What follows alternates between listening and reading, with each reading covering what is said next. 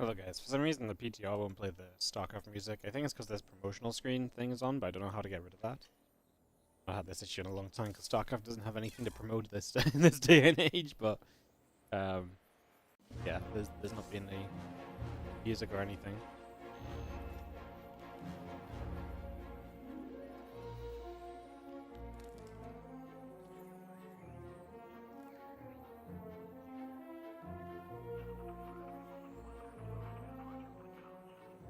Hello, and how are we doing? Welcome to the stream, guys.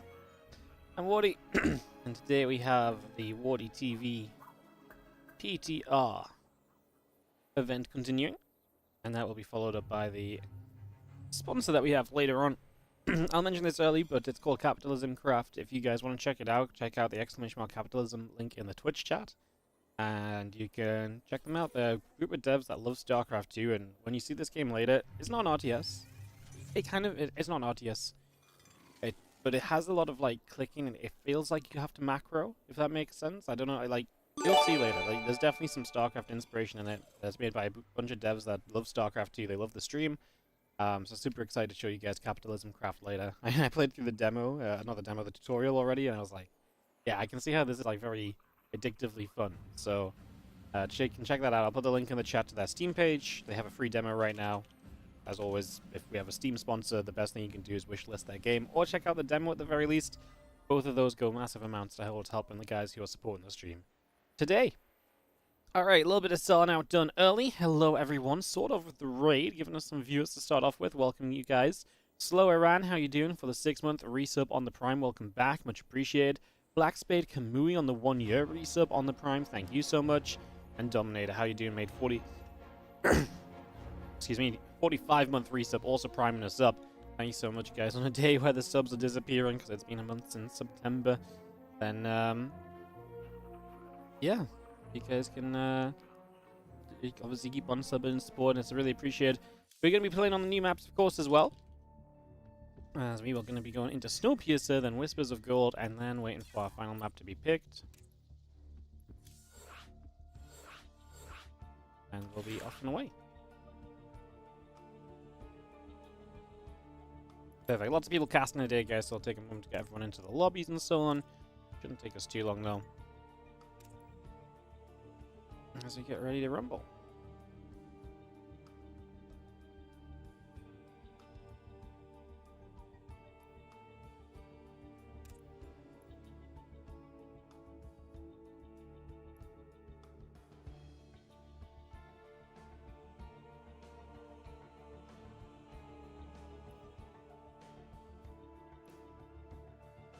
Hey guys, one second, just double checking.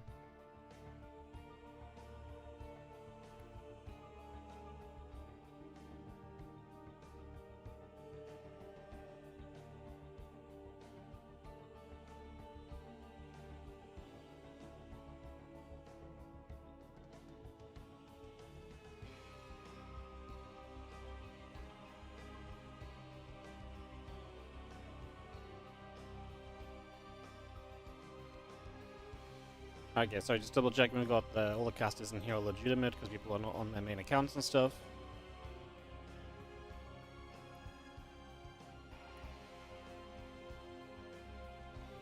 We've got Rex, we've got Indy, Anki.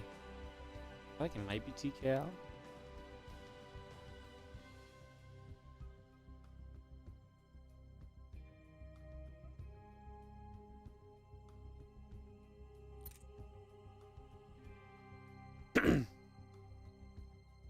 I don't see TKL in this lobby.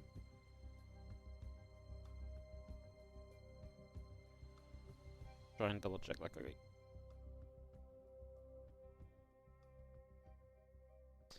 Alright, it's gonna be some TVT to start the day off, guys. So we're gonna kick this off and get this going. It was in fact TKL. So all of our lobby participants are genuine today. Hello everyone, how are you doing? Welcome. 10 best of 3s on the PTR about to be played.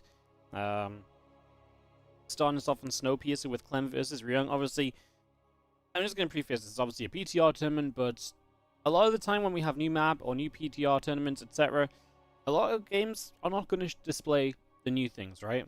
So we're just going to see what we get. We'll sit back and enjoy. Obviously, TVT I don't think is heavily affected apart from maybe a couple of the changes that are very niche. So, yes, while it is a PTR tournament, please don't come into this expecting every single game to be like, oh my god, that's displayed a great amount of what the PTR is going to do. And we have managed to get 2 Pros players per group, which I think is really good.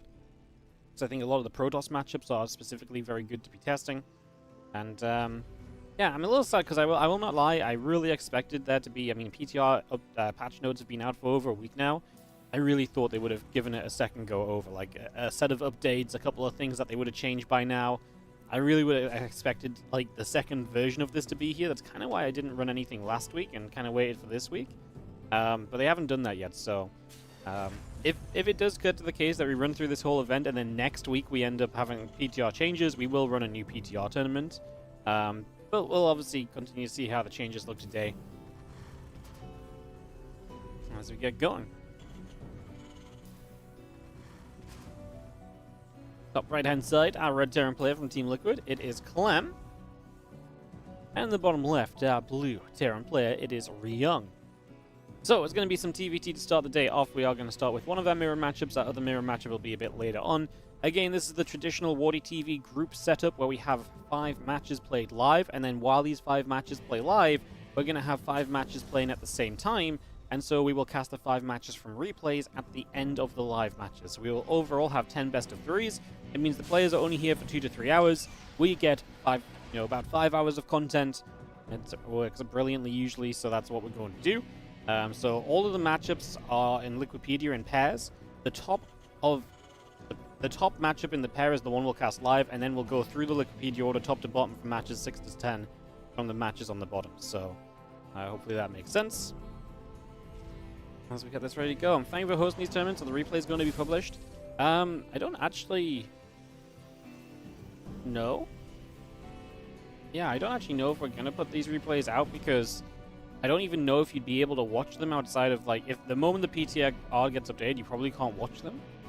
So I don't know if it's worth putting them out. I mean, we usually only release replays to subscribers.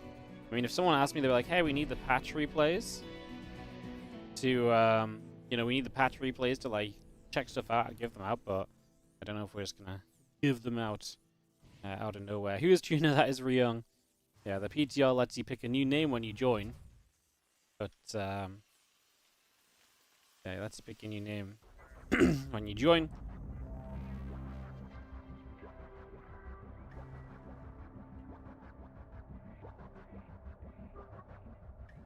As we are lagging, is that me?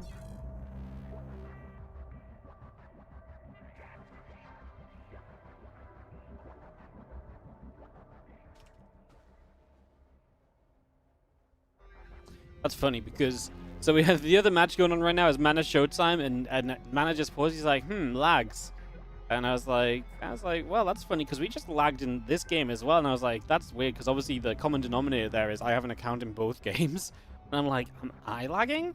And then we lag again, and now Indy's gone down, and it looks as though Indy and Mana have the same internet provider because they've both lagged out at the same time in different games. So yeah, that's a that's a funny one. An interesting little situation. So it looks as though both of these guys are going to drop. I mean, I'd kind of rather him than me, but we kind of need Mana to play the other games, you know? Kind of a big deal.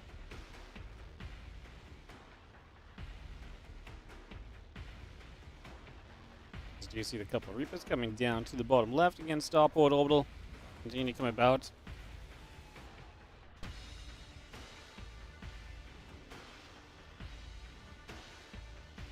Did we actually kick Indy?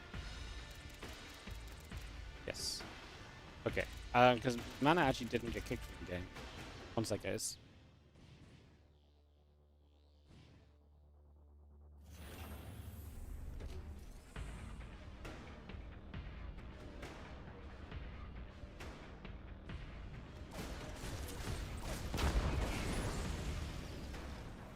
Alright guys, sorry. Just saw now the pause on the other screen. Alright, so we get into this TVT. And we get a couple of Reapers ready to go. Get ready to establish. As we sort things out, we get going nice and quick. Have a little look to see what the plan's going to be. Liberator coming up, Cyclone on the way. We are going to see Ryung coming across with the medevac already. Now, Clem has units aggressively kind of coming forwards here, so they're getting positioned straight away to maybe be in location to get something done here. Let's see what they can do as we do kind of run forwards. I mean, Ryung ends up pulling back and playing defensively with his medevac, so he's not going to try and continue being aggressive there. Liberator, Siege Tank, couple Marines continue to come about. Medevac loads, begins to move across. Cyclone's going to get there. First SCV goes down. We lift up, we drop down. Continue to get going here. That first Cyclone over Ryung is so low on HP. Has to be super careful. Obviously has the medevac micro available, but you still have to then obviously go about the micro. Now the Marines and the Cyclone going to be there to push the two Cyclones in the medevac away, so that's going to get pushed away now. As the Reapers come back over, a couple of SCVs going to get picked away at. Okay, it's going to get into the corner, pick that up. Interference Matrix, Ravens building, Siege Tank, and 2 more Marines in production as well. Ryung continues to establish into what you'd kind of expect. Clem has that Liberated to try and utilize. Otherwise, going into Ravens of his own a little bit later on, so he's going to be going into one less Raven so far. It's going to be something for us to keep track of.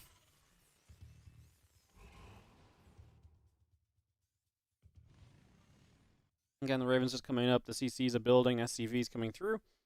That's where we settle into the next moment or two of this. Obviously, DVT can go from being pretty aggressive and pretty harassment focused into kind of sitting back and chilling out a little bit as well.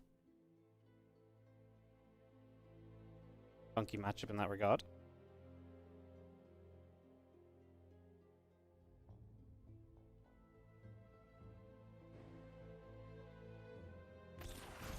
Cyclone's lock, just going to be seeing the medevac, taking some shots, just going to be continuing to lift up and drop back down. Cyclone's now getting onto the medevac, actually, and the medevac gets pushed back the other direction. Instant impact coming through, the Raven's on the way, Interference Matrix as well.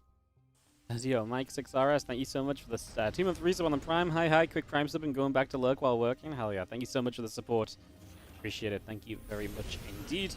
As we do have a couple of Cyclones coming down over here, and they're going to be in that medevac trying to see what else they can get up to for the next couple of moments.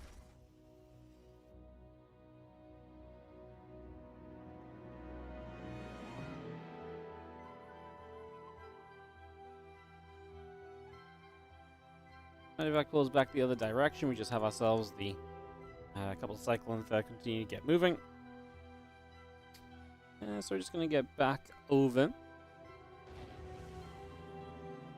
Who is Tuna? Yeah, Tuna is Ryung, guys. I'll just keep on trying to say this as much as possible. You know what it is? It's one of those funny things where it's like, I would love to add Ryung to the name tag on the bottom, but I will forget in the next game, and the players will be on different positions, and then it'll be like, it'll say like Liquid Killer Ryung, and everyone will be like, whoa, Ryung joined Liquid? And then they're like, who's Tuna? And I'll just be like, god damn it, I forgot to move it. So, yeah. Alright, just going to be having this medevac moving now. Clem's still trying to find a little bit of pressure with his couple of Cyclones here. We're going to get to the stage of TVT where you might see some of the changes for Terran that are impactful for this matchup. For example, the Sense Towers being a little bit different, obviously shorter, smaller, cheaper. Also, for example, the salvage ability on missile turrets and Sense Towers is a factor as well, perhaps. And the other thing I'm thinking of is maybe if you get into the later stages of the game, obviously that Liberator range change, where Liberators have less range but larger radius, so it's a very minor kind of range nerf, but it actually lets them cover so much more total space. So I think that's very cool as well. As we do have the medevac coming around the bottom, going to team up with this Cyclone, maybe try and do something. We are pushing into the center at the same time as Clem. A couple of tanks and start firing. Clem's leading Marines take some damage, stepping back a second. Obviously, we've got the colored scans as well, which is cute as the Cyclones do end up getting into this main base. We're going to go for what? I mean, we're going to get the Cyclone there. The Liberator was a big deal. It's definitely kept things busy. A lot of damage put onto that Liberator meant the Cyclone stayed alive a lot longer too. Clem cannot really push further forward with a few Marines still held on from the low ground. We're not going to get any further forward at all there as combat shield continues to come through. Ryung sits up this ramp and on that third base. And will get defensively cleared. He's actually going to go on the map now. Sazji has quite a lot of Raven energy, which is always noteworthy. Ravens are such a key factor in these TVT battles, so a lot of spellcasting available. That's true on both sides. Clem did not use Raven energy himself. He's just on one less Raven. Again, a minor factor. from the way that these build orders worked out initially. Remember that Clem was just later to start the Raven. He built that Liberator, which, to be fair, that Liberator helped him net a whole bunch of SCV kills. As now we come in, no Sensor Tower, so Ryung does not see this coming at all. Sensor Tower was moments away from being done. That finishes up right now as Clem starts to put damage on the command center. I think I'd always like to see him just put damage on the SCVs in that scenario. But he lifts up, he goes into the main base, and obviously potential here to deal damage. Now Clem knows Ryung's going to be running around crazy trying to deal with this, and so he pulls his main army onto the map. It's the perfect choice, and it's the correct time to kind of go out and do something just like this. As a lot of SCVs keep dropping here. One Raven has gone down. Everything in this main base will get cleaned up, but Clem has done serious damage, especially to the economy of Ryung, who sits against 72 workers with only 48 of his own, so down by 20-25. Orbital Command will land back onto the third base as Clem. A very successful few moments there from him. French Terran player, definitely one of the favorites of this. Obviously, you change up the patch a little bit, you still got to favor someone as good as Clem. But yeah, I know Clem's actually been playing a fair bit of PTR, because when I asked him about PTR, he had a lot to say about it. Asked a few different players what their thoughts were. I know, you know, some people are like, I only played a couple of games, I didn't really like the direction, I'm going to wait for them to change stuff. As this fight breaks out, anti-armor missiles going down. Clem apparently does have the numbers to win through, lifting in the end. But yeah, just to finish my little story is that when when I asked Clem had a lot of things to say. He's told us about the energy overcharge and how it could be used in different ways and all of that kind of stuff. He was very excited about the patch. He was also very vocal about kind of things he wished were going to be in the patch as well. So Clem's definitely been one of the guys to have really checked this patch out and have played a few games on it. And you know, see the Sensor Tower ring on the minimap? You can, it's just extremely faint. It's one of the issues. You can see a little bit better with the red one here. It's one of the things that's just been changed. I can't imagine that's going to continue because it does not look good. It should absolutely just go back to what it was if that's the alternative. Yeah. I don't think there's ever really usually an issue with like crossovers of Sensor Towers. I mean, I guess maybe in the middle of the map, but maybe them just being small in size takes that away anyway. SCV goes down, Couple Marines going to get jumped on, tanks going to start firing, some tanks on the right side going to get jumped on as well. And Ryung will say a GG as Clem takes game one of this best of 3 series. Clem takes the first game just like that. Kieran Maltz over on the YouTube chat drops the $20 super chat, says appreciate your commitment to StarCraft community, please host a 2v2 tournament. You are in luck, my good friend, because we are going to have a 2v2 tournament. Let me check my calendar. I've moved it. It was scheduled at some point, but I've had to move it because of a different event. But potentially on a Saturday in November, we are going to have a 2v2 tournament. We 100% will happen. We have $600 set aside from it. We got given some money to run these a little while ago, so fear not. There will indeed be a tournament coming in the form of 2v2. So yeah, we'll be having that coming soon. I'm trying to think, like, probably, like, one of the Saturdays in November. I'm going to run it, like, more in the evening so some Americans can join in as well. The last couple have been kind of rough for America, so, yeah. We'll be doing that as, get this next game hosted up. Take a moment or two. And I guess I gotta run ads here quickly as well. So, yeah, thank you so much for the $20. I really appreciate it, and, yeah, don't worry, there is going to be a 2v2 tournament coming.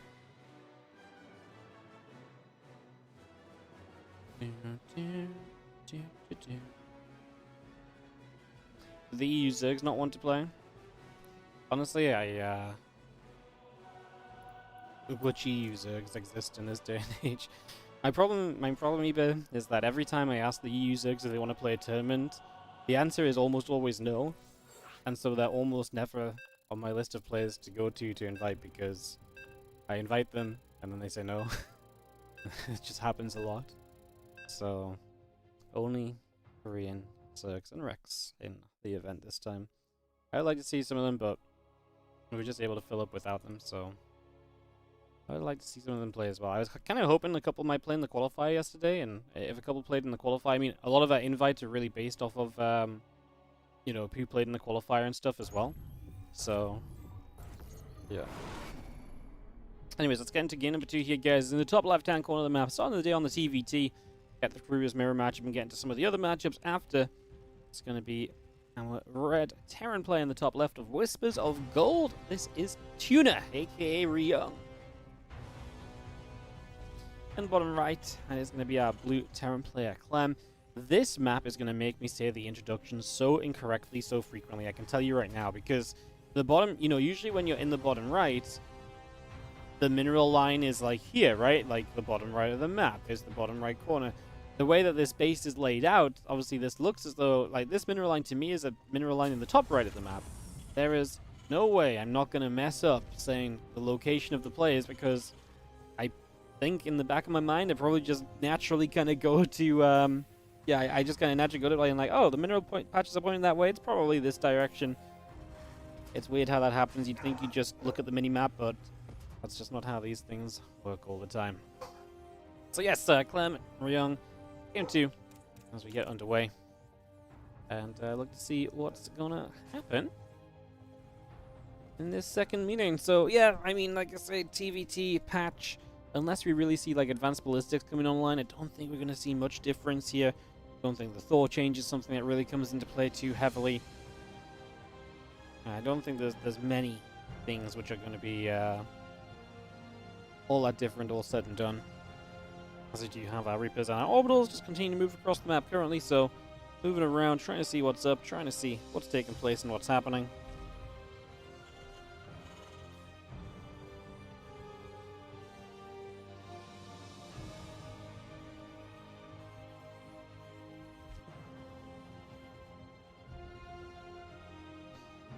SCV comes back over. And just have ourselves the command center build on both sides. Factory starting from Ryung, so there is the faster command center going through a little bit from Clen, perhaps. Actually, no. Interesting the way it's done. So it's actually a one gas opening from Ryung as well, and Ryung is also going into CC. He's just going to go high ground command center, and because he skips the Reaper, he can get the factory quickly. Oh no, he doesn't skip the Reaper. He skips the second Reaper. Sorry, yeah, I'm comparing these two builds, and it's not really comparable in my kind of, putting myself in position to figure out what's going on, basically. As the SCVs continue to get going, command center getting up in the corner. A couple CCs building from the side of Clem. So that's going to take us to 3 command centers in total. So Clem just super greedy in the TVT, getting the command centers and the economy established nice and early.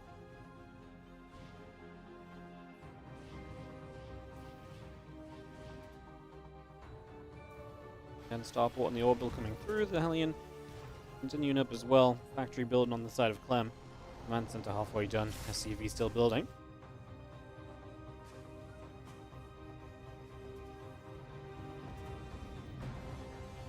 Starport will be done, and obviously we can get some real action playing here out of Ryung.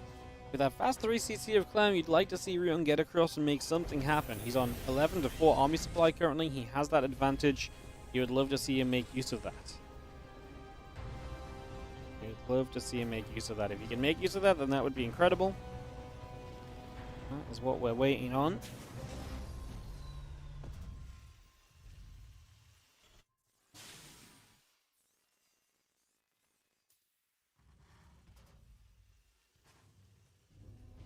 A couple of Marines and the Reapers currently just going to sit out here and just hang out the front of the natural. You have the Raven on the way up from Ryung. No sign of that from Clem because his starport's just finishing, so you can see where the tech advantage is for Ryung. Like I say, you've got to get that tech advantage onto the map and make it do something here.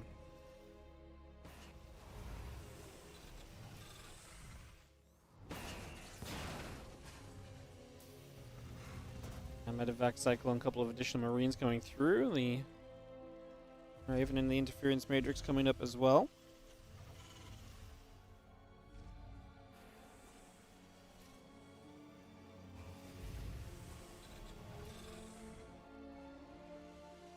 Marines gather up, a few SCVs move around, interference matrix coming up.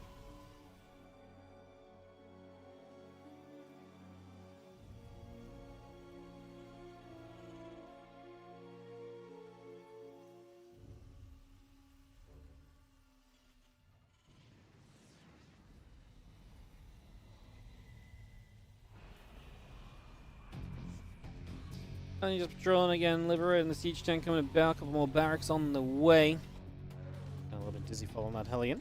As we, again, just continuing through the Ravens. We have barracks on the way up as well. I'm afraid that Ryung is just not really taking advantage of his of his opportunity, basically. Clem is getting away with that triple CC, now going to be powering up fully into the bio upgrades. The extra economy is going to allow him to afford so much more.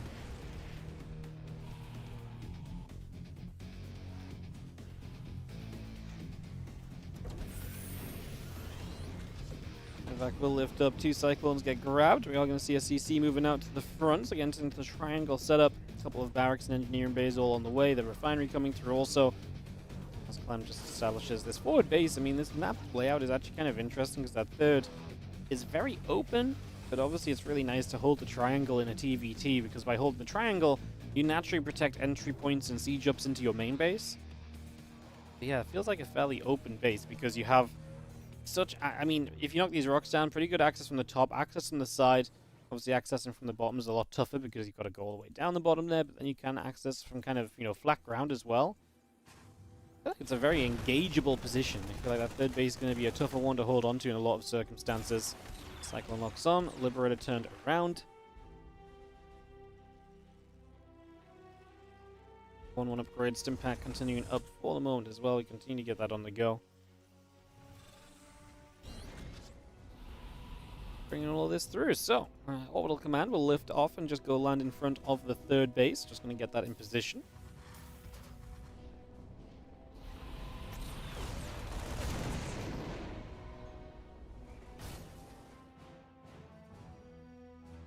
Never sieging up on that side. A couple of the Medevac and the other couple of units getting across as well. And 1-1 upgrades going to be here shortly. Stimpack is available now as well from Clem. That's going to change this fight very much, as we are going to play the Cyclone micro game. And we drop back down. Just going to go for some SCVs. We are too far away. That is going to be 1 dead Cyclone. It's going to be 2 dead Cyclones and the Medevac. Liberator will get shot at. That's quite a few of those Marines at the very least before it does fall. As now other units continue to get about. Just going to be seeing another scan coming about as Clem looks at that third base setup of Ryung and figures out whether he can go into this or not. Ryung unsieging, repositioning. He's going to actually initiate the fight here as Clem takes an anti-armor missile. He can't really fight this. I love the lift up on the tanks. Just get the hell out of there. Marine stim, tanks lift. Like I say, just get the heck out of there. Live to see another day. 2-2 upgrades, combat shield continue coming about, tank will siege, a few more Marines unloading.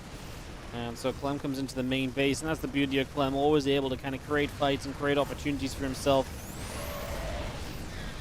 And defeats Matrix and anti-armor missile, but look at that, so much Raven energy used, 2 auto turrets as well, that didn't actually do much.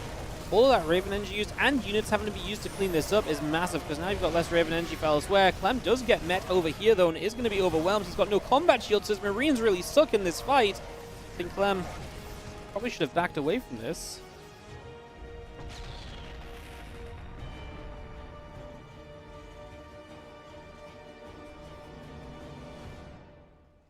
Two coming about, +1 vehicle weapons coming in.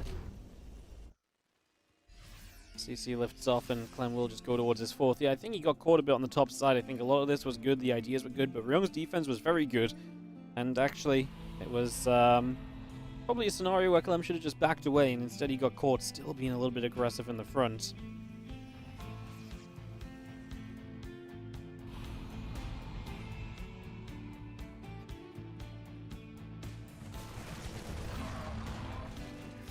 Marine's going to step up. Raven's going to get shot at a little bit.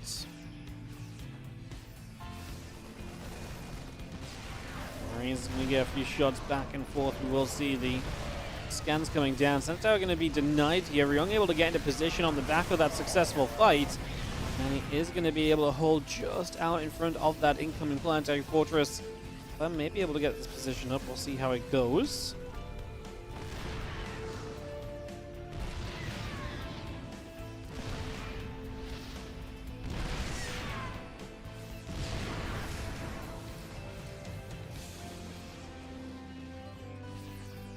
Marines and tanks, the Raven move about, Medevacs overhead. See the few Marines of Clem have to back it up. He's got to keep on trying to reposition.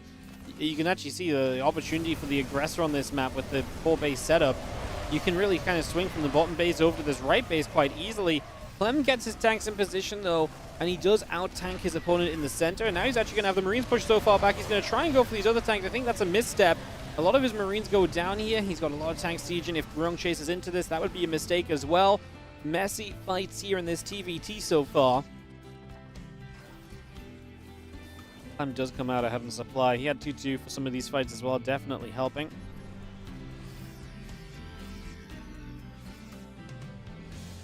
Marines, tanks, and Vikings just going to step up the left. We'll see how 2-2 about to finish up on the side of Ryung, so we bring that in as well. Continue to get that all going.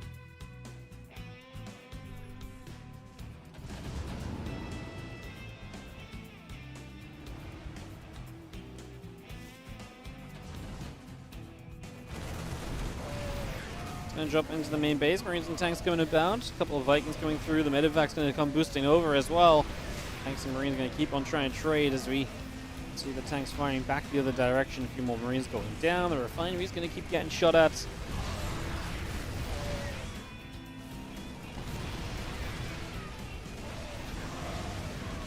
The Marines continue to get picked off. A couple more Vikings coming over. Marines coming across. Going to be seeing the sensor down. The orbital getting chased as well. A few SCVs getting pushed back too. 9 SCVs went down here on the side of Ryung, and now he's going to lose 18 actually. Oh my goodness. SCVs are getting absolutely murdered at the moment.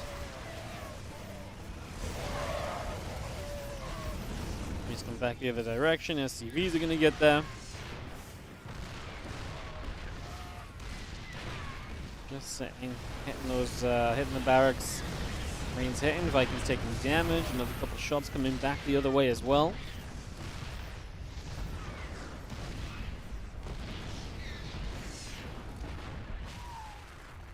Engage up the front, just going to be seeing those Marines getting shot at, a couple of medevacs getting hit. Marines still moving forwards, a couple of tanks will continue to siege. Now we're going to find our way through, and that's going to be GG as Clem does wrestle this one off of Ryung. Clem takes the opening best of 3 today in our group, in our PTR tournament, guys. So Clem opens Group A with a 2-0.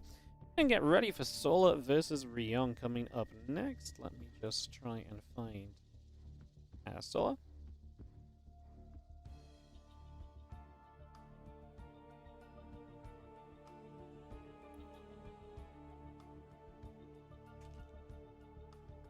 Let me just try and find him, and we'll get into that next match here in a couple of moments, guys. So a couple of moments, get that set to go, and keep the action rolling. What's the other match I need? Sorry guys, give me a sec.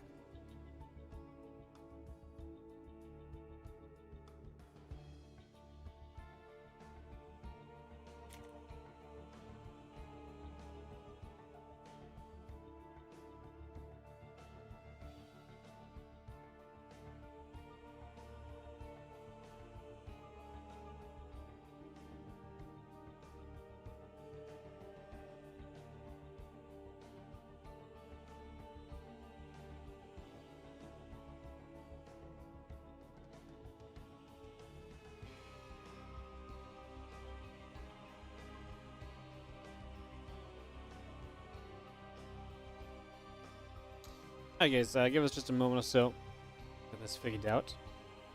I have the coolest carrier model, so awesome. Yeah, the carrier is pretty sick. I like the carrier a lot.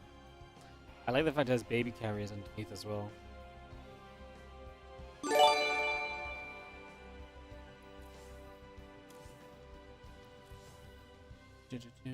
Yo, Growling, thank you so much for the 9-month resub on the Prime. Appreciate it. We're just locating a player, guys.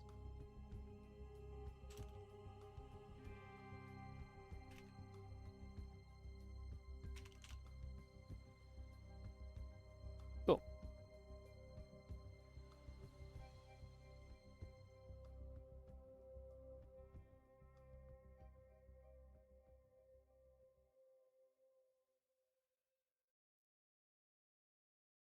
There's been for one player. We'll get some videos going. Solo versus Ryung coming up in a few, guys. Get this TVZ ready to go. Clean up my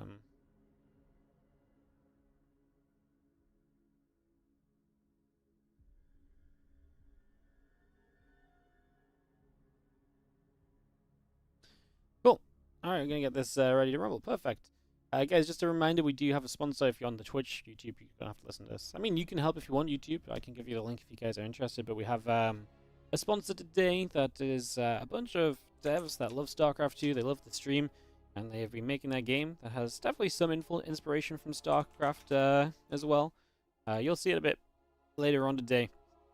It's called Capitalism Craft. You can exclamation mark capitalism in the Twitch chat, and if you give it a if you give it a click, check out their Steam page. They've got a free demo available right now as well, so you guys can check out all of that to get ready to go.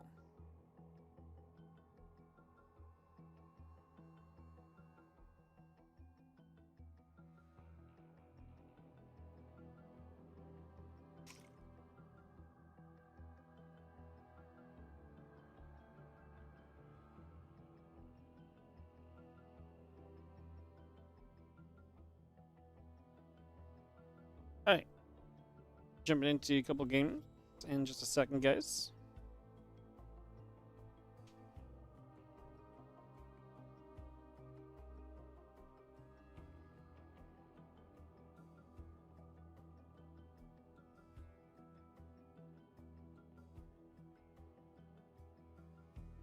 Videos coming through. So Ami gets videoed, El Dorado gets videoed. This map gets videoed a lot. Ultra Love is going to be picked though. I think that's the first time we've seen Ultra Love actually.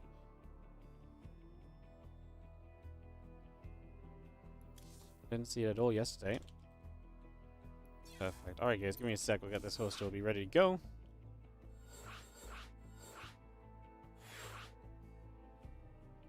Get this ready to begin. I love capitalism. It's your favorite.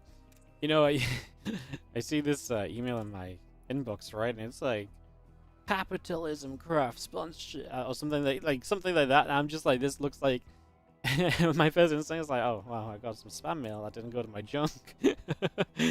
Just because it's like capitalism. I was just like, hopefully that never ends up as being something good. But yeah, I'm actually very excited to play this later because I actually had a very good time playing the tutorial the other day. The fact that the tutorial was so fun has me very excited to actually give the game a go for an hour or so later on. So yeah, that'll be fun. Just double check, we got everyone here. Got 8 casters right now. I think that's good.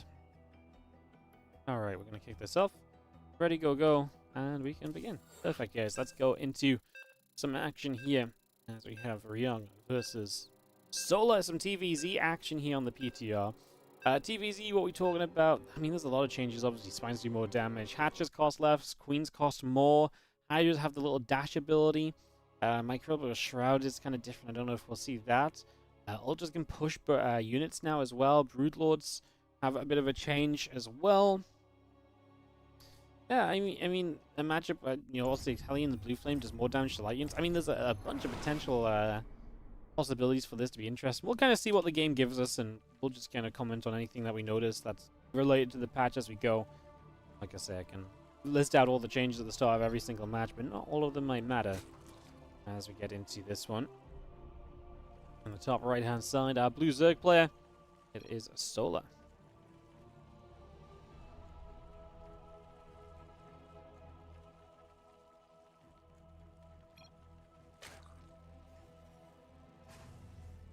Bottom left hand side, our red Terran is Ryung. In one of a best of 3. And here's all best of 3s today, guys. 10 best of 3s in total, 1 down, 9 to go. Loads of StarCraft 2. That's the beauty of these groups. That's, you know, people ask me, Wardy, why are you always doing the same format? Why are we always just doing 5? Because you get so much StarCraft out of 5-player groups. 10 best of 3s in a day is so awesome. Sometimes 10 best of 3s is a little too much. I actually quite liked it when we do like some formats that let us do 8 best of 3s, but I don't know, there's something about doing the 10 best of 3 days which is just like really fulfilling. Loads of good games. They just go. Second half of the stream goes super smoothly because, you know, 2 matches play at a time. We start casting the replay series. Yeah. Whoa. Whoa. We have an anomaly on the map going. That thing is funky, huh? I like it. I actually like the aesthetics of the map. A lot of people will not like this map because it's probably too dark, but I really like how this map looks. Maybe that little shimmer is a little bit funky, but yeah, command center first from Ryung. Getting us started off. I guys give a little mention of what John just said in the YouTube chat, which is let's give the stream some likes. Absolutely, guys. I'm on my way to do it right now on my phone. If you're on the YouTube channel watching the live stream, do consider going to like it. I mean, if you're already watching, It's super easy. You scroll below the stream and you just click the like button. It takes 2 seconds. It does not take long at all. It helps us out massively.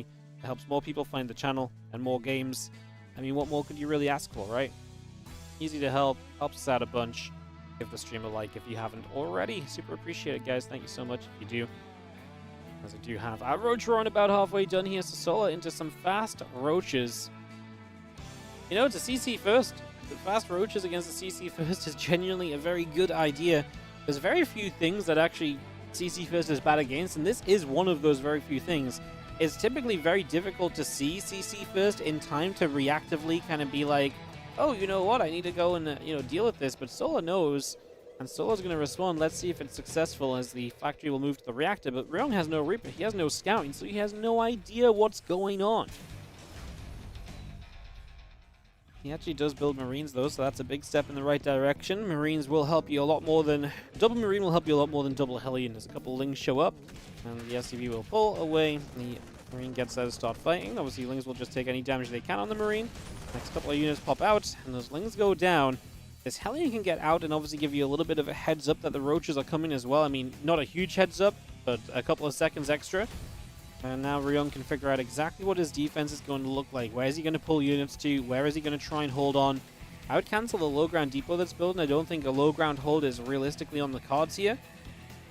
As the units pull up to the high ground, there's that depot cancelled. The few SCVs pull away as well. A couple SCVs left low ground that were just not in that initial pull, so they're going to be left there. We are going to go focus on the depot. Not a bad choice. You take that depot down, you take that supply down. That obviously makes it a lot tougher for the Terran in the future, something that they absolutely 100% must replace.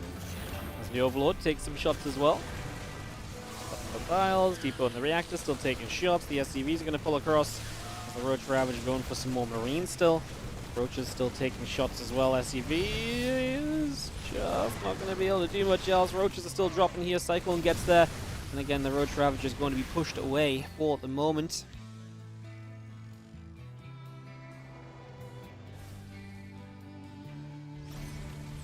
It's a defense out of Ryung. I mean, 8 SCVs go down, but pretty invested from Solar. I think this is good enough on either side to just look at this and be like, I think this is just a playable game. Solar gets into his third hatch and his link speed. Ryung is down a good amount of SCVs, but not so much that it's irrecoverable. I really think this is a very playable situation. Ryung keeps eating a couple of corrosive files. That kind of hurts. The Cyclone took a lot of damage as well, so its chances to kind of get re-involved are going to be limited too. Probably good for Solar, who's actually making a few more units right now, but because he did so much damage to these units trying to come across the map, he probably didn't need that round of Roach Ling, unless the fact he's making Lings as well. I think he's just going to send it for round 2 of this all in. This time around, though, Ryung's going to have the Banshees on the way up as well.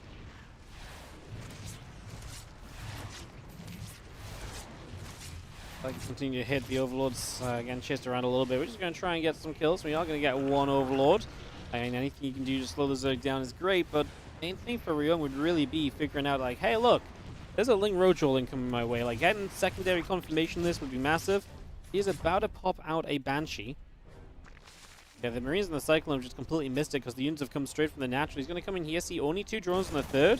He might not even feel too bad about that because obviously this has been an interesting start. He might just think, you know, you're struggling to get economy up. Banshee is at home at least, as we are going to have ourselves Roach Ravager starting to move through. The Lings have the speed. There's just not many units here. The SDVs immediately pulling tells you all you need to know, and that is that Ryung thinks he's in trouble. No high ground wall off that depot is not there. As the more extra SCVs pull into this, Solar doing this off of 40 drones, now getting the lead behind it, now building drones behind it as well, most notably. Viking just going to be chilling. The Roaches and the Lings continue to get going onto the refinery.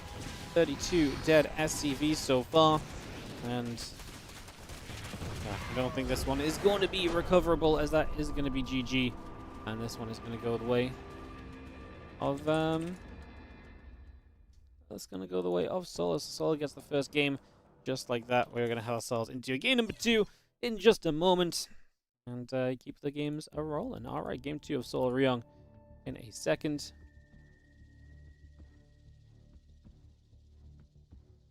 Just multitasking, guys. Don't mind me. Got a ley lines for this next map.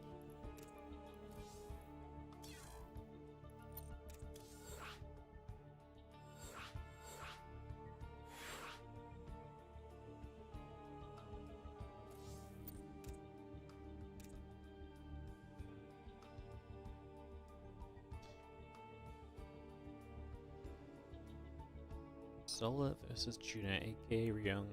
Hey casters, players ready? Let's kick off into game number 2 here, guys. Again, it's running down the order of matchups. So after this, we're actually going to watch all of Solar's matchups pretty much in a row here. So we're going to see Solar versus Ryung, Solar versus Mana, Solar versus CLEM, Solar versus Showtime.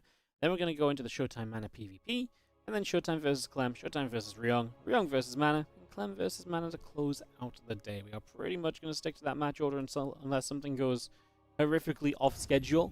So, yeah, that's how things are looking. That's how things are being. Let's get back into it. I was going to go to ley lines here for game number 2. Bottom left of the map, our red Terran is Ryung.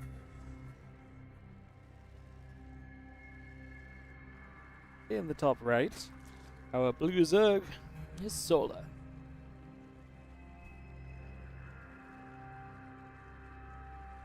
As we get into game 2 of this best of 3.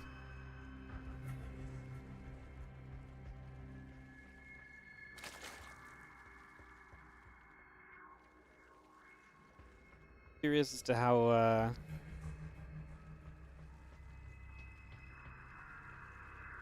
obviously Solar approaches this game after being super cheesy game 1, super all in with the roaches, and then the secondary wave of roaches as well.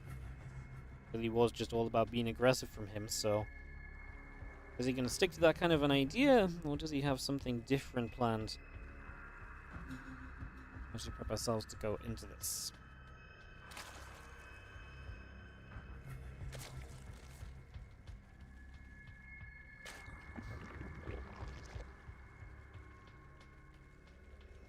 Hatch gas and pool coming up. Rax is on the way out.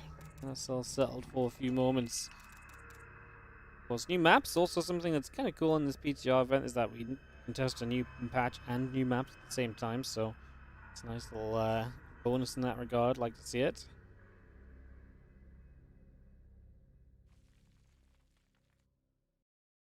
That's the STV coming about as well.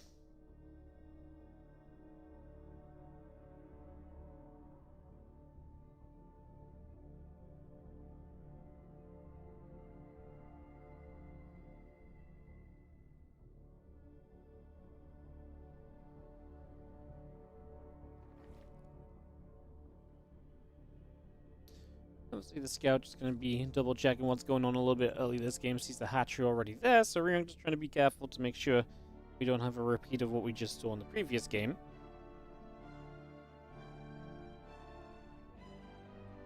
Trying to avoid that at all costs. A couple more drones coming down to the low ground again.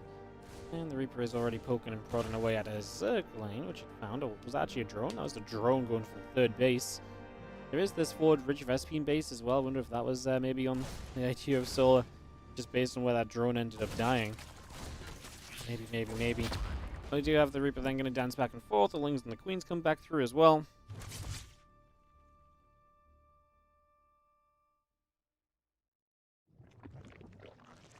And continue to get that Ling speed on the way up currently.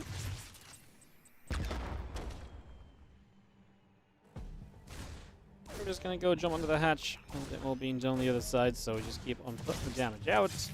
Bringing the fire where we can.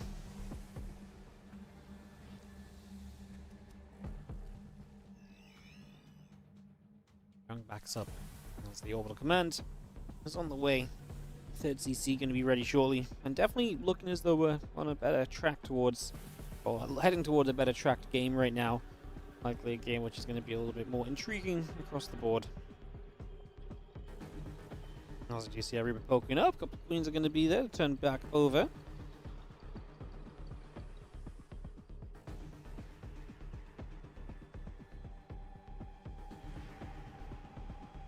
Moves back and forth. The Banshee and the couple of Hellions on the way up. A Roach drone building from Solar again, so it's going to be Roach focused from him.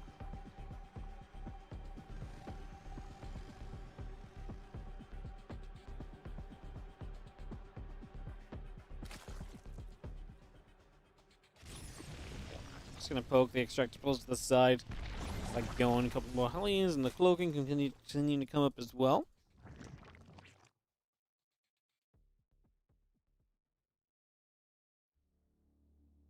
And Banshee and the Hellion producing through, the cloaking coming online, orbital about to finish.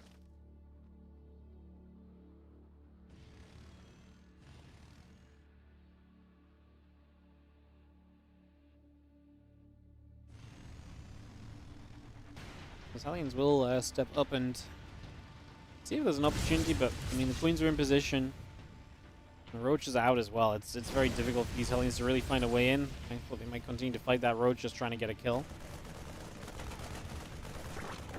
As we get rid of the Overlord overhead, and the Hellions continue to step back. Rest of the Roaches coming over as well. They continue to make their moves.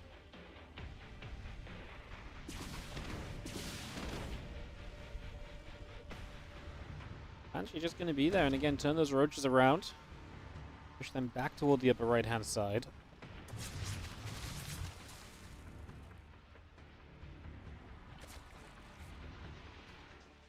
Ladron still in the way. Of course, Banshees will be joining up together and trying to find some of that damage. We head into the barracks behind it. The Solar hits the lair tech. Potentially maybe see some of the new stuff as well, right? Hydras could be added on in here.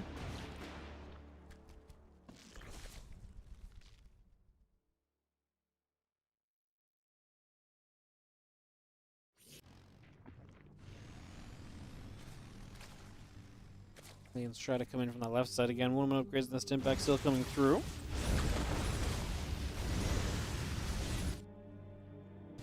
Banshees back it up. Hellions get that. Couple of drones going down already. I mean, Ryung just trying to find those openings, but honestly, pretty good defense for Solar, right?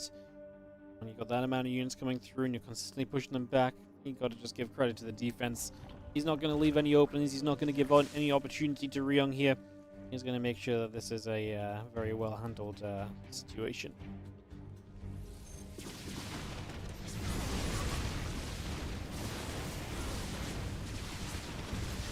Banshee shooting, Queen taking damage. Roaches going to test that back. Nice transfusion, saves that Queen last second. Pretty big deal, nice to save that right then.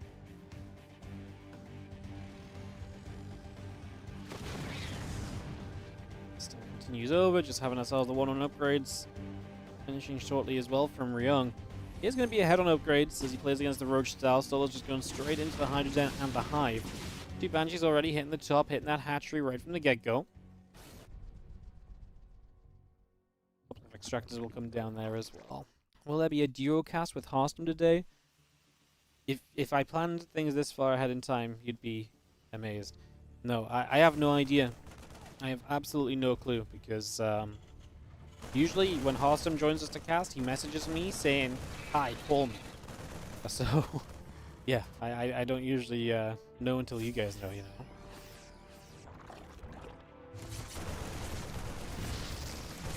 Queen's getting shot at. Roach is going to step up. 2 Marines getting taken back as well. So those medevacs load. We protrude away. Lurker coming through.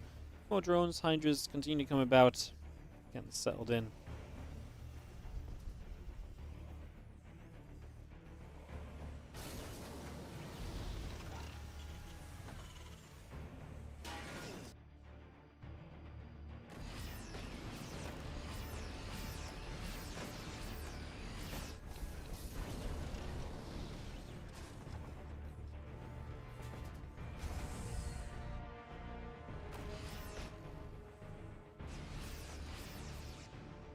The upgrades going about. Again, the seismic spines, 4 more lurkers, plus 2 missiles coming up as well.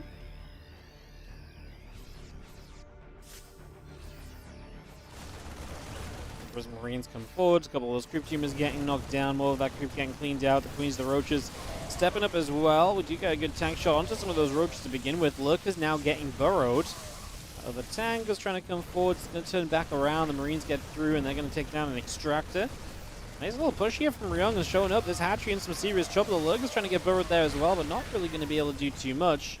The Hydras once again just have to take a step away and just continue to morph into Lurkers. Every Hydra on the map is being morphed into a Lurker right now, so there's not going to be a single Hydra left. And already denying this base, Ryung put himself in a good little spot here in this game. Number 2, looking to tie things up. Of course, Solar's gone to Lurkers. Usually when Solar reaches Lurkers, this becomes a very different game, but he's definitely been put in a very tricky spot to begin with. Let's see if Solar can truly pull himself out of something as difficult as this, because this is really not ideal. Try and break through though, and well, that's why the Lurkers are good. I think Ryung needs to get a little bit more creative than just kind of stimming and splitting into the Lurkers.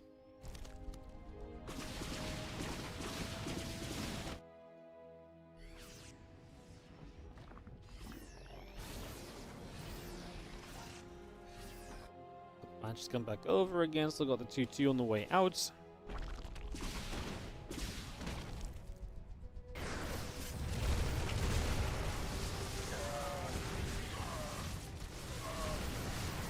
He's going to run up. The Roach and the Ravager is going to get through as well. We continue to run straight forward.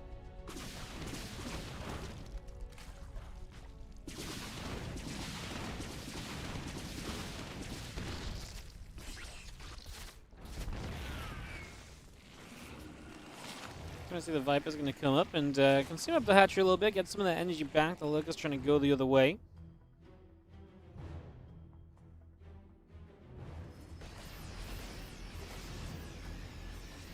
Get settled as our tanks and our bio units all gathering up. The Liberator's getting settled in as well.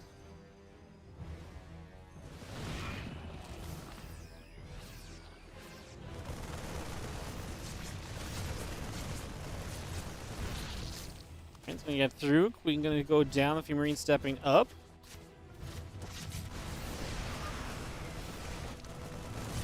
He's gonna go after the Queen. Just gonna be seeing the extra Lings moving back over. Well, I mean, we actually have, there we go, there's a little upgrade for you guys. That's a Hydra Dash coming through, right? Evolve Frenzy. Allows Hydra to use the Frenzy ability. Oh, so they changed it to Frenzy? It's not called Dash anymore? Thanks to the fire, Hatchery taking some shots. A couple Lurkers are going to be there. You're not going to see our +1 melee upgrade coming through. Viper's going to get abducted. Hydras will be there. Liberator going down. Another tank will siege. I like Frenzy more than Dash, I'm not going to lie. That's a big plus in my mind is Ryung does play defense over on this side. We're going to be seeing Ling Roach Ravager running toward this base, though. How do you protect this? The Lings have a full surround. SCV's starting to get the repairs going as some of the Lings get cleaned out. Oh, it's very close. The Planetary, I think, is going to defend itself. No, it's not. Oh my god, I thought it was going to be able to get another shot or two, and that was going to be it. Lurker stepping forward as Ryung gets chased away again. This army is not doing so hot. I want to see these Hydras frenzy it up, man. Frenzy is just the name of the campaign ability? Oh. So they actually still want to call it Dash? Frenzy's better than Dash, though. I see. That's funny. I will call it, I like calling it Frenzy.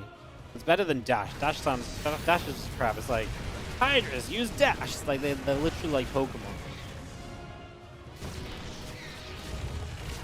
Hydras and Lurker step up, a Depot goes down. Solo trying to put some pressure across the map, which considering he's down 35 supply, impressive if he can succeed in that. It's obviously basically asking Ryung to use the Ghosts. If he uses the Ghost correctly here, this should be something that Ryung can push back fairly easily and just handle. The problem is where, you know, we got to use the Ghost effectively, which I think we're starting to do, and Ryung has units across the map. I think Solo's dead, and GG gets called. Ryung is going to take game 2, and we're tied up 1-1 in this best of 3. The -1 armor Planetary Fortress nerf. Oh my goodness, yeah. That actually would have made the difference, because that was actually a pretty close bust on the Planetary as well, right? That was a pretty close bust on the Planetary, so yeah, actually probably does make a difference there. As we go game 3.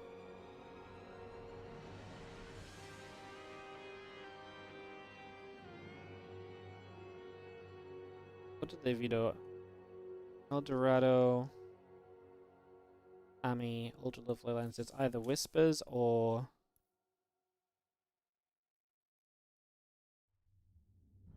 Snow Pierce, I believe.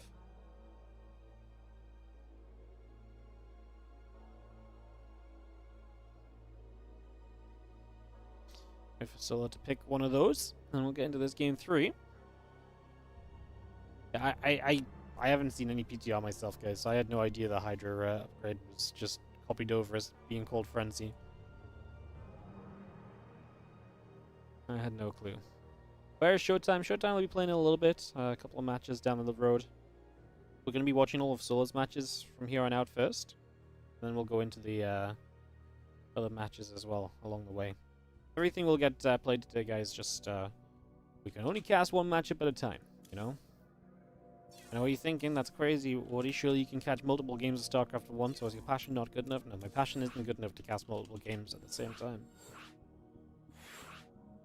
There was a time where I first got my capture card, and I thought it was really freaking cool to be joined in like a second game.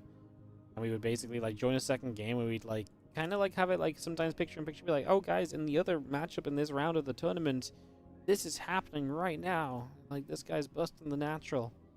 I thought it was very cool. It was way too much work for what it gained to the stream. And a lot of people were just like, Wardy, we don't care. We want to just watch the game that's going on right now. It's too confusing. I'm like, okay, fine. Okay then.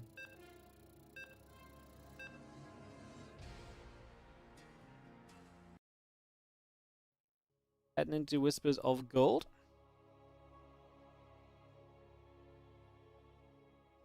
Get this set up, get this ready to go.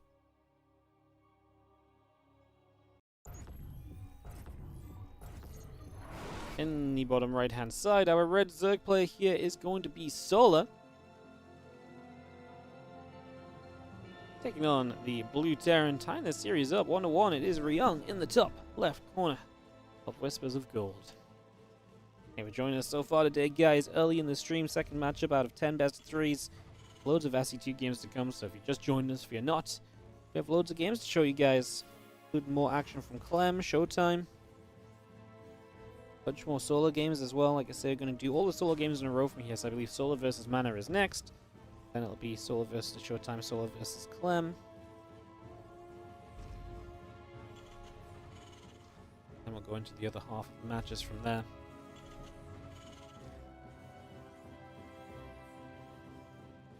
Have you guys in chat had any good ideas to what you could rename the dash ability as on the Hydras? Has anyone in chat had any cool thoughts?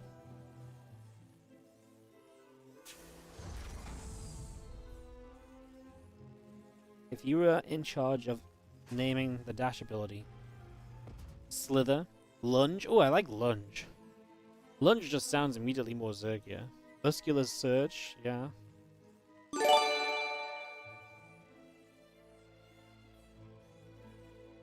Yo, Salabetic, thank you so much for the 8-month resub.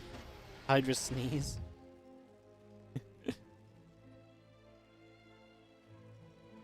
I think, what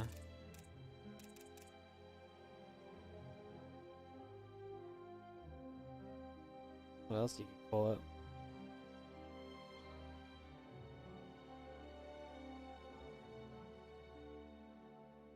New patch, yeah, this is the PTR. Why did they get stim with no drawbacks? Not quite stim, is it? The 0.7 second.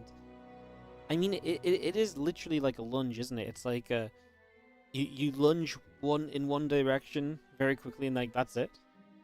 Well, I mean, it increased that movement speed, but like there's barely any time to turn around during that movement speed, right?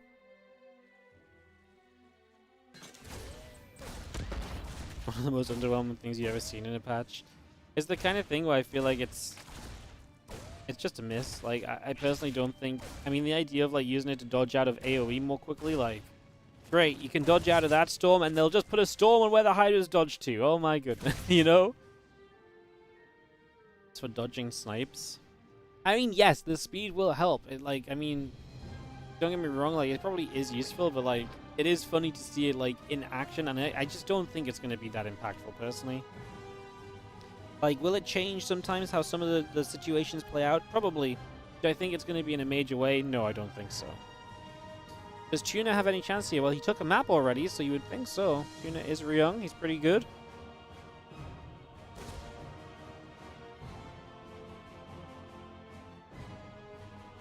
I make it Hive Tech, though. 200 IQ. We're gonna basically balance Zerg by convincing them to stay on Hydras for as long as possible.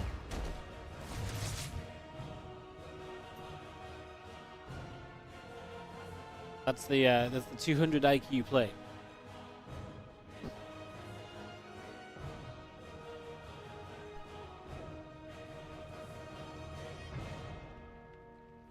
Yeah, we're gonna make Zergs think that they should stay on Hydras. Yeah, I like the Ultra Change as well, being able to push units. Like, you're not gonna see it all the time, but it's probably sometimes fairly, a little bit useful. I'm honestly not against changes like this.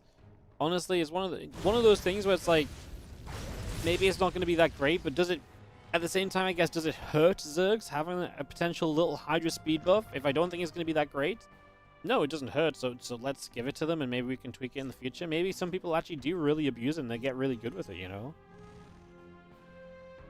Just feels like so much Zerg late game is already spellcasting heavy, and now you're adding in the potential to spellcast. It's not really a spellcast, but like an active ability on the Hydras. Kind of a wild one.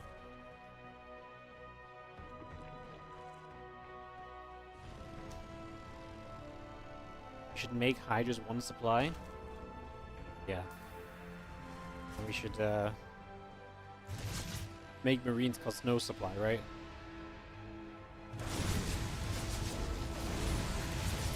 Hellion's gonna shoot, Queen's gonna take some damage. We get pushed back a little bit here for a few moments, so some damage being dealt early on.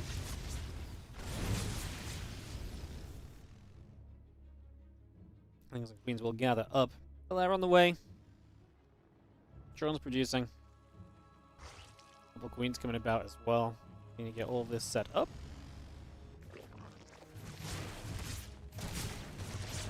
Now Liberator will go down.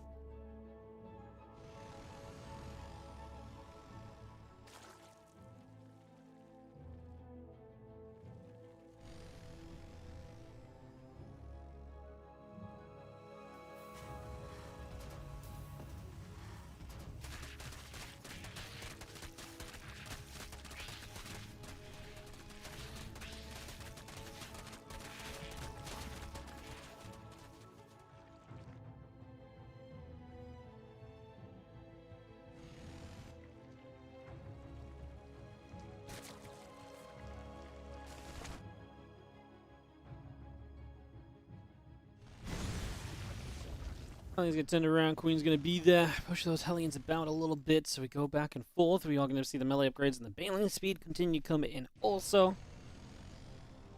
And a lot of that on the way up. The Hellions do move back over to the left hand side. Queen's getting back to the ramp. Back to the edge of creep spread.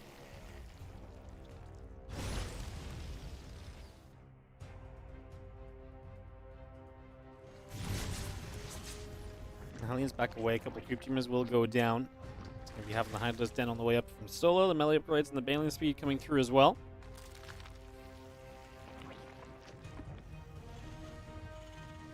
Hellions and Marines gathering together. We've got ourselves the Hydra Den about halfway done as mentioned. Just seeing the rest of this army stepping forward. Marine Hellion tank coming through. A couple of creep teamers going to start getting knocked down. Let's see, Lingbane Hydra, another different kind of style coming in here then from solo. It's definitely been mixing it up as these games go by.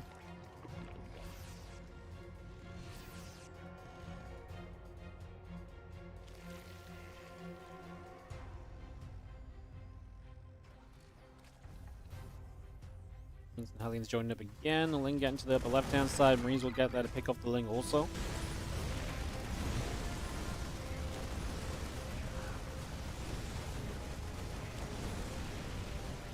Knocking our way through this set of rocks, just opening up that space in the center of the map. And melee upgrades continue time, +1. Oh, the group spines coming up. And that's straight up and running here. So again, group spines on the way, the Wing Bane continues over.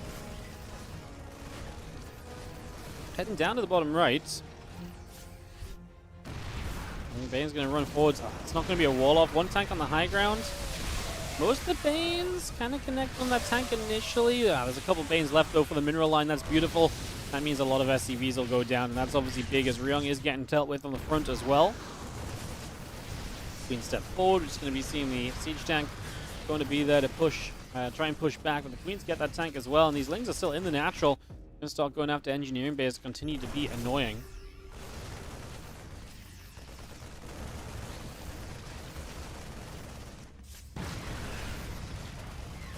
Doesn't feel like there's a lot of Ryung in the middle of the map right now, but a tank in the background as well. We are off creep now as we escape to the upper right, so some of these units should get away.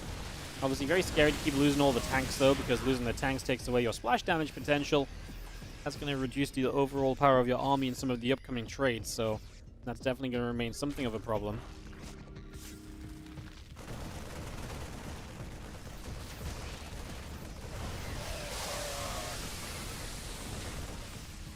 Marines gather, tank sieges. Just gonna have the infestation pit about halfway done. More Ling Bane coming up, +2 Carapace coming in as well.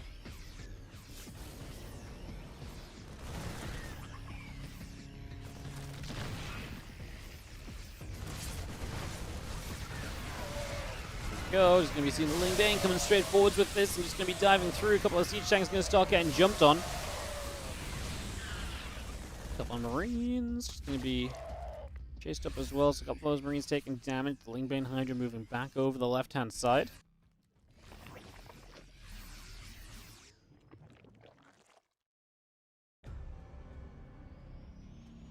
10 more Marines popping out. 2 upgrades coming through. The medevac still building. Siege tank coming in as well.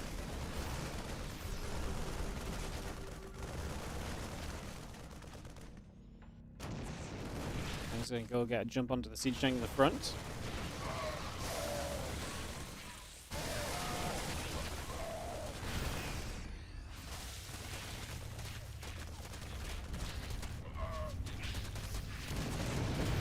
This is going to get the SCVs. It's going to get grabbed. So the SCV's going down. Marines coming over. Siege tank still producing as obviously Solar just continues to get damage done. The supply gap is widening at this point in time. Just getting further and further away from you here as, again, a hive is building, finishing shortly. Ling Bane still in production. +1 missiles and +2 melee all continue to come about. Solar playing the map well too. He doesn't have a ton of creep out in the center, but he's got enough creep in front of his bases that he can kind of stop Ryung from getting into very good spots. There's actually, I mean, because of this high ground area, there's a lot of good spots for the tanks to potentially set up in if the creep was not as far forward. But because the creep's far forward, you can't do anything about it. Solar crashes into a mineral line while jumping into the army in the middle of the map. That looks as though it's going to be GG. A 2-1 victory for Solar is on the cards here. As the Ling Bane continues to sweep on through. GG says Ryung, and Solar takes it to a 2-1 win. So Solar takes the 2-1 victory, and he will be going up against Mana next. So we're going to get a Solar versus Mana matchup on the way through here. So we're going to get that ready to go. Perfect. Let's get that ready to start. We're actually going to take a quick break here, guys. I'll be right back in a couple moments. I'll throw the break screen on for the first time in today. I'll see you guys shortly for more StarCraft 2 straight after this.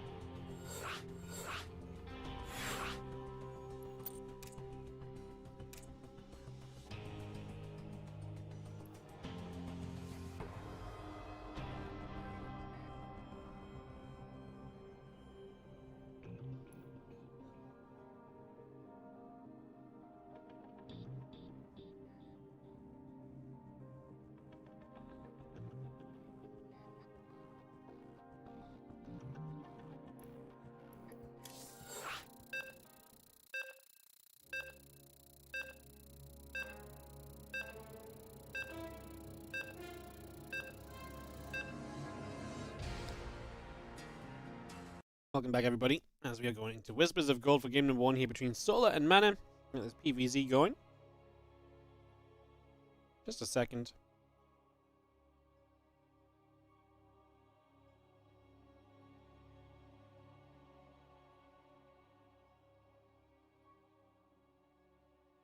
Just in.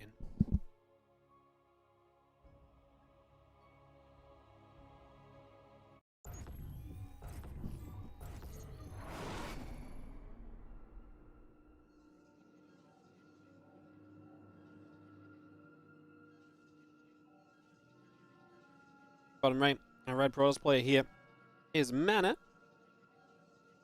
First time we get to grab his games today as he takes on Solar, the blue Zerg in the top left here on Whispers of Gold.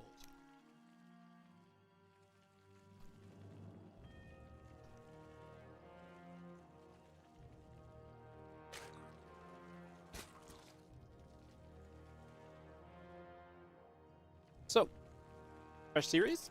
See what ZVP brings us, especially on this patch where battery overcharge is not a thing. And Solar is a lover of the Queen Walks and so I would be very surprised if we didn't see some aggressive Zerg play. And some looks towards how Mana might try and hold that with the energy overcharge ability now.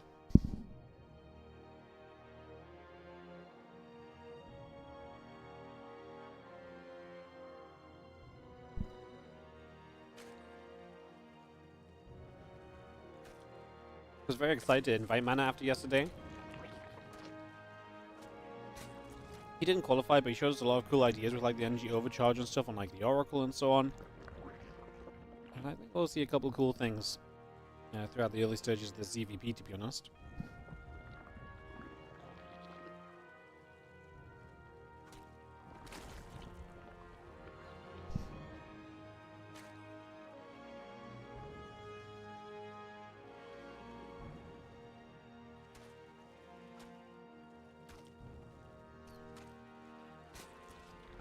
But alas, before we get to all the cool stuff, we just have to wait around because PVZ sets up for a couple minutes first. See what happens.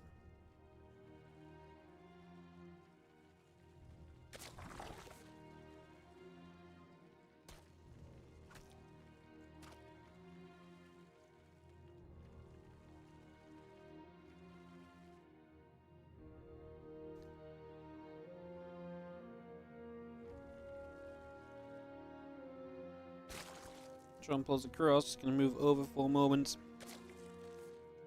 Couple things moving out on the map, the Stargate coming up, the Nexus on the way in. Get settled here.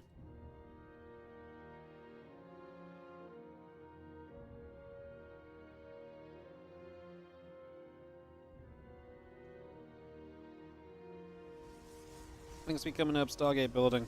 Get settled down.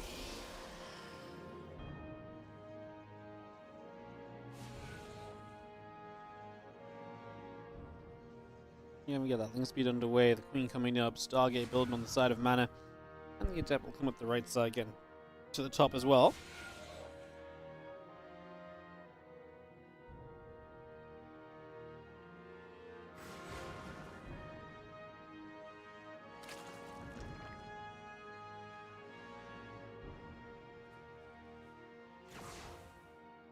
And I'm just going to get that entry coming through.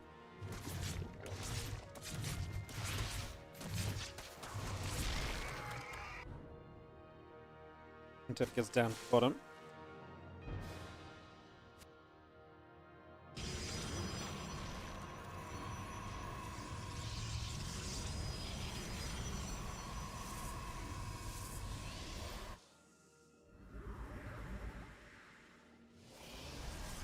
Comes about. This is going to be seeing that panel coming down. Robo Facility, Gateway, continue to build. The Warp Gate coming through. Queen, Overlord, a few more drones coming up. Twilight Council is coming in from Mana as well. We continue to get this going.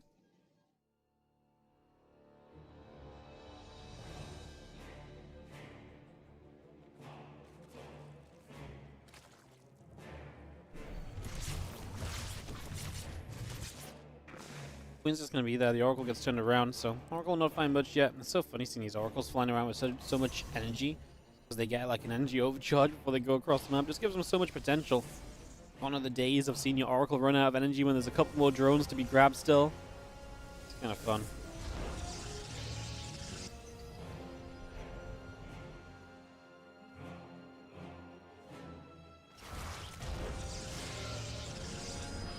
Dep's going to come over, trading about.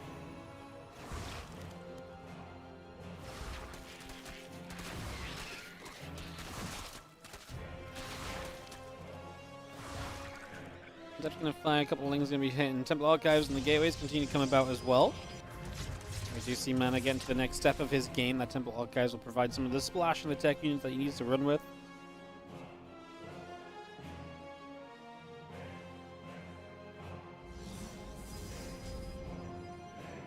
High Templar come warping in, the Observer and the Nexus coming up. The Ling's going to get there. High Templars morph into the Archons. The Oracle pushes the Lings to the side.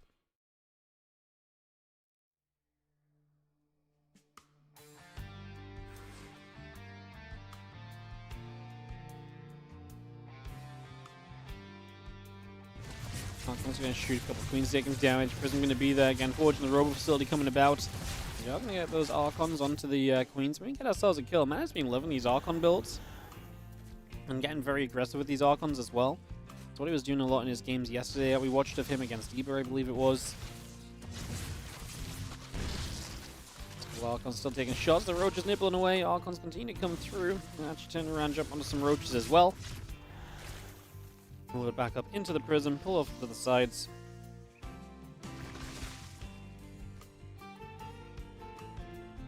+1 charge coming up at the next step.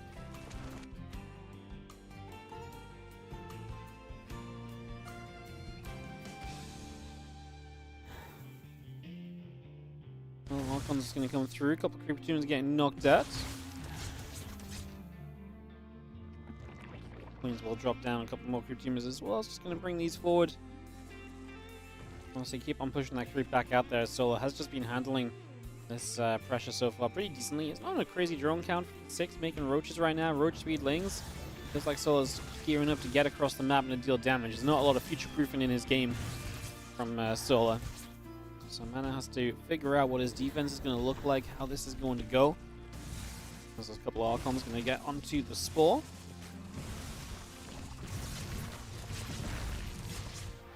Prism gets there. Archons get lifted up again. +1 on charge coming through as well.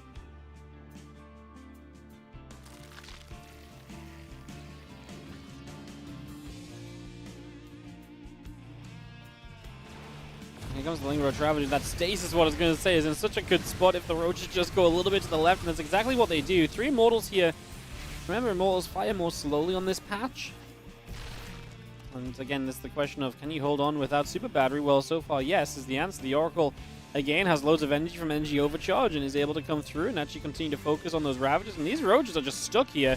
They're just going to wrap around them, and most of these, if not all of these, should go down. A couple of Force Field back, and it didn't get too much extra.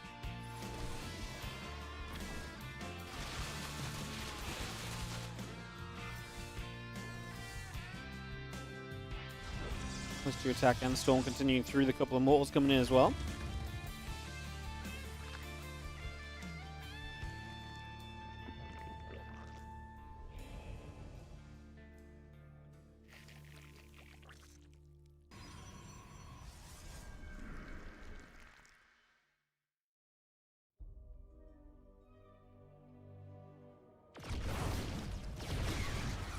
This is going to run up. Stace's going to catch a bit of that Roach Ravager getting caught. The Immortal's going to sit there. A couple of Roaches getting smacked.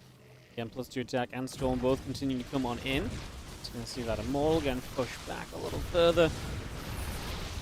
First of Val's on toward the battery as we have Zealots on the other side of the map. So Mana is looking to make, honestly, a defense of this so far. Has to keep on microing these Immortals, though, because we fall back. Battery in position, but the battery cannot be overcharged. That's the main thing to keep note of, is we're going to see Storms coming through off the High Templars as well. That's going to help a lot. Is it too late? We're starting to lose a lot of the Immortals, I'm afraid. Archon's going down as they try and morph in as well. Mana just needs a few more units back over here. Man, he's so close to breaking through this army, it feels like. The Zealots across the map, I thought we're going to keep a lot of the reinforcements at home, but reinforcements are starting to come over in the form of some Lings. Man, we have so many Immortals, though. Yes, we are going to make a hull because Immortals are just still pretty darn beefy.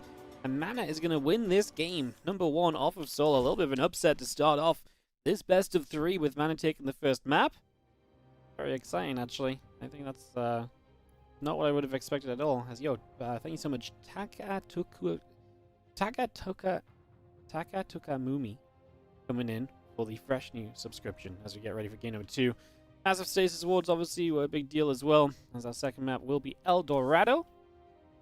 El Dorado is not one that we've really seen a lot of, actually.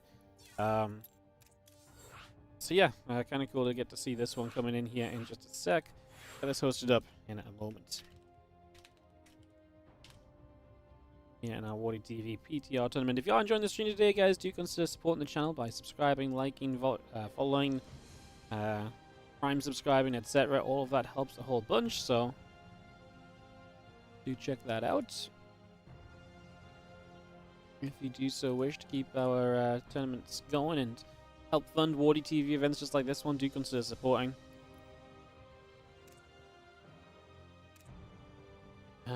Solar. Anna. And Harstom's going to join us as well. See, I told you, Harstom just messages me out of nowhere. He's just like, yo. Alright, ready, go. Start game button. Get this started here.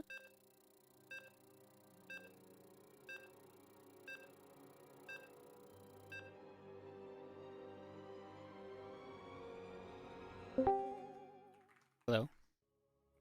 Hello. Hello. How are you doing? I'm good. How are you doing? I'm doing great. I can't believe you have another tournament today already. No, well, this is the tournament that was yesterday's qualifier. Do you have nothing better to do? Not really. No, we just do StarCraft. You know. It's unbelievable. Good idea, right? It's all right. Who won game one? Anna. What? Really?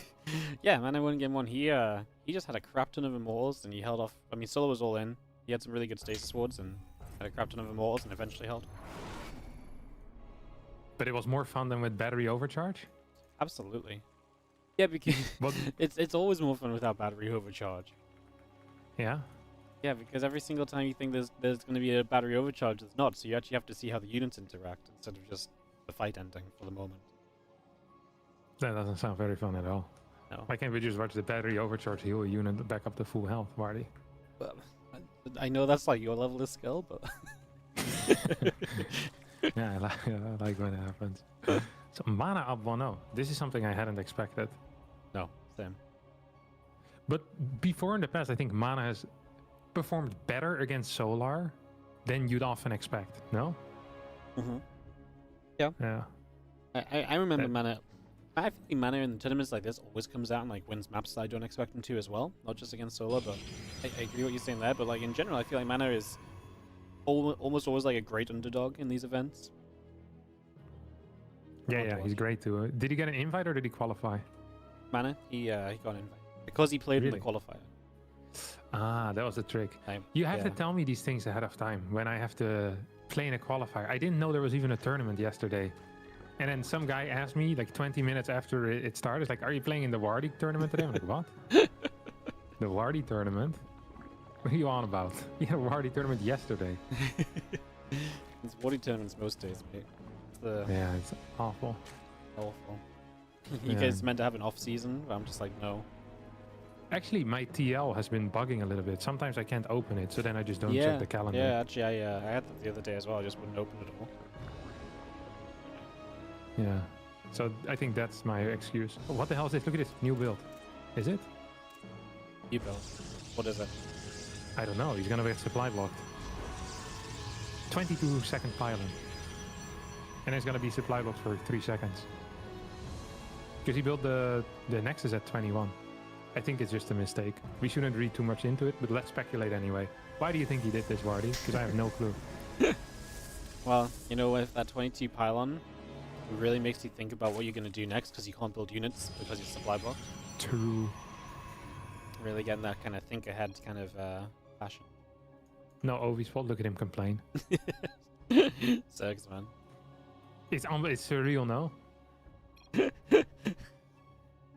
I mean, this is a fine spot now on the gold, like on the Bitcoins. Yeah, you can just go scout into the main later. Yeah. You can't be reached by anything. I guess he wants to check the gases, but there's also a spot behind that. I guess he wants to see how many dudes are, like how many adepts are being chronoed. Right? Yeah. Usually you make your decisions based on that. But how many links you build?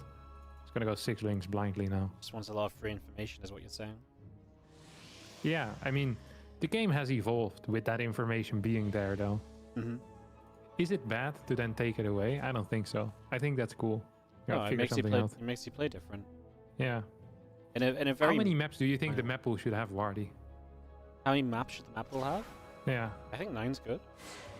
What about 15? That's too many. Really? Yeah. Why?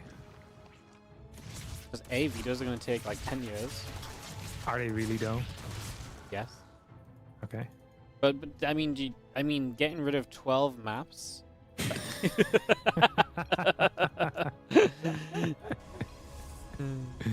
Getting rid of like 12 maps to play a series just seems excessive, you know. And I feel like you're just going to end up in the same situation anyways, most of the time. I think it would be better if you had 9 maps active, but we rotated, but like maybe 15. Maybe you have 15 maps for the year, but you rotate the maps every 2 months, so that there's 9 maps. But then we like bring some back and we take different ones away. But why don't we just make 15? I just think it's too many. But then you have more diversity of play, Wardy. But you don't, because you just veto down to playing on the same maps anyway. No. Because what if you have? Yeah, okay, maybe. But I mean, when you have 6 videos each, like you're always gonna get rid of the same 6 maps, and like. No, it's not true. What if you prepare something for one of the maps that the other guy doesn't practice? He's like, oh, there's no way. If he doesn't practice, he's probably the one vetoing it. Okay, no, but he can only veto 6. You have 9 maps on which you can do something, right? So you have 9 maps on which you can prepare something. Now maybe 4 of those are played a lot, and then a couple of those are not because they're considered good for the other race, right? What makes you say 50? Why not like 11? Okay, you just want to add these 6 maps to the current map pool? Yeah, I think it's cool, yeah. Well, I ideally have 50 new maps, but yeah, sure. I think, I think 9's nice. I think 11 could be fine, but I think, like, adding too many just becomes too much. Adding too many becomes too much. Yeah. Fine, I'll have an argument. It's just a feeling, like, I mean, it might be great. But you know, when they suggested going to 9 maps, I was like, yeah, I actually think going to 9 maps would be really cool. But when you say let's go to 15 maps, I'm like, whoa, that sounds like way too much. You don't like big changes, but if we creep up there to 11, then 13, and then in 9 months from now we have 15 all of a sudden, it was more gradual and you're okay with it. we can keep climbing. What if they just decide to make the grand finals of the next World Championship best of 15 because it's 15 maps? Because we had best, you know, because they basically said, well, we've got 9 maps now, let's do a best of 9 this year. That's so true. Next year we're playing like best of 15 grand finals. Is that a bad thing though? Best of 15 grand finals? Like what is it? What would it be? 8-0ing Serral? I mean, 7-0ing? 8-0ing. Series, I think there's such a thing as series being too long. Yeah, that's true. They'd be playing for like a day straight. It's like the final is like a multi-day event. We used to do best of 15 finals in the TLMC. Like every map gets played. You know, you're talking about like a 4-hour series of StarCraft 2. It's nothing bad about that. Yeah, but it's terrible when one. It's great when it's like 8-7. It's terrible when it's like 12-3. Yeah, that's true. Yeah, but you don't have to play out every map, right? Well, no. Because even still, like 8-3, pretty brutal, no? By the way, talking about the game, this looks extremely bad for mana. Like, extraordinarily bad. I also think Swarmos have been indirectly nerfed in this patch. Why? Stasis and Storm is much more available, and I think Stasis actually was one of the big things where that was really good against it.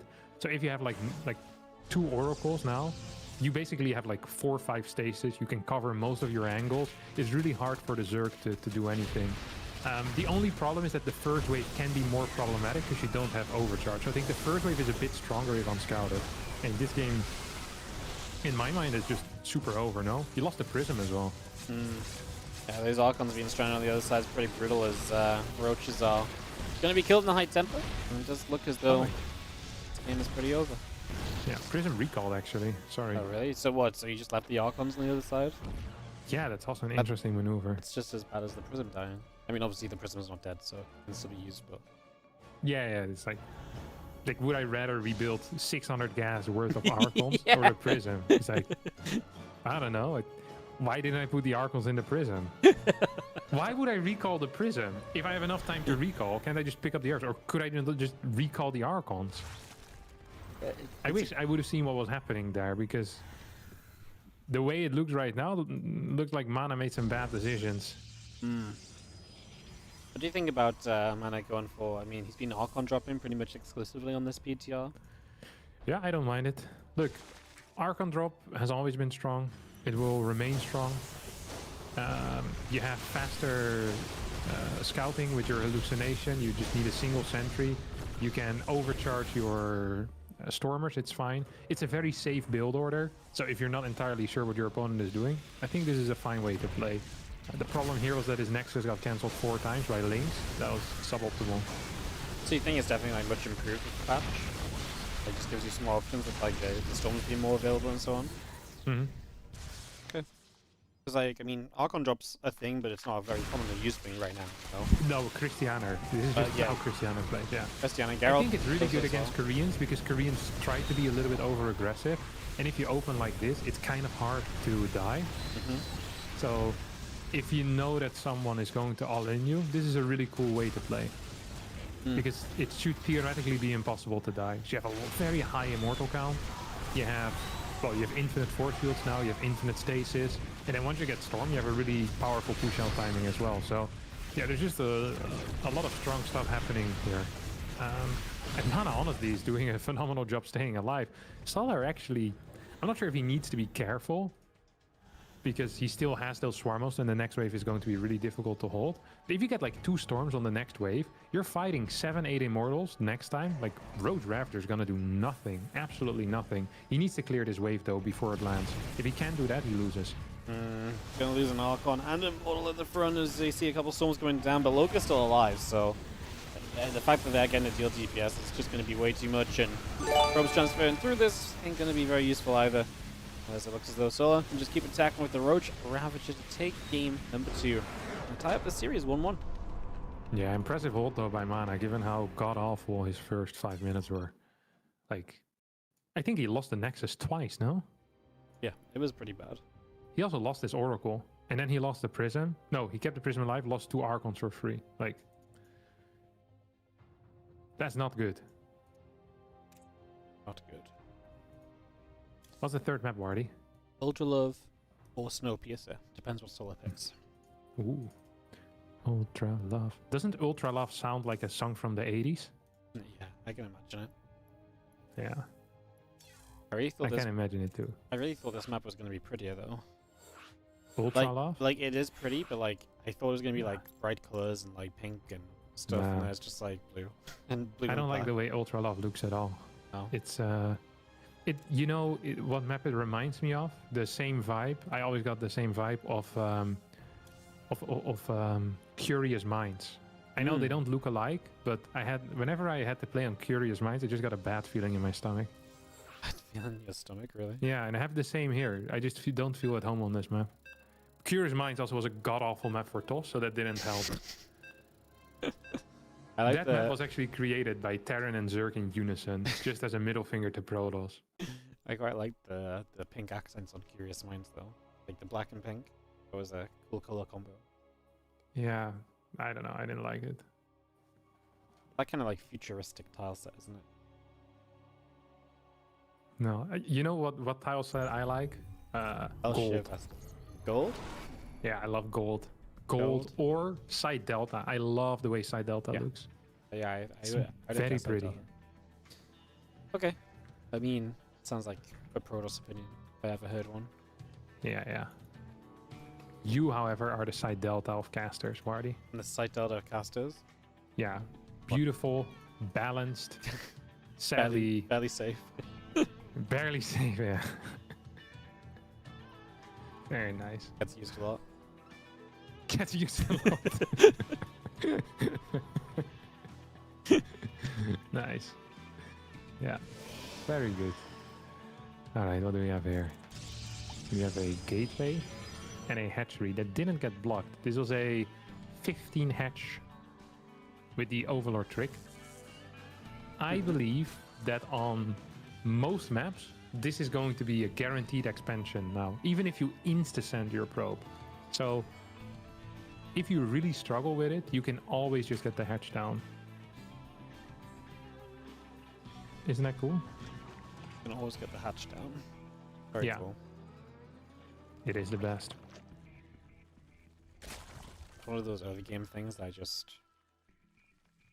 pay no attention to. It happens so it doesn't.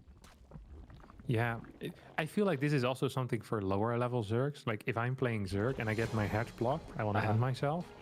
Yeah. But when I'm hatch blocking against a Zerg, it doesn't really feel to do anything because they're so good against it, you know? But if you're... It's just so much harder to micro your links and to set stuff up. And, I mean, usually the top boys, they manage to do something with Adept, so... What is this? Why does he have to cut workers here, Wardy? I think there's something... Maybe he has a new opener now. He does things different. Maybe he did some tests and he figured out this is better. He must have played like 21 Nexus or something. You don't usually cut workers at this time, I don't think so. You just cut a fat worker. Very odd behavior. I'm gonna have to watch this replay. You need to remind me at the end to go back and see what he's up to. Because he's cooking something. And I want to be part of this menu. Be part of the menu. Yeah. Or at least be aware of what's, you know, what the end result is here. Yeah. It's interesting. Don't want to be left out of the fun new build order. Exactly. Got ourselves some speed. Stargate. Hatchery on the third. Going for the line third rather than the triangle. Thoughts on that? I mean, that's pretty good for Zerg, right? I mean, I guess if you take the triangle, you can push forwards more easily, but... I think if you nice thing about the triangle is that if you... Back in Mare, if you took the triangle and you fly in there with your Oracle and there's queens, you can shoot with the queens, and then the queens from the main can shoot if the Oracle flies through, you know? Yeah. So you kind of... The movement is pretty easy with the queens, but... Has Solar played lower queen styles or just same queen style, just more expensive? I actually don't know. Ooh, look at that. He's gonna get this Overlord. That's actually quite neat. No, he's not gonna get it. Does Solar get to escape to the bottom now? No way. Say, give me. Will it die or will it live? It dies. It dies? Sad. Yeah, he didn't even get to activate the Oracle Pulsar Beam with the links. I thought he was going to manage to do it, but sadly not the case. A couple more queens are on the way. We have a Spore in the natural. This is just very standard stuff coming out of Solar. Nothing new. Mana changing it up though compared to last game. It's going to play a double Oracle into Twilight and the Forge in there as well. So where before we used to see a lot of triple Oracle into Forge Twilight, now we're seeing a lot more single or double Oracle into this type of play. Sometimes even with a skip on the Forge. Maybe some Blink Stalker shenanigans in there. Oracle's just staying at home though. I think Mana is a little bit too afraid here, allowing Solar to drone up quite heavily. Solar's going to be happy with this early game for sure. It does feel pretty nice as a Protoss, right? That you just constantly have energy on these Oracles. Like, yeah, it's phenomenal. The Oracles are just like always fully loaded. It's amazing. Like that's obviously such a new factor. It's so cool. Yeah, but I mean, if you then keep them at home the entire time, what's the point? Well, yes, in this case, not exactly ideal, but the idea of it's cool. The idea of it's very cool. He's gonna take quite a bit of damage here on these Oracles, actually. 2 probes go down on the side of Mana as well. Mana has built a 3rd Oracle after this. I kind of like that. Adepts might be in trouble. Here comes the Oracle. Will activate its Pulsar Beam. And so far, still a phenomenal start here for Solar. It's gonna attack into Lair, 2 gases. I'm expecting a Roach War in about 30 seconds ago. Solar's probably going to throw it down right about now. I mean, we don't have an Evo chamber, so something needs to happen here. And that something needs to be a Roach Warren, I think. I mean, we don't have +1 melee. This Evo chamber is most likely for range. Yeah, there we go. Roach Warren comes down now. It is fairly late, but it's going to be in time because Mana isn't planning on hitting very quickly. It's going to add 6 gateways at once. And a robotics facility, so this is starting to feel a whole lot like a Blink all-in. At the same time, Link's now hitting the 3rd base. I mean, Mana just doesn't have a battery here. It doesn't have any units. Oracle's out of position. honestly, I feel like he's just losing too much here in the early game. Yeah. This is one of the worst played early games. Yeah, just letting the Lings running in and get probes like this, and then, you know, Solo's getting away with everything at home. The Oracles weren't, you know, super active early either. I mean, units lost tab is pretty miserable on the side of Mana. 13 probes lost to 2 drones. Yeah, you lost some Lings, but it's not like those were super early Lings either, and it was like you forced more out of this. It's like, those are just Lings that were made recently when Solo already has a ton of drones, so... Just all around, I think I can agree, pretty miserable position for Mana, as Solo will just get into the missiles, further upgrades, Overlord speed as well, so potential for maybe even some drops, if not just moving those Overlords around a little bit more swiftly. But yeah, the doors are opening for Solo, and Mana is going to be on +1 on Blink, but going to struggle to get enough units to be substantial with those on the map. Yeah. Something interesting that's happening here, though, is that I'm not sure if Solar is planning on attacking. I hope for Solar that he isn't, because he's about to be, well, basically 8-gate all-in. But he's getting the Overlord speed, so it felt like he wanted to go for a move out himself. He was still only on 6 gases as well. This is kind of lucky for Solar. He's on a very low worker count, and this should be just fine. At the same time, Lings are counter-attacking. We'll maybe force a minor warp in here. Stalker Micro is okay so far. There's 4 Oracles, lots of stasis wards. Lots of revelations as well. Rogue speed is going to finish up soon. The moment that finishes up, things should start looking up here for Solar. Well, they're already looking quite good. First thing, just popping that stasis as well. Very nicely done, making sure that doesn't go too far. The Link counterattack doesn't get anything further done. As we do see, man, they're going to try and come around the top side, setting up some additional stasis wards here, but Solo seems pretty comfortable. The Stalkers have to blink back already. The Roach Ravager is putting enough damage out, and actually going to come in for a little bit of a surround. He's going to get jumped on. The units coming in from the right side, getting killed. A couple of the Ravagers going down already. As now the rest of this Roach Ravager, ooh, getting caught in a big stasis. So hey, those stasis numbers being high, definitely having an impact. Main base, go? No, I don't think he has enough stuff. He also did the Prism die? Yeah, okay. I mean, this push should be pretty much over in my mind.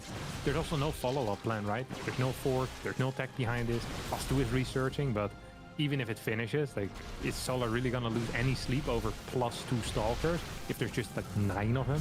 I don't think so. We have a Hydra Den coming in already. I would have loved to see an Infestation Pit behind this too. I think Solar is in a good enough position that he can do it. It's actually, now that I look at this, he could just go for a Roach Ravager Hydra max out. This Hydra Den is just to add in like 6-7 Hydras into the mix. That way he can move across the map safely. He wants to finish this game as quickly as he can because he has other stuff to do today, Wardy. Capture Stalkers as the recall comes in as well, so getting some unit kills there, clears out the tower, and we are just moving across the map. As Solo looks to finish this series off 2-1 in his favor. Put him into a pretty nice spot in this group with, I believe, he's going to play Clem up next as well, and Sass to play Showtime, so he's got a couple difficult opponents to go, so starting off strong is a big deal. As you know, the Simone, where you just don't really see anything here that can really defend this on the side of Mana. He's getting pushed further and further into the corner. Eventually there's going to be nowhere else to blink to, and that means that those Stalkers will start to drop. Corrosive Files are landing, they blink into another corner, and that is going to be the end of Mana in this series. It's going to be a 2-1 for Stola. Let's say good to get some early wins, because he's got some tough opponents coming up next.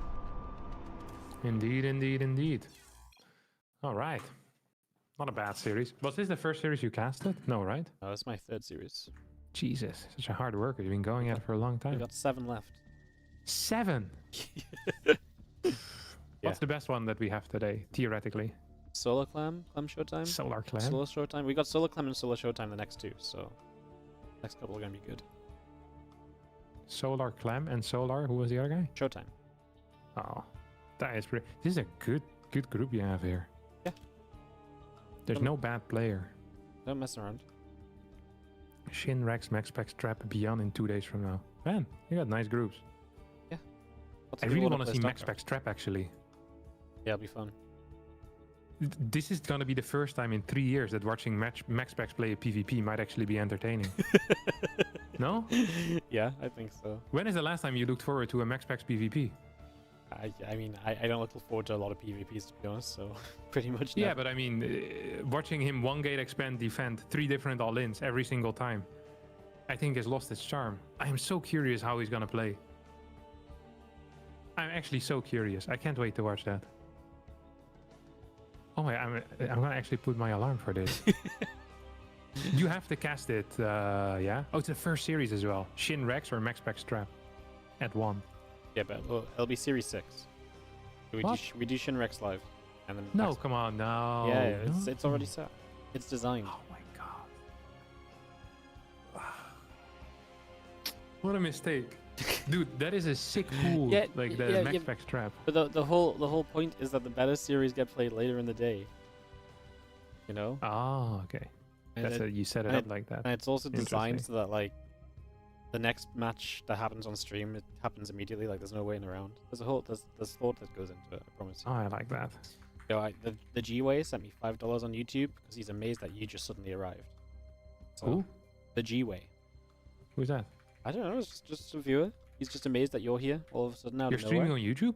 Yeah. Really? Yeah, You streaming. joined the team? Yeah, I stream on YouTube every day. It's sick. I get On WardiTV? yeah, I get insane viewership for YouTube in my eyes. Love to see it. The G. Oh, I know that guy. You do? Yeah. He's often in my chat too. Really? Never donated once, but I see how it is. I can go half with you if you want. No, I'm good. He actually might have donated before. I recognize his name. He's a nice guy. All right, we are. We are what? It's I'm figuring out if these guys are tangent the video because Solo changed his video, then Clem videoed the same video. Classic. Ah, that's a classic as well. I often pick the map that the other guy just vetoed ahead of me as well, so it is what it is. Clem does this all the time, actually. Clem struggles with the videos a lot. Yeah, it happens. The video process is quite confusing when you're a world champion, apparently. Did you see the taking the gas meme on Reddit today? No, it's on StarCraft. Wait, yeah, it's so freaking funny, man. Wait, I'm sending it to you on Discord. Oh, you don't even. I don't even need to open StarCraft. Yeah. Dude, I laughed so hard when I saw it this morning. I actually couldn't believe it. Wait, I showed on my stream as well. How do you come up with this type of stuff, you know? Some people It's so good. some people just sit there, man. They're just like, what would be funny? Yeah. So freaking funny, these guys. Some people have a natural affinity to just being funny, you know? Yeah. We wouldn't know anything Yeah. about that. No, we have to work hard for our jokes. You know, ear to the street, hearing if there's anything new out, maybe we can steal and then make it our own. But no, these guys, they just figure it out by themselves. It's such a good meme. The other day there also was a good one. I can't remember what it was. They've been on fire with the new patch anyway. Like they've been having some really nice memes. It's freaking funny. I have to show it on stream because everyone wants to see it. Yeah, of course. It's a good meme. You should. Yeah, that means I just have to open out of Discord though, you know? Yeah. Unless I want to leak all your information. Did you see the massively upvoted one? No, I really don't go to StarCraft a lot anymore. Oh man, you're missing out. They've actually been on fire. Yeah, they've been very good. They have so many good memes. Like once there's some big event like this, they love it. Wait, I'll show it to the boys as well.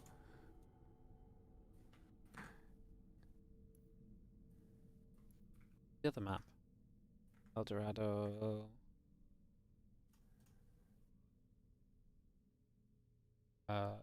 Whispers? Dude, I open our StarCraft in the morning and I just giggle at these memes. Or they have like another thread. There's this one guy. I'm not sure if he is if he's satire, but I recognize his name now. He's called Sloppy Donkey, I think. And he posts like a balanced thread 3 or 4 times a day about how underpowered Protoss is. But it reads exactly like satire, but I don't know if he's joking or not. This guy's really freaking funny. But I don't know if it's on purpose. But I think that makes it even better that there's like, you know, a mystery around it. Genuine question whether he's trying to be funny or if he's just actually upset. Yeah. I really like that guy. He brings some life to the party, you know? Life to the party. Alright, let's go into Solo versus Clem. It's gonna be a good one. Solo's not beaten Clem really lately, but he is taking maps here and there, so fun to see what goes down. As TVZ. What would you say the main changes are TVZ wise? Have you noticed anything? Played any TVZ? This is my first DVZ I'm watching, dude. Best DVZ you're watching? Yeah, I feel like a lot of the TVZ changes are kind of things that are kind of subtly come up here and there. Like they're not kind of a guarantee every time. So see if we get any of the interesting stuff coming around. Is in the top right of Snowpiercer, the red Zerg is Solar, and the bottom left, the blue Terran is Clem. Epic. Epic intros, yeah. Yeah. It's for the. You know what I was thinking would be cool? What? This is something that I've been propagandizing for, is that Terran and Zerg should also have a hero unit. You know the battle cruiser from the campaign? Like the one that, I don't think it's a battle cruiser. It's like a ghost ship or something. It's like some wild moves. I thought it would be cool to have that. And for Zerg, you could have the Leviathan. The Leviathan? What does that do? I don't know. It's just like a fat floating donkey that has like multiple arms. But it looks super cool. Uh-huh. So we all get a hero unit?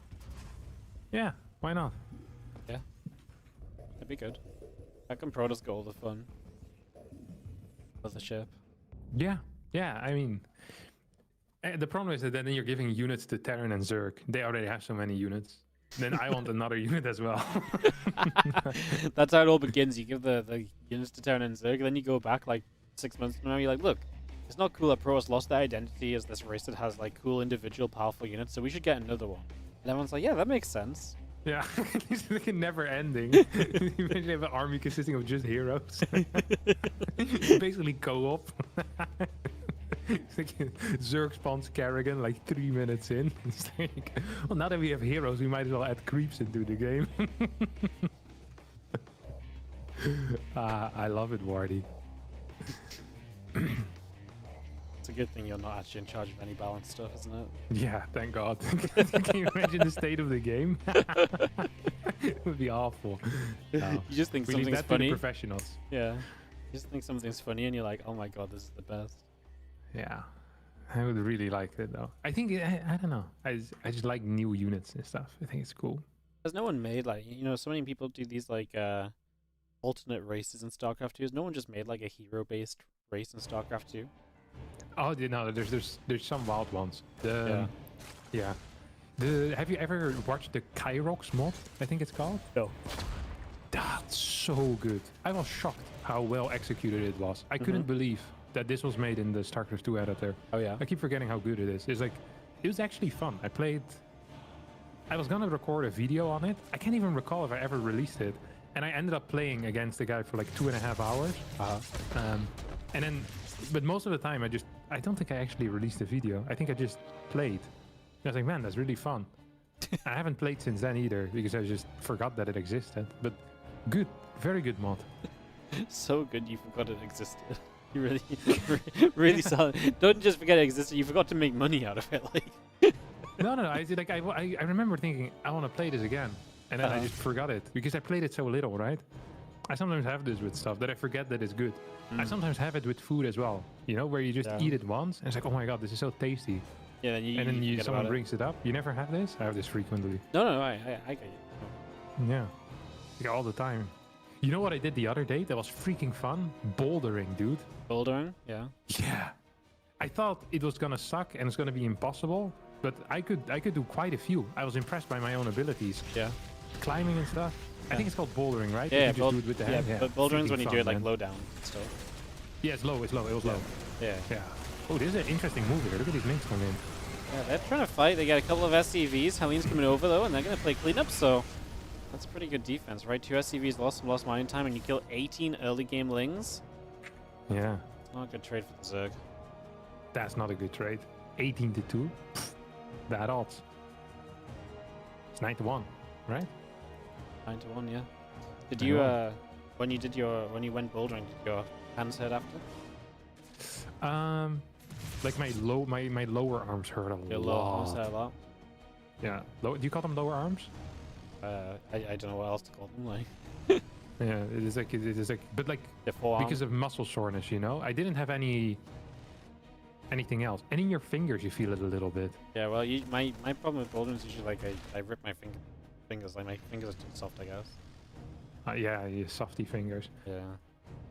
This is what my friend told me as well when he first started doing it. He said he kept like opening calluses and stuff, and it wasn't fun. But I don't know. I did it with like I did it subtly. We also took quite a lot of breaks. It was kind of relaxing, you know. You could feel it was a workout, but it also was fun. And you're just kind of sitting around having a blast. It's like a puzzle workout. You got to figure out the puzzles as well, you know, how to do it. Yeah. Although most of the time I couldn't even lift the pieces of the puzzle, you know. So even if even if I know how this puzzle is solved, I'm not doing it. This is a nice harass, by the way. 4 more drones being taken out with that lip. Hellions now active on the map. Needs to be careful though, they're so low. Yeah, it's gonna lose 2 there instantly. That's gonna lower the amount of pressure that he can put on Solar. Solar's going to transfuse 1 more time as well. Yeah, I really think Clem should have probably sent those back, repair a little bit. Yeah, just keep things a little bit healthier. Definitely agree on that. As SCV works up the right-hand side, a few Hellions, the Reaper moving over in the other direction as well. It's just getting across over there. As we get ourselves... Forearm. It's forearm, not underarm. Yeah, I said forearm. Told you really? Yeah, you were just too busy talking over me again.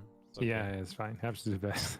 It happens all the time. I get it. When the Brits are speaking, be sure to talk over them. It's one of the many rules us Europeans have. You wouldn't know because you're not part of us anymore. Yeah, you used to actually let me speak, but we left the we lost our right to talk. Back in 2017. Yeah. Nice try, Wardy. Are you already getting your visa for the home story club again? I'm ready to buy a new passport, mate. I have no pages left.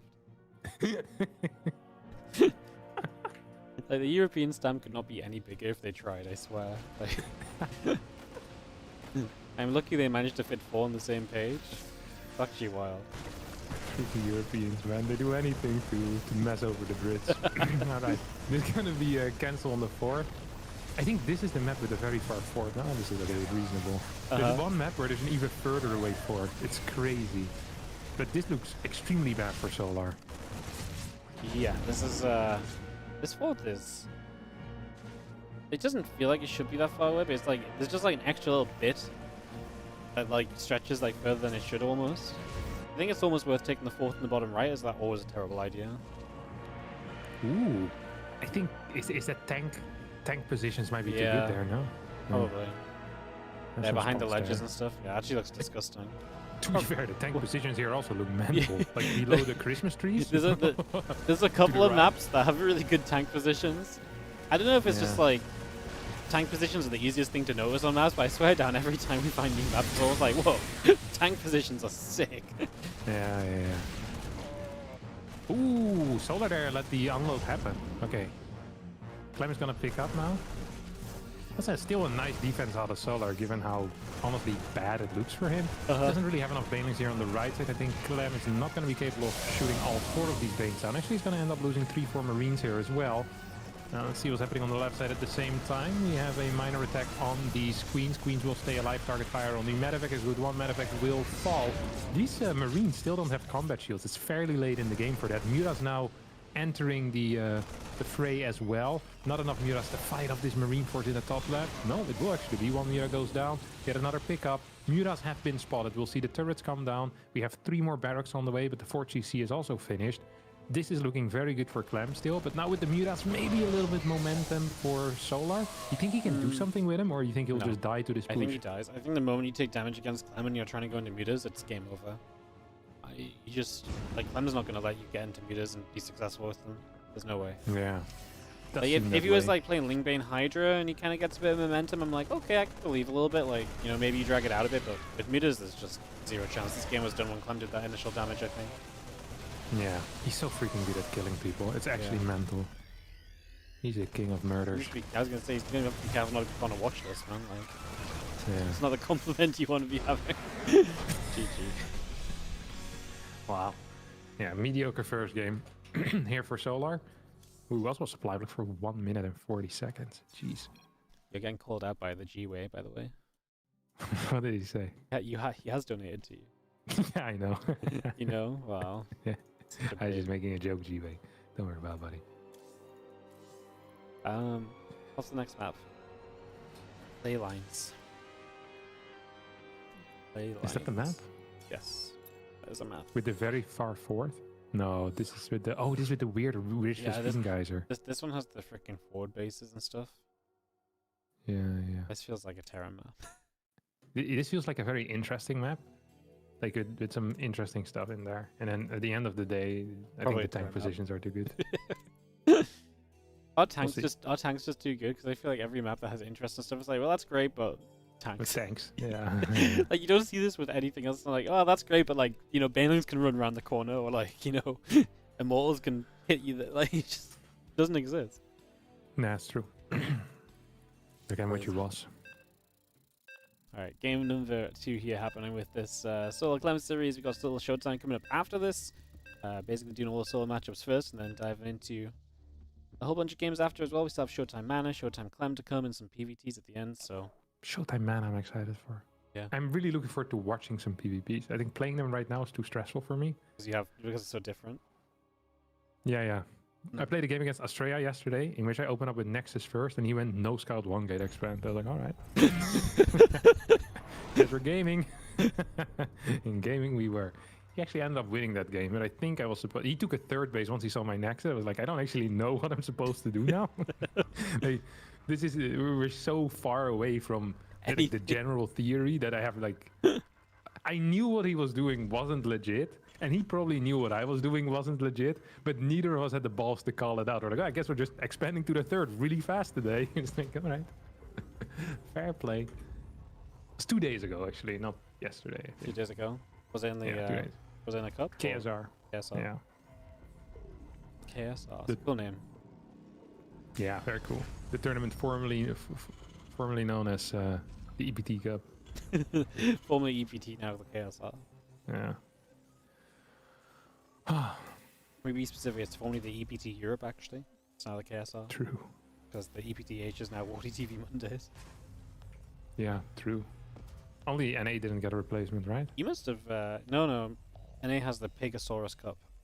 Oh, really? Yeah.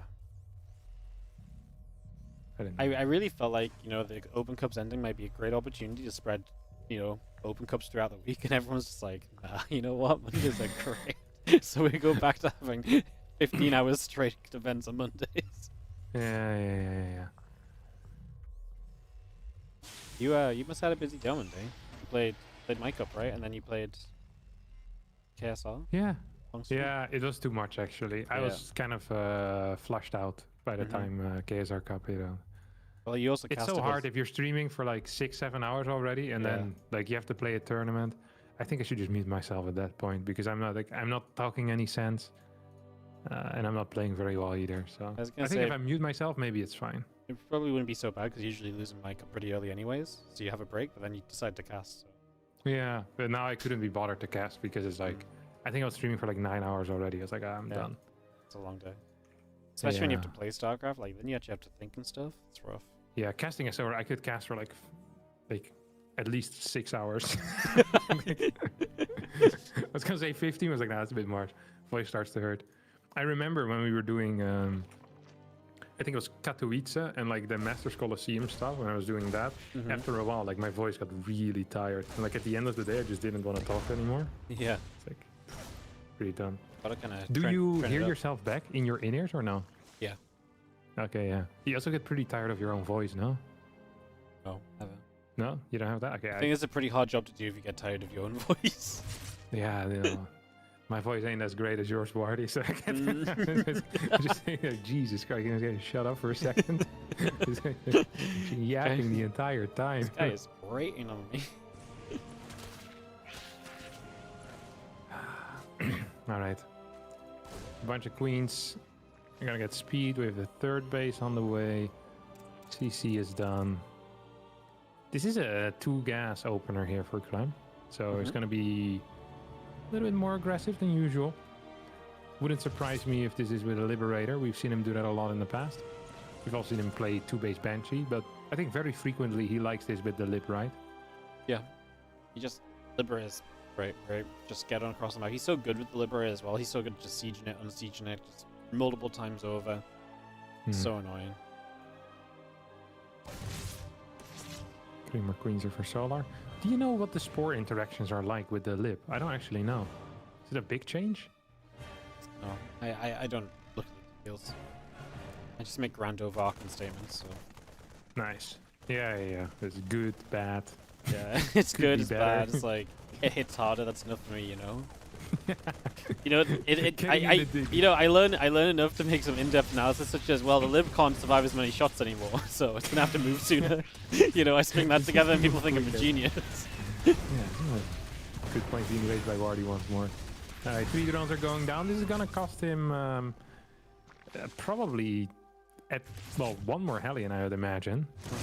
Yeah. Maybe both. More Lings thrown up. It's going to be all the Hellions going down. This wasn't as great as it should have been for Clem. You feel like you get those Hellions in freely. You're looking at like 5+ workers, 3 drones. That's not even a drone per Hellion, you know? Yeah, but a lot of Lings are built here kind of at the tail end of this. Like 18. I think 12 would have been fine. He built like these 6 more, like a weird timing anyway. So I think indirectly it's still quite a bit of damage dealt. 3rd CC is pretty much finished on the side of Clem. Clem is going to have, just lots of barracks pumping Marines, let's face it. And so it's going to make them roaches. Coming across the map, Hellions on the wrong side of the wall off, so they can't really protect themselves too easily here. They're going to get stuck running around, killing a couple Lings at a time. Which is probably better than nothing else. I mean, he's actually going to get quite a few of these Lings, more than I thought he would, finally getting caught. Yeah, this is a problem for 2 reasons. One, it means that the Lings are going to be very dominant here in this battle. And 2, also he won't be capable of getting any info that this is coming. I don't think Clem knows at all. Well, he's seen the Roach Horn and he's seen a gas. I don't think he's buying it though. Because otherwise he'd be building a tank. Right now he's creating a reactor on his factory. Yep. He has scouted it theoretically. He's not putting 2 and 2 together, man. Oh, he is. He's putting 2 and 2 together, but he's getting 3 instead of 4. Oh no. Happens to the best, but this is not a good time for it to happen. It's going to be down quite a bit in army supply. Like, if you have like 4 Hellions here, this is probably still an issue, but less of an issue. Here come the Lings from the back. Let's see if they can get in. They can get in. Depot doesn't raise in time again. Liberator does not want to siege up until the piles have been used. Piles now have been used. Lib instantly sieges up. We have a couple more though. One of them misses. Big blunder here out of Solar. Oh, that's so sad because that Liberator should be doing no more damage. And look how many more shots it's getting off. Even if you're just getting a Ling every time, right? That is adding up. Marines stimming, pulling back. A few Lings left over. They are going to go down. Only a couple of Roach units left. 2 Ravagers, a Roach, 3 Roaches. Clem has to pull back a little bit. He lost 30 SCV, so damage is definitely done, but Solar has 0 tech behind this. Clem is going to be on 1-1, stim, combat shield, so if he pushes this back with any amount of units, he's going to be able to harass and make Solar's life miserable. Yeah, absolutely. Yeah, that Lib getting 4 or 5 more kills, 1 or 2 shots on a Roach as well. That is actually a pretty big deal. We see a lot of Lings still coming in. Is Solar going to commit one more time? The answer probably should be no once he realizes 1-1 is about to finish up. Of course, he can't know that. Combat shield in a second as well. I think Clem can now fight this army. It's going to be hard for Clem to move out though. He doesn't have a wall. He doesn't have a tank. Oh, actually, it has 1 tank already. Okay, then his 3rd is safe. And once he gets a wall, I think it's okay to move out for him. He's going to get those Marines on the map. I mean, the Marines have insane trade potential right now with the upgrade lead and obviously the stim and combat being done. A couple of medevacts available. So potential there. Start shutting down some creeps. Start punishing Solar for basically being on no tech right now. And Solar's just kind of sitting at home killing off rocks. So Clem's going to get across the map and he'll be able to start dealing some damage right here. Yeah, let's see what Clem will be capable of doing though, because there's a couple of queens here too. Here come the Lings. They're gonna get a pickup into the main base. There's no Lings in position quite yet. There's no Spore Crawler either. And that could be an issue. Queens from the low ground now trying to help. Lings are gonna show up in the main. This is actually completely fine here for Solar. Solar with a pretty much a picture-perfect defense.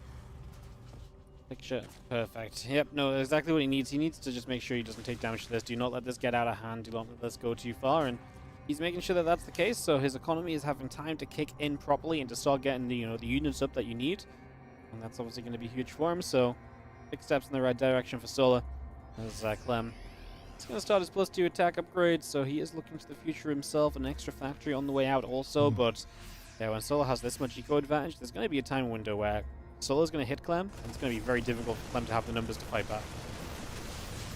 This is interesting. He's going to try taking the forward 4th base here.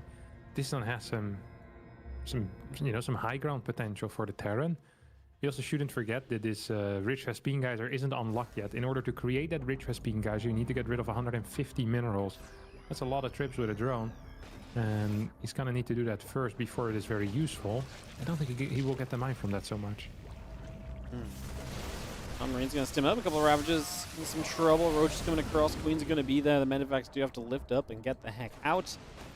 We have a 1-1 missile upgrade still coming through on the side of Solos. Again, the 1-1 on to play. Got our Roach speed coming about. Naturally about to finish. Marines get back down to the bottom side where Roach or Ravager is ready to meet those Marines.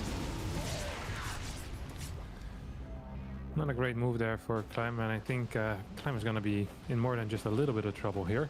He has 3 tanks, 43 Marines, 1-1 upgrade versus 1-1 upgrade. We have a pretty much maxed out Zerg, who doesn't have roach speed though. Oh. Well, sad. Could be obviously closing in a little bit more quickly here. It's definitely going to put you off, right, when you've got to kind of walk through tank fire to be able to shoot the tanks down. So we're just going to wait for roach speed. That gives time for another couple tanks to pop out though, so the defense is going to get a bit better for Clem. Sola looks as though he might just start spreading and going for it right now anyways, so he's going to commit in. Not a lot of bios on the siege tanks. A few links coming in from the other side. Does any of this matter? It seems as though maybe not. Finally, bios are landing. Tanks are dropping. Solar supply is good. 167, 169 to 102. He backs away right now, but he's about to have roach speed, so future attacks are going to be easier. Even as Clem finishes 2-2, he's going to have a severe unit disadvantage. So the upgrades probably don't come into play. Yeah, it's true. He needs to survive till he has like 3 or 4 tanks again, and it's going to be really difficult. His medevacs are pretty empty too. Tanks are now going to drop to the low ground, plus 2 infantry weapons is about to finish up. His factory is in some hot water as well. Oh, I'm not so sure if Clem can actually hold this. If he can though, his position is insane. There's no 2-2 behind this. Worker count for Solar isn't good either. We have 3 tanks. We have 2-2. No way, right? No, I mean, there shouldn't be a way, but maybe the fact that there's enough tanks up and it's taking a long time to get to those tanks. Roach Ravager numbers taking a lot of hits right here. Obviously, we kill a ton of SCVs. I think it's always just going to be enough economy for Solar to just rebuild and go again. He's going to get a few more biles, kill off another tank. GG called. We get a game 3 here between Solar and Clem. We're going to go the distance. Yeah, there was a tank in the back there. It had like 20 kills. Some links on there for sure, but also a lot of roaches. Wonder if you can stay in at the end. Like, probably not, right? No, probably not. Yeah, like 37 workers or so. Yeah, 43 workers is what he had. I mean, he doesn't know that Solar doesn't have 2-2. If you know he doesn't have 2-2 though. I mean, he has like nothing. Yeah, if they want tanks. I don't know. I don't know either. Probably not. So it's going to be our BM moment, but we'll get this game hosted. Whispers of Gold for our final map of this series.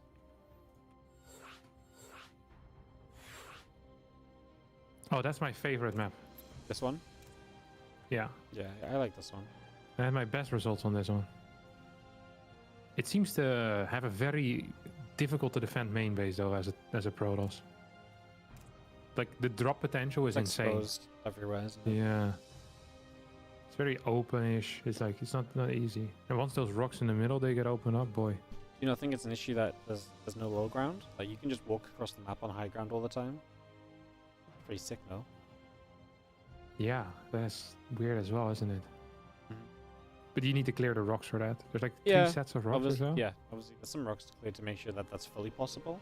Well, unless you go like the longest way around, but obviously that doesn't matter as much. Yeah. Definitely interesting.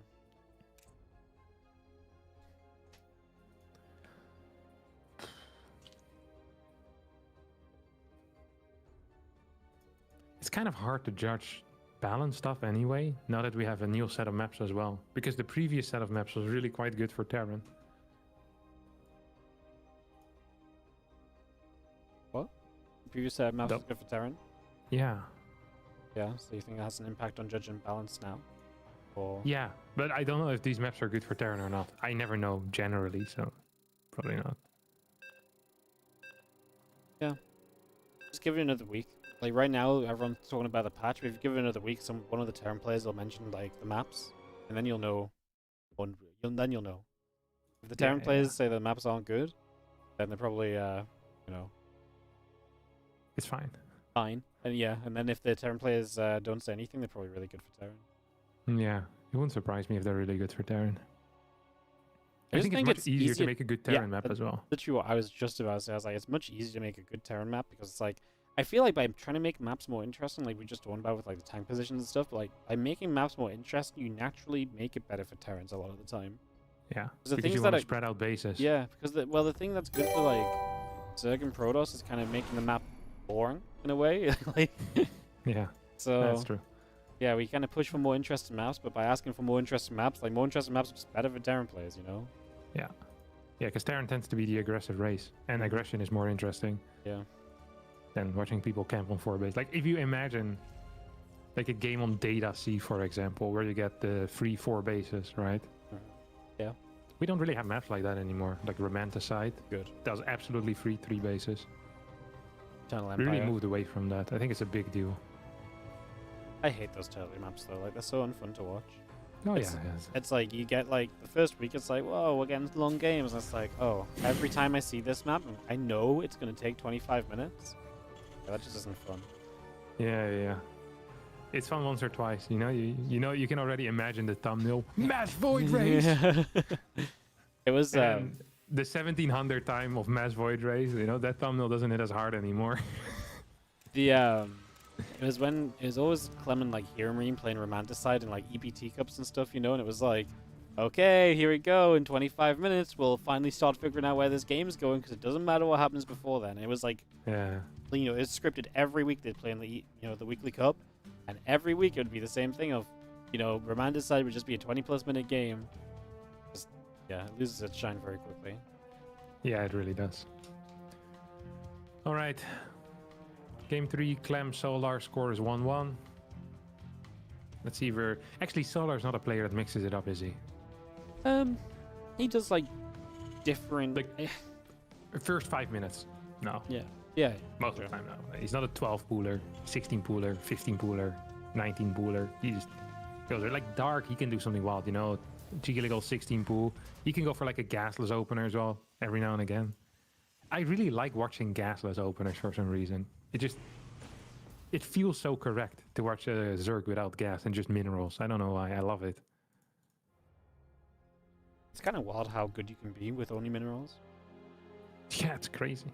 I hate to see it. Can you imagine Or you playing... love to see it if you're a no gas enthusiast like myself. I was gonna say, like, imagine the Thriz trying to play mineral only. It's like a wall of Marines at like minute 3 as a Terran is like not quite gonna do it for you. Yeah. Or your Zealots and Cannons, the Protoss. It tosses the worst. By far. What's new?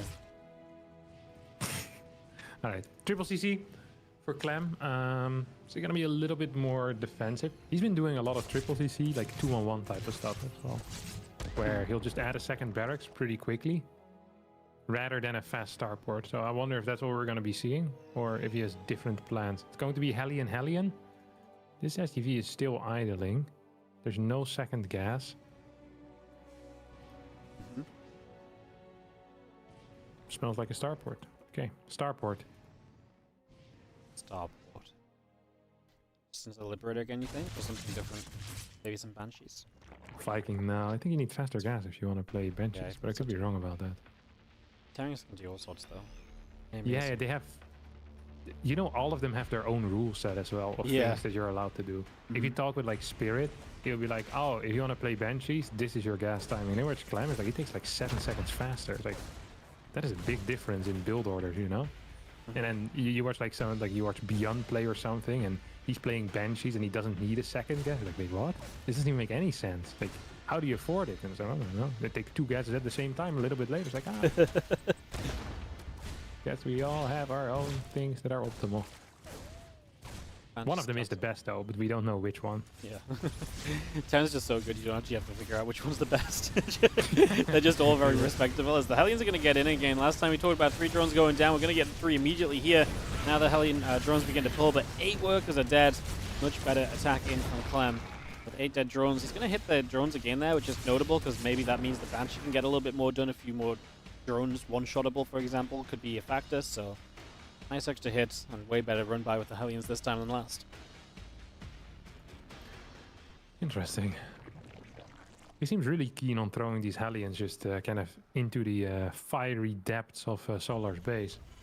This time he gets quite a few kills. Still gonna go back up to... Actually, yeah, to 4. So 8 Hellions total. Still has a little bit of presence on the map because of that. First Banshee now making its way across as well. We have spores coming in. All of this is just getting scouted as well by this Overlord. So Solar's going to be very aware as to what is going on. Like this happens all the time in Clem versus Solar. Clem like throws the Hellions in, and more often than not does end up doing pretty significant damage with them as well. Sometimes you like certain things against certain players, you know, it just feels right to do. Yeah. Even if it's maybe not optimal, it just feels correct. They're not as great against us, the other dudes.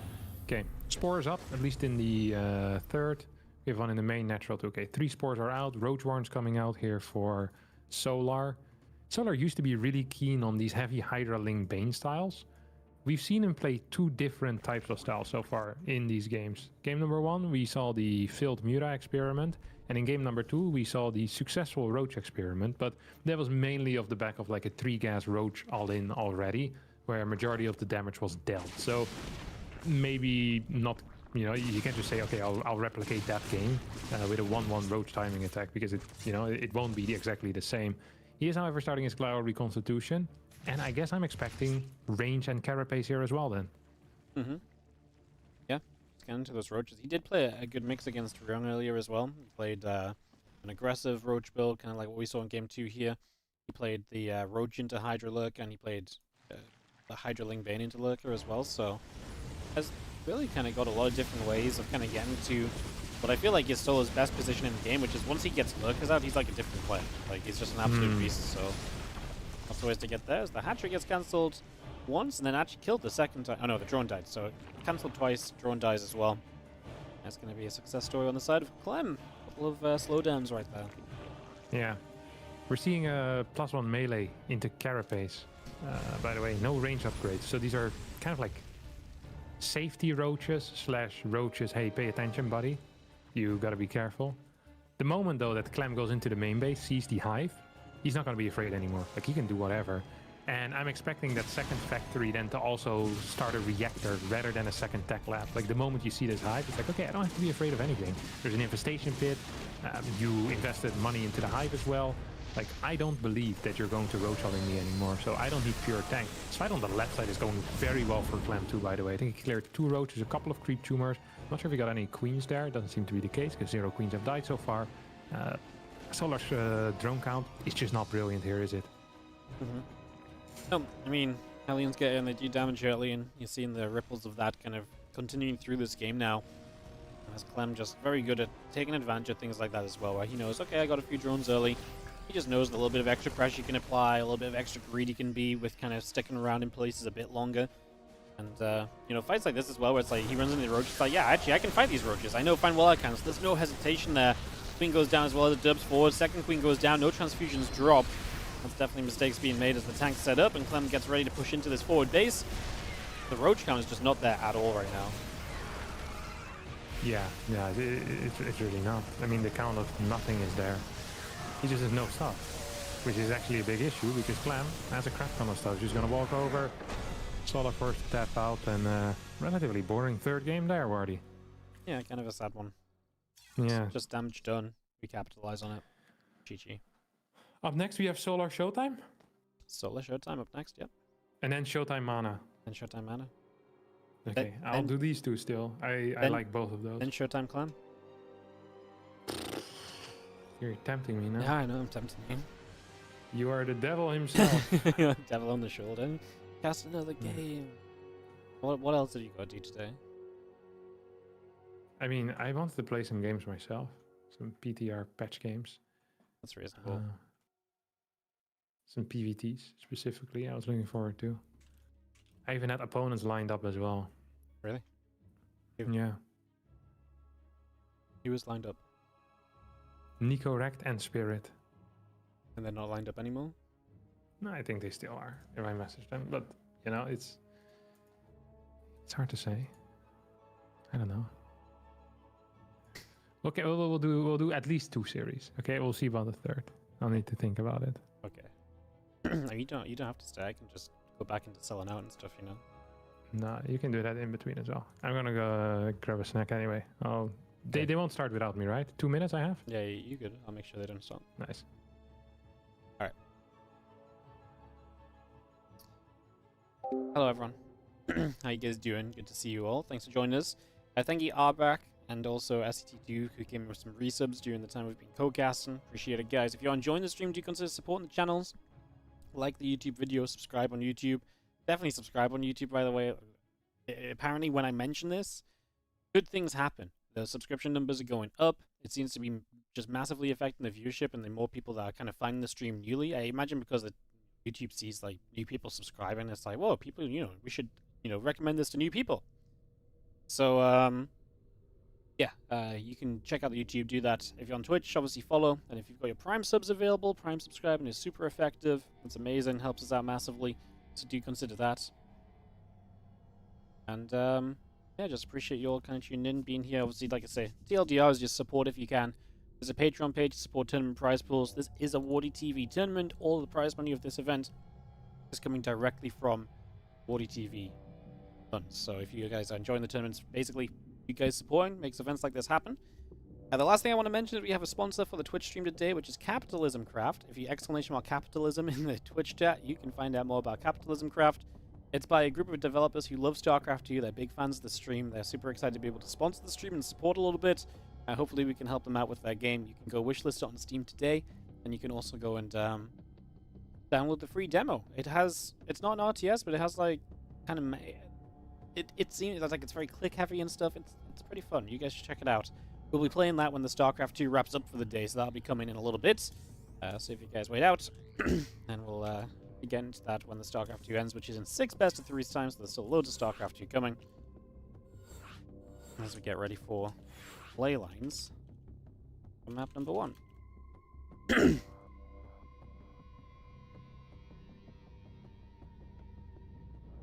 was a good start, right?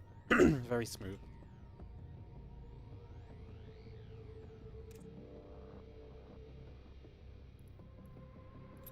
Very smooth.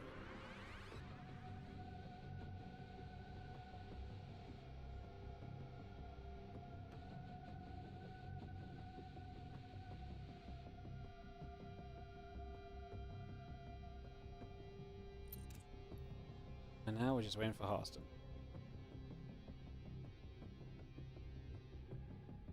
Beautiful.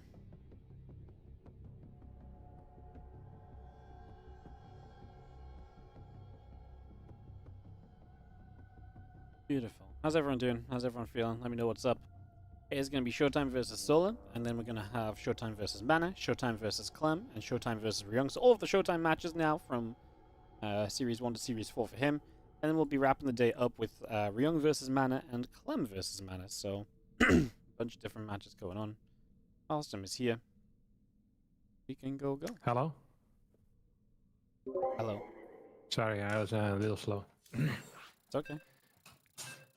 I was eating these, you know them pineapple rings that you can buy canned?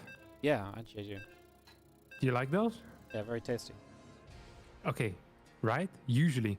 But the other day there was a deal on pineapple rings, on fair trade pineapple rings, and they were cheaper in the fair trade than on the non-fair trade. I guess the unfair trade. I usually buy unfair trade pineapple rings, canned. So I'm like, okay, well, fancier packaging, fair trade, and good for my wallet. I was like, let's splurge. I get a set of 2. Of them pineapple rings, fair trade. And we opened them yesterday, and I eat one, and it just tastes like watered down pineapple. It is this. I don't even know how they managed to mess up a pineapple in a can. I've never had this before. Ridiculous. Also, there was a deal on the actual pineapples, so also it was like 2 for €3, which is very cheap, no? 2 for €3? For pineapple? 2 for 3? Yeah, for pineapples. What do you need 2 pineapples for? What? You just eat them. Eat 2 I think pineapples? I was shoving them on my butt, Wardy. Like, what do you do with your pineapples? You just eat them, you more. It's food. You eat 2 pineapples? I don't think I've ever bought 2 pineapples at the same time in my life. What? I've just never bought 2 pineapples at the same time. What would you need 2 for? Just eat 1. Yeah, but I know, you can leave them overnight and you don't have to eat them at the same time. That's a lot of pineapple though, like a full pineapple, and then you get a second one? Yeah, I don't live by myself. Irene also eats. Oh, you let her have the pineapple. That's the difference. I see.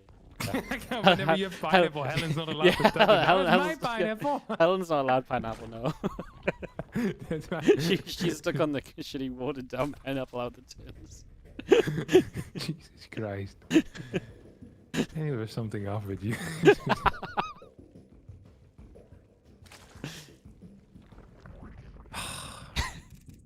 In Thailand, a huge cup of fresh pineapple costs 0.5 euros. Yeah, in Thailand, the mangoes are also cheap. Everything is beautiful. And they're so tasty, man. Like Thai mangoes, they're a different level. Yeah. I don't know why that is. It's just fresh, isn't it? Like, super fresh and well grown. You have good temperature over there.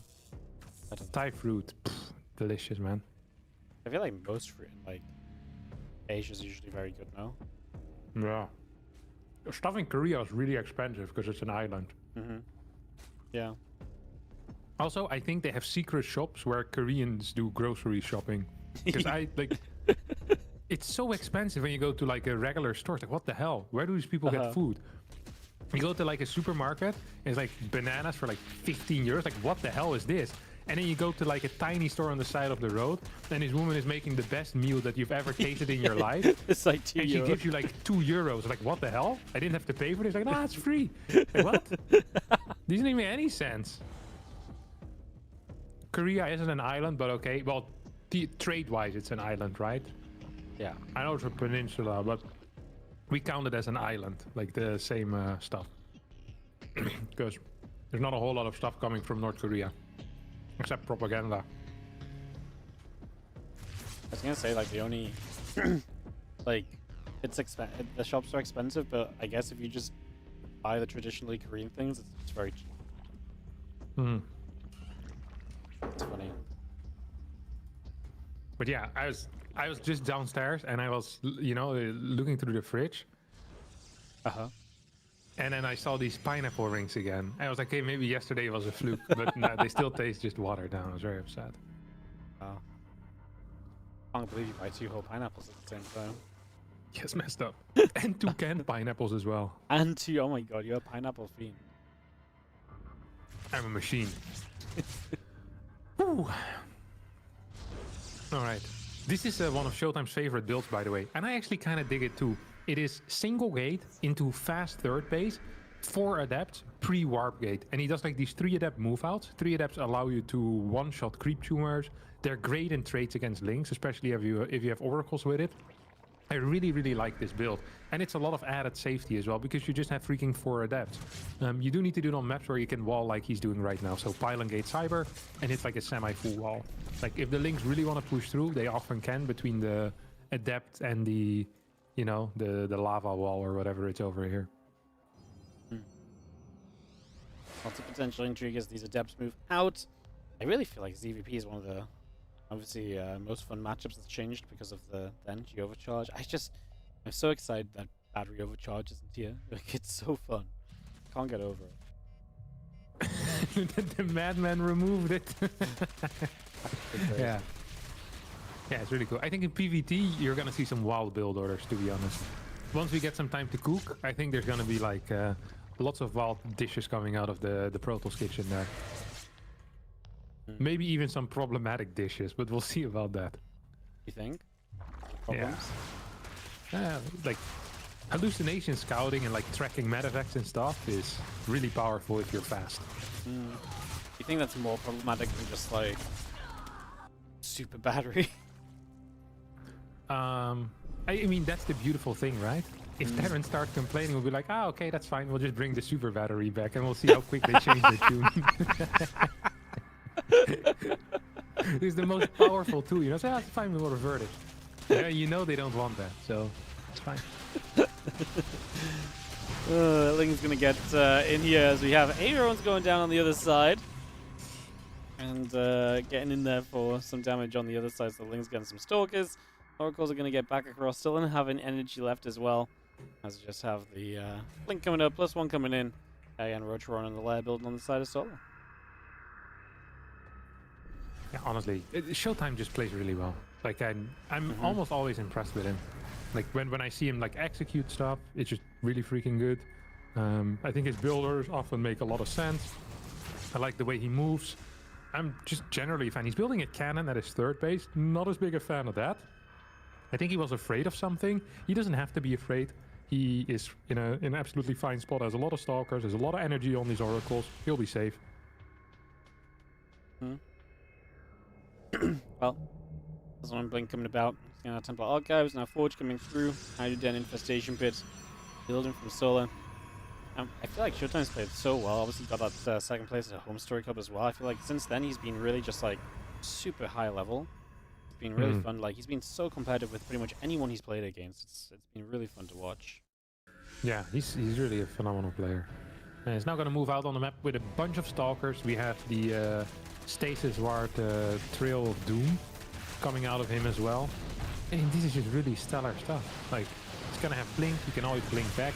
It is scary as hell here for Solar to chase this, because you don't know how many Stasis Wards there are. Fourth base did get cancelled though, so that's going to be a little bit frustrating. Single Oracle did manage to chase away some of these links, but a cancel always sucks. We have Templar Archives behind it. You're actually going to go for double Forge. I've been doing some of this stuff as well. Double Forge after Blink Storm. I've been liking it quite a bit. I'm not sure if it's better than going for a faster Fleet Beacon, because you still have to go for Fleet Beacon, second Stargate against this type of lurker transition majority of the time, but I like the way that he's playing. Theoretically, what Showtime is doing here makes so much sense to me. Like, it's almost perfect. Or, like, in my mind, this is actually how you want to play. It is perfect. Yeah, it's that's what's so fun to watch about it as well, right? It's just like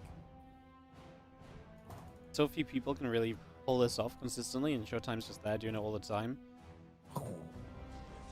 Wardy. Hi. I said Fleet Beacon, second Stargate. Instead, we're getting double Robo. Now, I'm a huge fan of many Immortals. I'm not as big a fan of going many Immortals after Stalker Templar, because your transition hits so late. Like, if you only have 2 Immortals and there's 12 Lurkers, that is a problem. If you have like 2 Tempest, it's actually kind of okay, because you can shoot at these Lurkers from a distance. You have Storm to delay a little bit, but Showtime's gonna need to play very well here on the map in order to grow his Immortal count. Gonna get a cancel on the 5th base. Let's not forget, by the way, that he can't take the gas on his 4th either, because it's still being blocked. He's just moving across the map right now, and Solar doesn't have anything that can deal with Storm very well. We're gonna have a couple more Stasis Wards. Zealots coming in now as well. There is a possibility that Showtime just walks up a ramp and deals a lot of damage. We'll see if he wants to. He's going to come around the right-hand side, maybe try and get in towards the 4th base on the bottom side here. The Lurkers are all on the way up. They're just not quite ready yet, so Showtime might be in position, which is nice, because then the Lurkers have to push into the Protoss a little bit, right? Which is really nice. If you're not pushing into them, but they're pushing into you, definitely helps a little bit. These Lurkers step forward now. First Storm comes down, hits the Lings in a big way. Extra Storms, but that's kind of about it, right? Like, you don't really have much Storm energy left, so I think it's time to just back off. We are going to play defense at home. The Lings going to try and get by, but cannons and warpins. These Lings get nothing done at all, so good defense from Showtime. He's still on the map, still going to look to peruse around and see if he can find a different direction, and going up this ramp, he'll find a base. Yeah, it's going to take out the 5th. Still no extra gas for Showtime here, by the way, which is really freaking frustrating. I think he's regretting taking that base. Now he's getting the Fleet Beacon, second Stargate, as Immortal starts pumping as well. And he's being very aggressive out there on the map. He needs to be, because the moment he loses the right to be on the map, the moment the Lurkers siege on one of his bases, it's going to be freaking hard for him to defend. Like, he has a lot of Storms, he has a bunch of Stalkers, but none of that deals well with Lurkers once they're burrowed and they're attacking something. Well, position definitely something he keeps on working with, trying to hold Solar back as best as possible, giving himself time to get that extra Stargate up. But the ship is going to start, plus 1 air weapons on the way too. That transition is happening. It's just going to take a little while to get there. As we have, of course, these Oracles still just dropping Stasis Ward after Stasis Ward as well. Actually going to try and pick off a Lurker or so here. Another Storm coming down from the right side. Lurker's actually going to come up the other ramp, and Showtime needs to be super careful not to get cornered, but that's the power of the Stasis Wards. Catching a bunch of the Lurkers that are going to take a lot of the power away from Solar. Yeah, for sure. We have a Ling run by at the same time as well. There is Adrenal Glands. Might be capable of getting a cancel on the 5th if he just right-clicks it. But he's going to be fighting the Zealots instead. And these are 2-1 Zealots. They're pretty powerful. Stasis Wards have now pretty much expired. Solar's going to make a play for the other side. But this is like a minute and a half after Lurkers became active. It isn't as scary anymore. Actually, There's still no lurker, there's still no Tempest out, is there? And this lurker count is pretty good, so we might see in action now why I prefer going Tempest before the Immortals in this case. Theoretically, that makes more sense to me, because then you can poke at this from a distance. With 2 Immortals, you can't really do that. You can just walk into 15 of those lurkers. And the moment Showtime loses the ability to be on the map, he's in a lot of trouble right now. So we're capitalizing, as we are going to see the attempt to move forward there. A couple of storms coming out. We dropped the cloaking. Obviously, a little bit further back. The mothership going to come in and fire some shots. New and improved. Can it fight that? How many Hydras is this? This is like 7, 8, one mothership. Pretty powerful with the Tempest. I think you can. Overseer is providing a lot of vision. Showtime moves in forward. Lurker staying alive for now. Is that going to be enough? As 4 more lurkers do finish morphing, I think that the mothership should be powerful enough to beat this. Yeah, I think so too. I think it's just about going to be enough to push this back and put that work in. So put that push back, get that reset. And we are going to see Showtime surviving. Man, that was kind of scary though. Like, he was running out units fast on the ground. So just having a couple units up in the skies in the end really went a long way for him. Yeah. Solar right now, by the way, is trying to take his 5th base on the low ground here. He still has a decent worker count, doesn't have much in the bank. He's going to try sieging up over here. Do we have any storms on the side of Showtime? Oh boy, do we. We have 2 storms on 1 Templar, potentially a couple more later on. Lurker count right now is at 5, which is quite low. We see a Corruptor transition coming in with this Spire. Vipers are already out. We have a Prism in a dead space. And Showtime here is planning on moving out across the map. I wouldn't mind if he waits a little bit with it, while he first sets up a 5th base, maybe get a cannon, maybe get a Templar there, get up to like 180 supply or so, and then see if we can do something. Now it might just be a little bit too soon. Well, going to drop a couple of storms down. Showtime. And we have the Tempest to fire a few shots as well, utilizing that Revelation, which has got already dropped on the army. Continue to retreat, but I mean, Solar is chasing into a bunch of storms. He takes a lot of damage there, actually. Still trying to run Lings on the top, and Showtime's defense has been pretty good in these positions. The batteries are holding out. The Zeld Archon combined is going to be good to push those Lings away. Continuing to do very well there. I mean, we have 3-1-1 upgrades. Like, what do you want? But, yeah, nothing. 3-1-1 sounds good. Yeah, I mean, these Lings are not going to beat it, you know? If you have an Archon 7 Zealots, like, if these are, like, 2-0 or something, I'm like, okay. But I think these are just bad traits that Solar is taking right now. Yeah, Showtime is just hanging out for a little bit. We have more lurkers coming in. It's going to go up to 6. Hey, without Corruptors, you're not winning a fight against this Tempest army, let me tell you. Yeah, well, Corruptors are coming up. They're just absolutely necessary. So that Spire finally coming into play. +1 flyer attacks will start as well.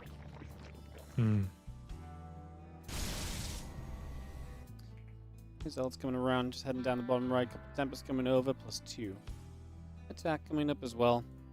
Again, the Nexus just continuing about. The Zealots keep on moving. That they do. +2 armor coming in. Shield weapons, or shield armor? What's that called even? Just shields. Shields. Shields. Shield weapons? Yeah, I don't know. Every time you shoot a Protoss shield, it just fights back? Yeah, I don't know. I wouldn't mind it. Got some shields over here coming in soon. Zealots will get caught as the 6th base will get cancelled. This is pretty irrelevant for the state of the game, this 6th.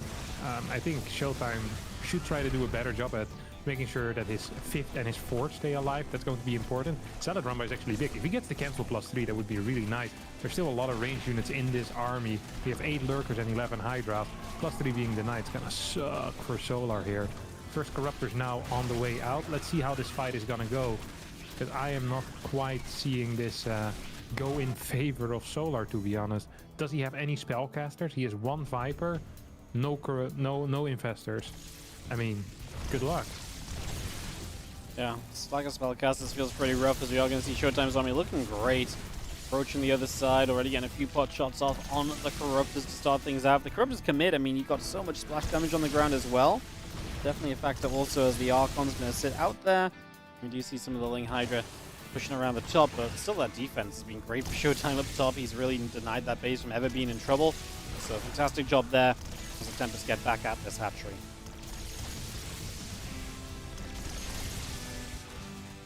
I just still not finding anything at all. A couple of Immortals going to wander over. I mean, just a different base, but same story. The defense is too good. The same units come across as well. So these Hydras will go down. It's dropping storms all over the place over here. Time Walk goes down as well, and we're just going to fight this Showtime is going to comfortably push this army of Solar back, and Solar doesn't have the money to remax, so unfortunately it is Solar looking as though Showtime's going to take this game. The Archons, once they get involved on those Corruptors, are going to mean that this is not even a competition, and it does look as though Showtime has game 1 in the bag. Yeah, for sure. We have GG coming out of Solar. Showtime picks it up. Impressive hold, honestly. Like, once he lost that 5th base, and he hardly had anything, I was afraid there for a second, but in the end, the Mothership actually, with the damage output, helping out quite a bit. Mothership was actually pretty good. Do you think, is that Mothership just because of the patch actually good now, or? Nah, I mean, yeah, I think it helps. Like, before, the damage output was miserable. Worse. Yeah. I still think it would have been fine in that case. Like, it was like 5 Hydras or so. Like, the Mothership sucked back then, but not that hard. So I think, yeah, it's at least somewhat fine, but yeah. All right. I have to wait and see how that's going to develop. Yeah. I personally think that if Zerg hits this late and you get a 5th base like that as a toss, I think you're just going to be in a lot of trouble. I think you need to do more. I think like we've seen Lambo do a lot with drops in the past with like these types of lurker builds. I wouldn't mind seeing that here either. Like just some drops to try and go around it. The map is pretty spread out, so there's many angles you can go from. But the moment the toss is in the middle of the map, moving out with lurkers is so freaking difficult. Yeah. You mentioned just the map position, right? And just controlling where you're at. Yeah. Right? The moment that the map is free and you can move across with the lurkers, brilliant. But if the process is there, like moving you're constantly having to move your lurkers around defensively. Like setting up a play is so difficult to do unless the Protoss, messes it up on their side. So game number 2, as we head into the top left-hand side, down a game is going to be the red Zerg player. It is Solar, and in the bottom right, up 1, Showtime, our blue Protoss. All right. What are you thinking, Wardy? I'm thinking that Solar's going to have to play a little sharper. Showtime looking good. Yeah, he did look good. What a beast, man. Those oracles, those adapts. I freaking love his build order. I'm sad that I wasn't the one that invented this, because it looks cool. He has quite a bit of pressure with these early adapts, and then he just continues, and he gets so much momentum in the game, like from very early on, even without doing a whole lot. He just kind of gets it. He's now going to block his opponent's natural, so that's epic. Nice. Forces that hatchery off over to the side. Sion Whispers of Gold as the gate and the gas come online. We wait for that to develop.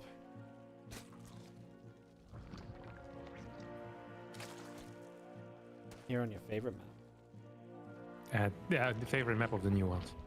Favorite map of the new ones. It's a low bar so far. Actually, there's a, the Golden Wall lookalike? Golden Wall lookalike. Yeah. El Dorado? I don't know. What it's called. I just know there's a Golden Wall lookalike. Bottom left, bottom right spots? Yeah. Yeah, El Dorado. Yeah. I think that map, not bad either. Okay. That one gets vetoed a lot. Yeah, I think people just don't want to think about it. Yeah, it's confusing. Makes sense. Not a bad map so far. Fair enough. That's good to know. And that was pretty popular in the TLMC. Did I play that one? No, right? I don't know. I don't think so. I don't remember any of these maps. A bunch of these were TLMC. Yeah, I probably stopped inviting you. Alright, what do we have here? Split bases, drones, links. Really nothing that interesting, is there? Typical early game ZPP. Yeah. Stargate. Expected. Yeah. This map he won't be capable of doing the trick though, unless he walls with like a second pylon. Like the third pylon being... It would be a weird position for a pylon. It looks very ugly, but I guess it could work theoretically. I'm not opposed to it if he were to try it again. It's gonna at least double chrono these adapts. And I'm assuming a third adapt will come out as well. Gonna be in between these bases too. I'm actually kind of excited to see what he's gonna be doing. Link speed about halfway done. A few links coming up. Stargate coming through. Couple probes adept. Wolf gate continue to come by. We have the +1. The pylon coming up as well. So just waiting for the Oracle to basically come through and get active with the adepts and see if we can nip around for some damage. Oh, there we go. We get a shade out. Weird timing for a tumor, by the way. At that point, you know it's going to get sniped majority of the time, especially double adept Chronos. Surprised that Solar tried going for that. Very risky. He's going to end up losing it. It's not going to have any creep threat going towards the middle from that third base location. It's going to delay it quite a bit because the first few tumors usually are free. And that's not going to be the case. Showtime once again will go for the 4 adept opener. This time, of course, with that second gate, we'll be forced into building another pylon as well over here. So it's going to be 4 pylon before he gets that nexus down. This is a bad fight here with these adept. It's going to lose 2 of them, maybe even 3, although no. Solar can't do that. Oracle's gonna head home as well. Did absolutely nothing, achieved nothing, killed nothing. Third base is going to go up 4 minutes and 10 seconds into the game. I'm loving this position much more for Solar than I did in the previous game. Yeah. I mean, definitely a bit of a better start as we just have the Oracles joining up around the left-hand side. Nexus building on the third base, and well, Solar is going to have the Queens here, going to get straight onto those Oracles, trying to target the hurt one down, but Showtime at least sees that in time to make sure it doesn't fall. That'll be Oracle number 3 popping in a moment to join the other duo. And to go from there, Solar just makes a little round of links, obviously takes some map control himself, and make sure he can deal with anything else that comes his way.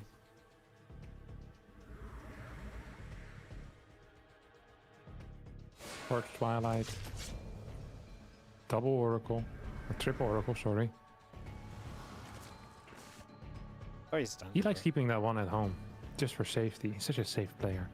He really is the coolest. 4 adepts stay on the map for now. There's 2 oracles with it. They're gonna revelate these queens. Honestly, Solar once again going without the +1 Evo chamber. If I'm playing against Showtime and I'm a Zerg player, I'm rushing that Evo chamber every single game because you know he loves following up with Blink Stalkers, and +1 links are just very good against that. You can stay on a little bit of a lower gas count. 4 drones are gonna end up falling here, and 1 adept will go down too. Spores will keep the mineral safe against the double oracle terrorism that we so often see. The drones right now are going to be quite happy with how all of this went. We see 12 more on the way, and Solar will be at the drone count that he so desires. 4th base should come down. I like this game more, but I would have loved it if at any point Solar would have built a faster Evo chamber. Just got him +1 on the links. I don't understand why that's not the case. Just feels like you could have gone away with it, right? Without slowing anything else down. So. Yeah, I mean, you're obviously gonna, you know, you're gonna have slightly worse eco because you're sending a drone in that Evo chamber. You're spending, you know, you're mining a little bit more gas as well. But I don't know. If you know that, like, Showtime is a very standard player and he likes to repeat what he's done before. You'll throw in the occasional all-in, but if you struggled last game against his standard, he's probably gonna, you know, deploy the same type of strategy again. Mm-hmm. +1 links are just better against it. Ooh. Solar wanted to come in with a flank. There's 2 stasis wards there, so he needs to be careful. Because before you have roach speed, like, roaches are not actually that great against blink stalkers, right? You just get targeted down. You can't really chase, you can't really win. You're gonna need high link counts anyway, and right now we're just seeing a lot of roaches off 68 drones. This almost feels like a roach all-in. The only thing we're missing is overlord speed. Oh, there we go. Well, get that going. And we get ready for some aggression here in the near future as Showtime sets up into his future tech that will help a lot. The Temple Archives and the Robo Facility, of course, so getting set for that very shortly as these few Stalkers step up and a couple of those roaches begin to go down. Yeah, I mean, this is what I'm talking about. If you don't have a lot of links, your roaches are just going to fall until they have roach speed. Like, you just can't get in range of these Stalkers. There's a bunch of links just idling on the right side of the map. They wanted to go for a drop into main base, but Solar needs to think about staying alive and not losing too many roaches before the fight starts. He's only lost 2 so far. He's gonna lose a morphing roach here. I mean, Showtime sees the lack of drones on the 4th, and every single alarm bell should be ringing right now. This 4th base out of Showtime is a bad call. Yeah, sort of thing you don't want to be spending money on right now. You got to play defense. As you have the first dropper lord, just going to have 8 lings inside, but could already be a good distraction. Could force Warpins out of position. A lot of ways just to start pulling Showtime apart here. And Showtime Getting closer to charge, that will help a lot if you get there. Like I say, that drop in the main base is going to be a little frustration as Stalkers and Archon. And that's basically the army right now, so we got to get a lot done with this. We do have Oracles dropping the stasis walls to try and help. The Lings will attempt to go in toward the natural, but so far no success there, as the Adept is going to hold that wall very nicely, and the Roach Ravager is left to face off against the Stalkers. We do deal with the Lings in the main base very comfortably too. No probes dying. Solar is going to try and work his way through the gateway. Open up the wall, and this natural could open up a lot of opportunity for you in the long run. I like that Showtime's even getting a cannon up on that natural as well. An extra bit of defense for that position as he continues to blink back, letting his units do what they can. He just energy overcharge one of the batteries here to give it a little bit more oomph, a little bit more healing on these Stalkers. I think Showtime just needs to get these Stalkers from the natural involved as well, because he's obviously low on army supply. If you've got a bunch of units not taking part in these fights, it's going to be rough for you. Yeah. Showtime has a very high Stalker count though right now, and that is going to be an issue for Solar. He did manage to add a couple of creep tumors, so that's going to make his micro a bit easier. +2 is about to finish up. +1 armor is also about to finish up. Drop to the main base once again. 8 Lings. Oracles will move into position to deal with it. They aren't so useful in the fight. They could maybe throw down some stasis, but there's too many queens to really start targeting down these Ravagers. Solar's gonna max out soon. I think Showtime should not be sending in Zealots quite yet. They're basically just cannon fodder at this point, but you don't need to do that. He's gonna warp in a couple more. Ravager Biles are gonna take him out. Does feel like Showtime is slowly but surely pushing through this, although his supply is also falling. Do we have a new overcharge? Yeah, we're gonna have a new energy overcharge, maybe on a sentry, maybe just on another battery. With a sentry, you could perhaps try catching some of these Ravagers. We're not seeing it quite yet. Main base double Oracles are idling over there. Stalkers are pushing back these Roaches, but for how long is that going to be viable? As +2 ground weapons finishes up right now. We have an Immortal that is about to pop. So it is 2-1 versus +1. Showtime is down 60 supply. Has a fort base, which hasn't mined yet and is practically useless. I really think getting a couple of sentries is worth it in this case. Even if they get biled quickly, you might just be capable of getting 1 or 2 extra units or pushing away a couple of units. The Stalker micro is phenomenal, by the way. I'm all the way zoomed out, and it just looks like Showtime is microing everywhere. Continuously pulling certain units forwards and backwards. Without the wall and the natural, you can kind of go back and forth in that position a bit more easily now as well, funnily enough, as a new Immortal going to be popping soon. There's going to be a second Immortal in this army. That's big. A little move command on the Stalkers on the left side. A couple of Zealots get charging in front of there as well. And Showtime, it feels like he's so close to kind of holding this off, but the supplies are increasing. I mean, Solar's about to be maxed out, so despite all these trades, he's still staying completely maxed pretty much. Showtime just needs to try and keep on hanging in there. You're right, that +2 attack likely going to help. The Stalkers warping in. Good corrosive bars towards those. I mean, we get another Immortal on the way. Extra Stalkers warping in too. Showtime just needs to keep on holding on. It's just a question of, again, how realistic is that going to be? Can you keep doing that? I mean, he's making a pretty good case for it, but there's just so much Zerg. There's no more queens. Oracle's gonna be huge right now, still has a lot of energy. I think he overcharged it. He's rebuilding another Oracle, realizing what just happened. All of these Ravagers are super vulnerable all of a sudden. 10 workers are going down. That's not the end of the world. As long as Showtime keeps his main army alive, he has a fort base, he can quickly rebuild stuff. This micro has been phenomenal. A third Immortal is out here as well. Don't forget that Solar is super all in with this. And just being up 12 workers when you're down 2 upgrades is not going to be good enough. 2 queens now make their way across the map. So Solar is going to reinforce his position. I really think the next energy overcharge should be on a sentry. I know I'm starting to sound like a broken record here, but it's so useful to just have a couple of these force fields in if you have a full range army. There are currently no Stalkers on the left side. That means that the Oracles need to deal with this. Showtime is miraculously staying alive. But I'm not sure for how much longer. Yes, he has 4 Immortals. Yes, he has better upgrades, but the bile count is insane. These Oracles are out of energy at this point. Yeah, GG's gonna get called. Showtime is just gonna leave. There's a couple of things I think here that he could have done. He either could have gone for faster, more Oracles, or just try to hold with some sentries and see if you can get some force fields, see if you can catch portions of the army, so you can get slightly better trades. And of course, I mean, the fort base, the second forge, these are things that if there is a very serious all-in heading your way, theoretically you should not be, you should not be getting a fort base if you're being all-in of 66 drones, right? No. Definitely, yeah. I mean, when it gets so close to the end as well, like, those are the things that make the difference, right? So, yeah, definitely. Very long fight, though. Holy crap. That fight lasts for like 5 minutes. Yeah. No, it was like non-stop. Like, I didn't really believe like he was going to hold, and then just went on so long that usually if it goes on that long, it's like the Protoss is kind of bringing it back, right? Because the Zerg is so committed, and the Protoss can get a couple of tech units up and so on. Which just was not quite meant to be on this one, but man, great attempt of defending. Yeah. I mean, it was impressive. Yeah, it really felt like he was a little bit late to understand as to what was going on. He had full vision on the fourth base the entire time. I think he knew that was the only hatch that was there. Like, there was no fifth base, you know? And if you see 0 drones and roaches this early in the game, like, alarm bells should be ringing so fast. Like, he had scouted 0 drones and he threw it on his fort. That is a mistake. If you get into that fight and you have like 6-7 force fields, I think it's a different story for sure. But wasn't the case. Gonna go to Ultra Love, final map. Let's see if Showtime can take it, or if Solo can take it down. Obviously, look at this group and say you pick Clem as a favorite to maybe just win it all, right? Showtime Solo is pretty important because that becomes like a second, third place matchup, a little bit of a safety net in case one of the series goes wrong against Ryung and Manus. So, pretty important series here between these two and the overall state of the group. As it's 1-1, the bottom left is Showtime, and the top right, is Solar. Ultra Love the map. Our final game of this series. Yeah. A couple of black holes on this map. Vortexes? What do you call these? This is black holes, no? Where, sorry? Like the middle of the map? Look at that.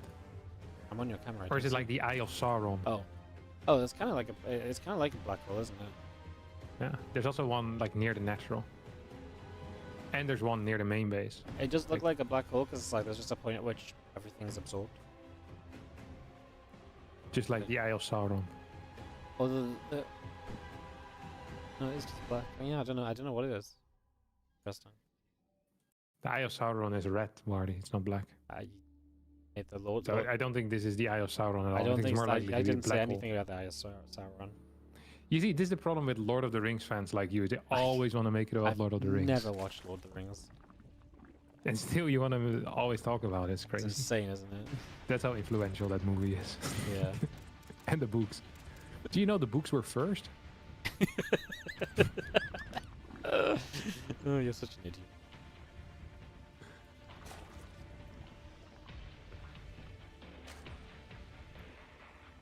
Yeah, cybernetics are coming out. If I use my powers of looking into the future, I think we're gonna see a Stargate here.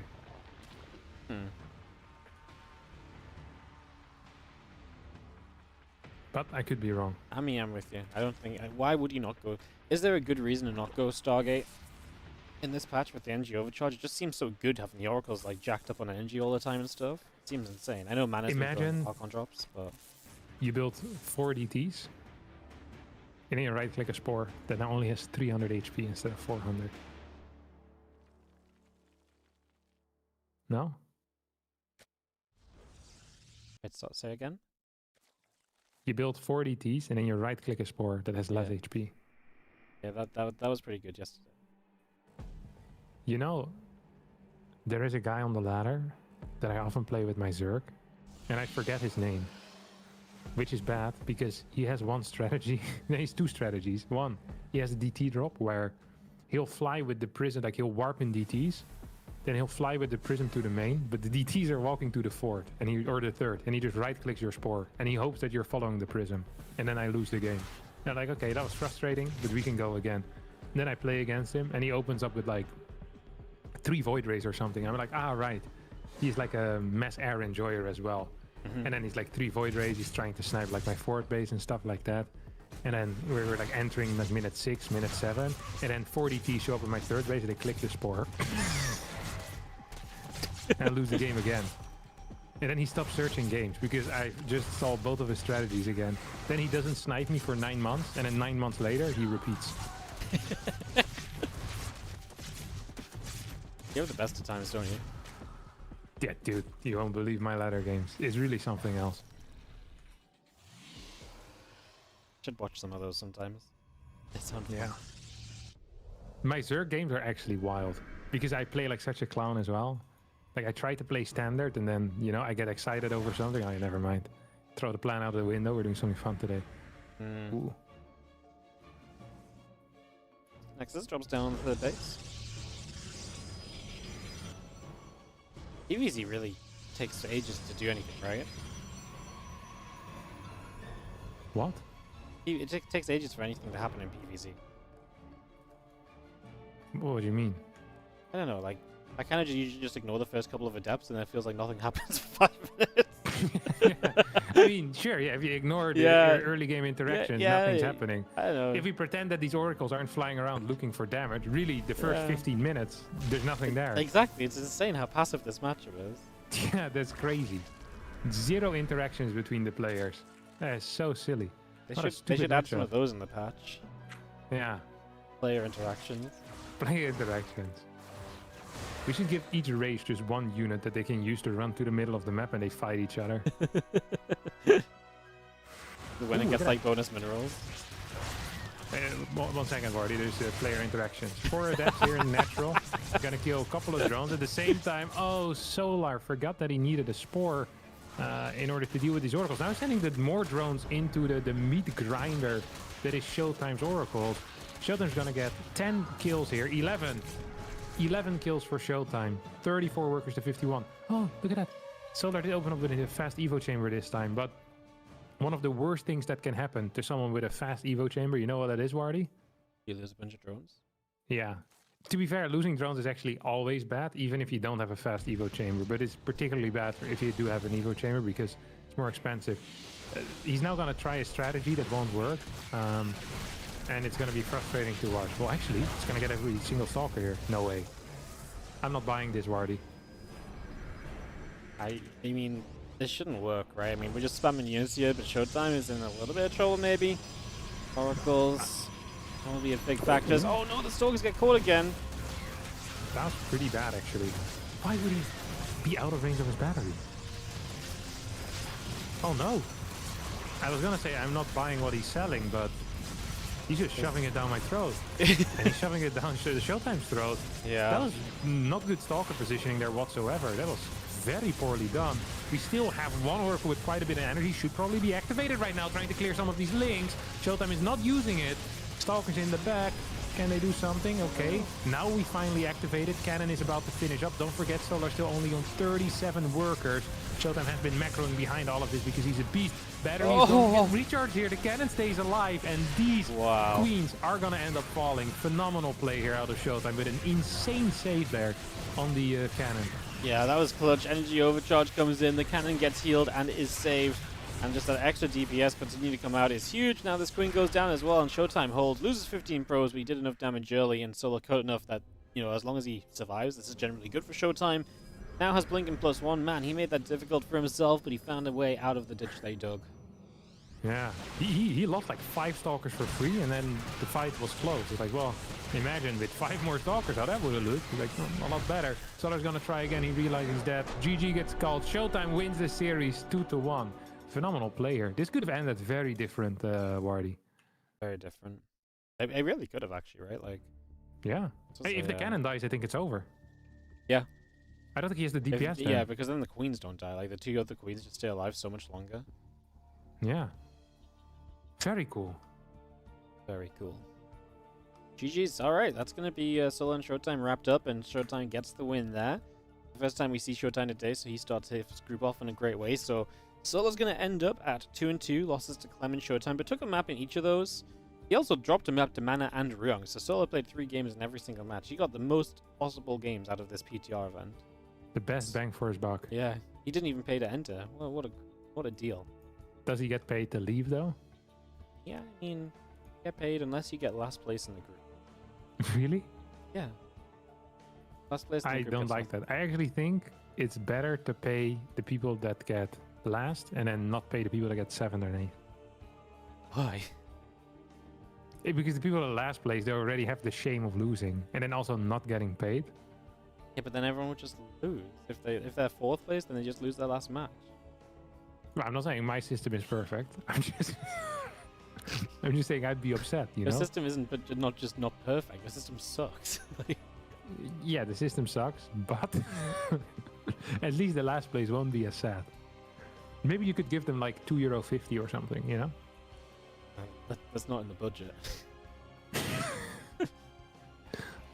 Take it away from the first place. €5. 5 Give it euros to the each for other last guy. place. Give it to the little guy. But that's why the first place people just go on strike, man. They don't play the playoffs anymore, you know? Yeah. Hate Alright. to see it.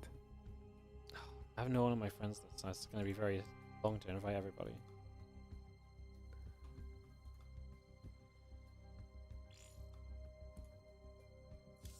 Wait, we're already in the next lobby?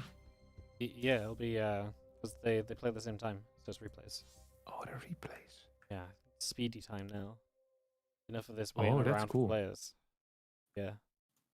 Now we just have to wait around for the casters. Well, yeah, because there's lag on inviting people to lobbies, so it takes ages. Yeah. Yeah.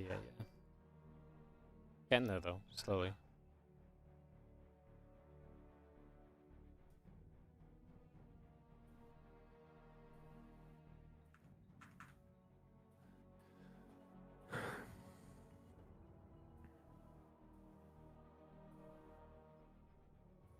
Okay, we got everyone. Nailed it. Alright, yeah, you excited for this PvP? Yeah, I am. You know why? Because PvP is very different now?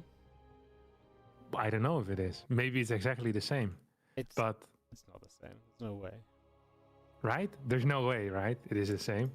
If we're gonna see someone play the same as before, though, guess who it would be? Max Packs. It would be, yeah, oh, actually, Max Packs and Showtime as well. And Showtime? Well, how did Showtime play PvP before, if you had to summarize? Because I wouldn't say there was like a specific way he played. Yeah, I don't know either. Well, actually, no. Okay, let me tell you exactly how he plays. Okay. Showtime likes build orders that give him a standard mid game. Sometimes with oracles, sometimes with blink. He doesn't like robo as much. He also doesn't like being overly aggressive. He doesn't enjoy proxying. He's actually a very bland opener. You know, it's not interesting. There's no spice in there ever. He's not a proxy robo player or proxy Stargate player. He scouts and responds, and it's kind of boring. But what is very cool that he does is that his mid game is extremely powerful. He likes to get 2 immortals, +1 attack, charge, 1 or 2 archons off of 3 or 4 gas. Then he moves across the map and he kills everyone that's worse than him. Now you might be wondering, how does he do that? The other people also don't quite understand why they keep dying. That's what I can tell you. Like, he just walks across, he'll be building like a fort base, and then boom, he murders you. Very low worker count often, like 63, 60, sometimes 57, that type of vibe. You know, it's really low on the workers, despite having a fort. So sometimes you see his fort base, and it's pretty quick, right? Because he doesn't have a fort gas, he doesn't have the probes for it. And you're like, oh, he has a fort base. Let me build a fort base, and let me already build some probes. So I'm ahead in the probe count. Once my base finishes up, boom, your base finishes up. Who's there standing outside? It's Showtime. He's here to kill you. And he does. And you're out of the tournament. Now, some people fall for this all the time, but the last time Showtime played a PvP and lost was actually against a genius Protoss player that figured all of this out and beat him instead with superior mind games. Who that player was? Harston. You've guessed it right. That was what you were saying in your head. Yeah. That was a big answer for someone who originally started with, I don't know. No, I wasn't sure if I wanted to show you the back of my tongue, you know? Oh, I see. But I showed it anyway now. All my deepest secrets. Can you say it in English, showing the back of the tongue? Back of the tongue? Yeah. It's basically that you're revealing all your secrets. Showing the back of the tongue. It sounded like a saying, so I was just going to go with it. Yeah. We use it in Dutch. Yeah. It's a very good one. I showed the back of the tongue. Show the back of the tongue? Yeah. I don't actually know if I've heard that, but like, it makes sense. So. Yeah. It feels normal. Yeah. I would have just assumed I was being an idiot if I didn't understand. Look at this. Showtime with a fast sentry. He's not overcharging his sentry, this is obviously low test. Mana is gonna proxy. I don't know what he's gonna proxy. 2 gates? 1 gate? Is this just 6 Stalker? It has to be. It's 6 Stalker and then double Warpin.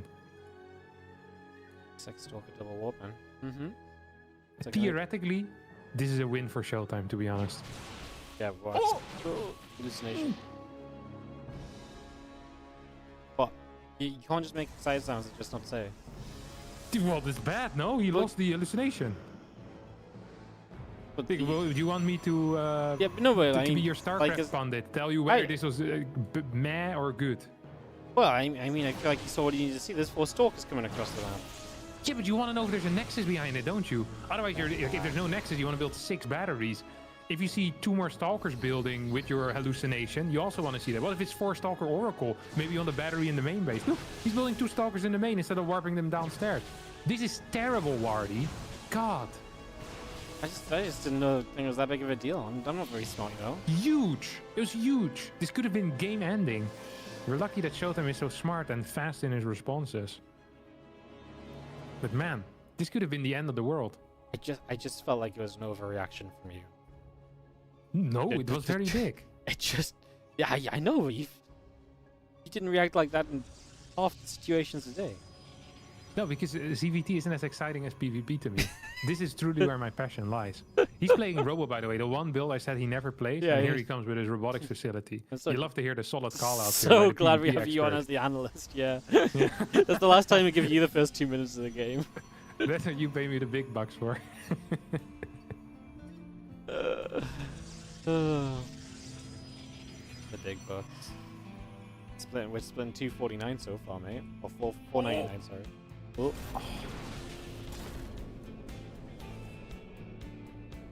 This is really bad for mana.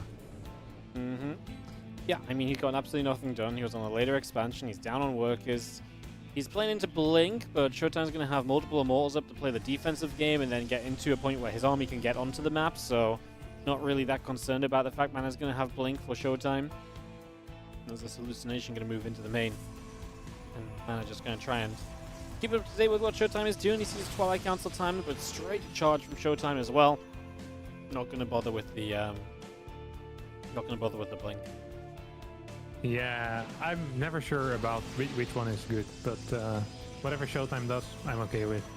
It's going to have 2 Immortals, a bunch of force fields. Now, what can happen is that if your Immortals get isolated from the main, from the core, is that you lose 1 or 2, but nah, this is -1 Stalker here for Mana. It's going to lose both of his sentries as well. Might kill the sentries of his opponent. Don't forget there's no super battery here, so these interactions are a little bit different from how they usually are.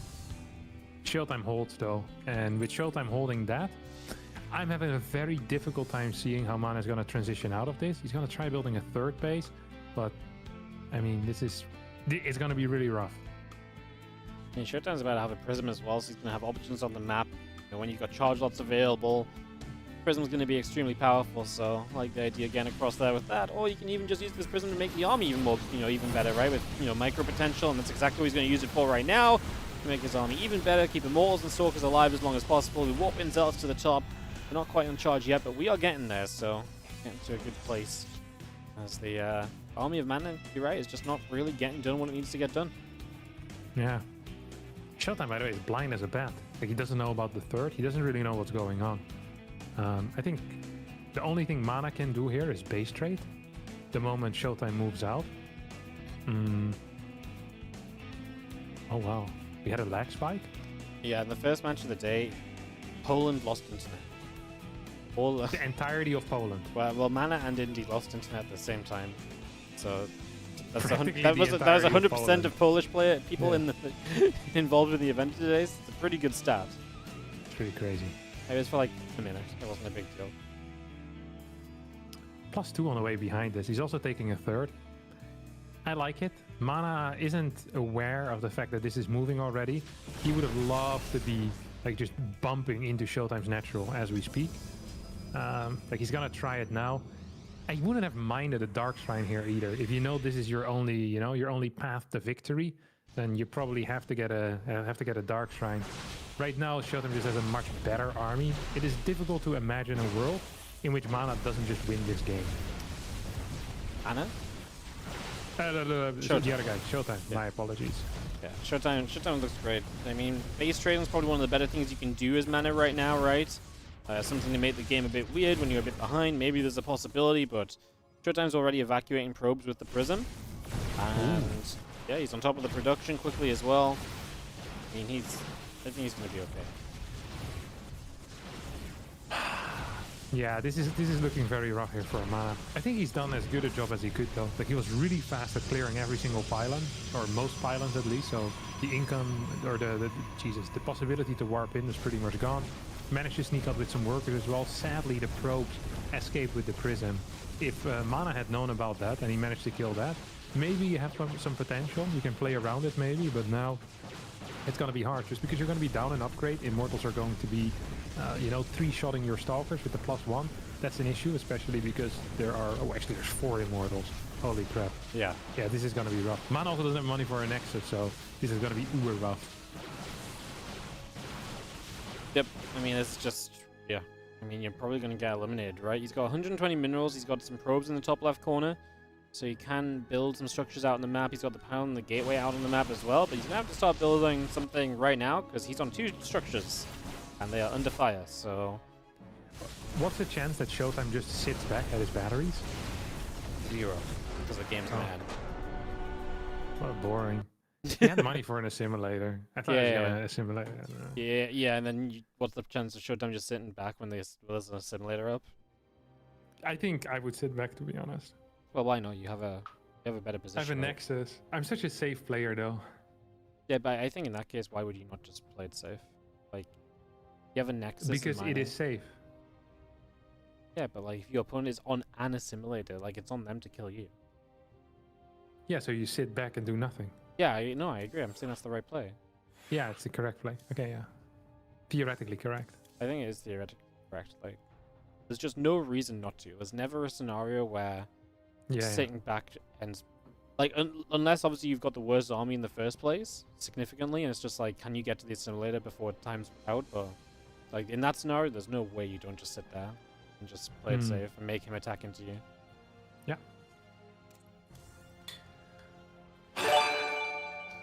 Yeah, just to reiterate to everyone, these games are replays because we play 2 matches at the same time. So first 5 matches were live. During those 5 matches, 5 other matches play. And we're casting those replays now.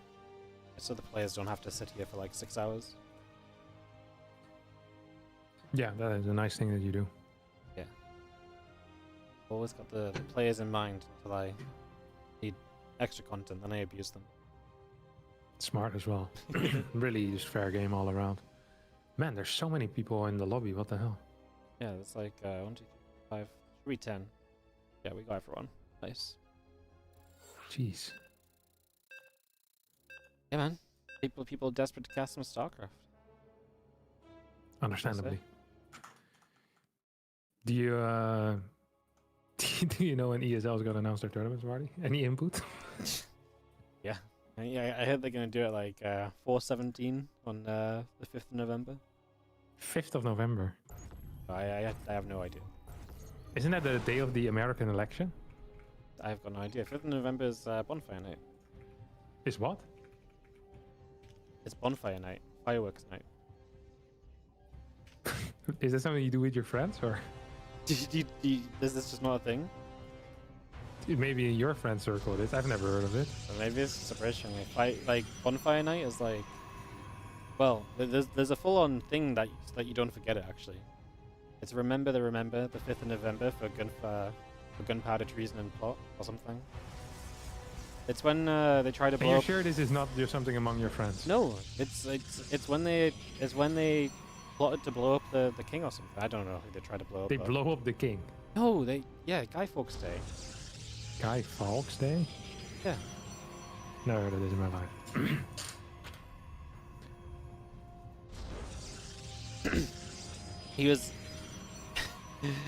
He was a member of the English Catholics involved in the failed gunpowder plot,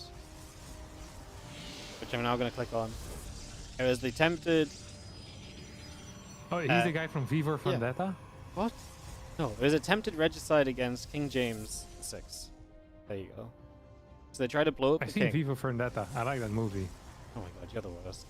You should watch it on Global Bonfire Day. Right, TLDR, someone tried to blow up the king, it didn't work, right? And so now we blow up fireworks. Instead of the king.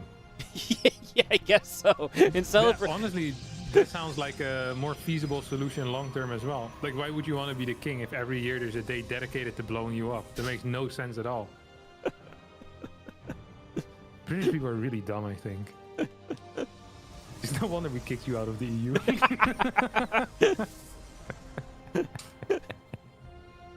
Yeah. I hate those guys. Freaking Brits with the bonfire, blowing up the king. Ridiculous. I can't believe you didn't know this. No, never heard of that. You've never, like, really? No, I've never heard of that. No, I don't do this with my friends. I think I liked fireworks when I was a kid at New Year's. It's not something I do with my friends. This is like a national thing. You just do it alone? No, you there's like massive like parties and like. Yeah, so you do it with your friends, no? Well, I mean, I guess so. Yeah. You go to fireworks shows and stuff, yeah. Yeah, I don't do that. Crazy. Yeah. It's kind of like a 4th of July, but for British people, or what? So apparently it's dedicated to burning the guy who tried to blow up Parliament, but that just turned into them having fireworks. Ah, it's pretty tight. Yeah. And this was against the Brits. Yeah, there was an English guy tried to blow up the English king. Make it make sense. All the infighting, eh? But look, I can't make it make sense.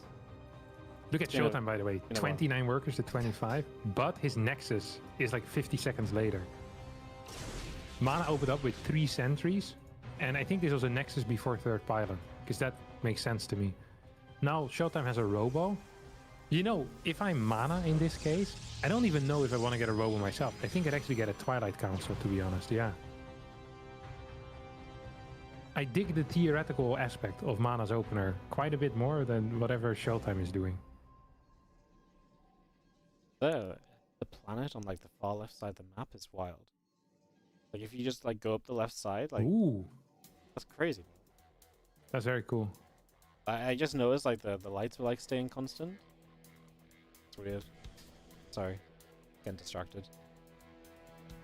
There is a thing there, like crystals. If you go to the very top left, and you can see like the crystals change colors. Oh yeah? It looks really cool. Just shift it a bit. Very top left. You see like that rock with the crystal sticking out next to the spaceship? Yeah, and if you zoom in and out, they change? Yeah. Yeah, because they're like see-through, so they're picking up the different exactly. Like it's translucent. Huh, that's cool. It is. Actually are they like fake minerals? Like, they look like minerals, but real minerals aren't see-through. I don't think you can mine them. No? Well, next time someone tries to buy an STV off me, I'm going to make sure it's, not see-through minerals. Yeah. Fair play. Alright. I really paid no attention to this game, sorry. Nah, but it's fine. I kept my my eye on it. But yeah, Robo into Force Rider. Really same build here for Showtime. Mana's going to have a much faster 3rd phase. Had pretty good early game eco, but now is unfortunately supply blocked. This is going to cost him his lead, actually. 62 out of 62. It's minus like 3-4 workers off of this supply block. Maybe even 5 workers. And it's so important that he gets those workers because he's the one that is going for a faster eco lead, right? He's basically delaying his upgrades a bit. He's delaying some gases just to get like that fast 3rd base and kind of, overcharge that mineral eco. He's not doing that because of that supply block. So this overall was not great. Like the advantage he had isn't really there. It hasn't materialized. He's not going to be up 4 or 5 workers. He's just going to be semi-even in workers. Loses a Stalker here instantly as well. This is a bad start for Mana all around. Yeah, looking pretty rough for him so far in this game too. Down a game as well, so needs to win this to start kind of putting his position in this group right, as he obviously lost out to Soul already. So, yeah, important one for Mana and not looking great so far. Temple Archives coming through on both sides and enable us to get into some of those Archons. But yeah, Showtime is doing this off of just, like you say, the slightly faster upgrade, slightly faster setup here and there. And yeah, we'll be trailing in with economy, but that was kind of by design. Hallucinates an Immortal. Always love that. Yeah, true.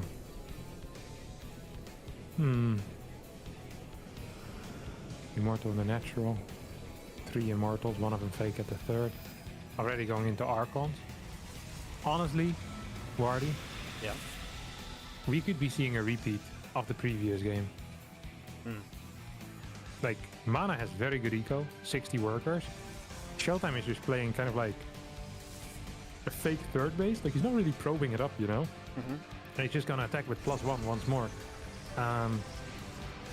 Mana is absolutely, dude, he's a fish here. He's biting the bait like a madman. Like he's building his own fort base. He's gonna be up like 35 workers if he continues like this.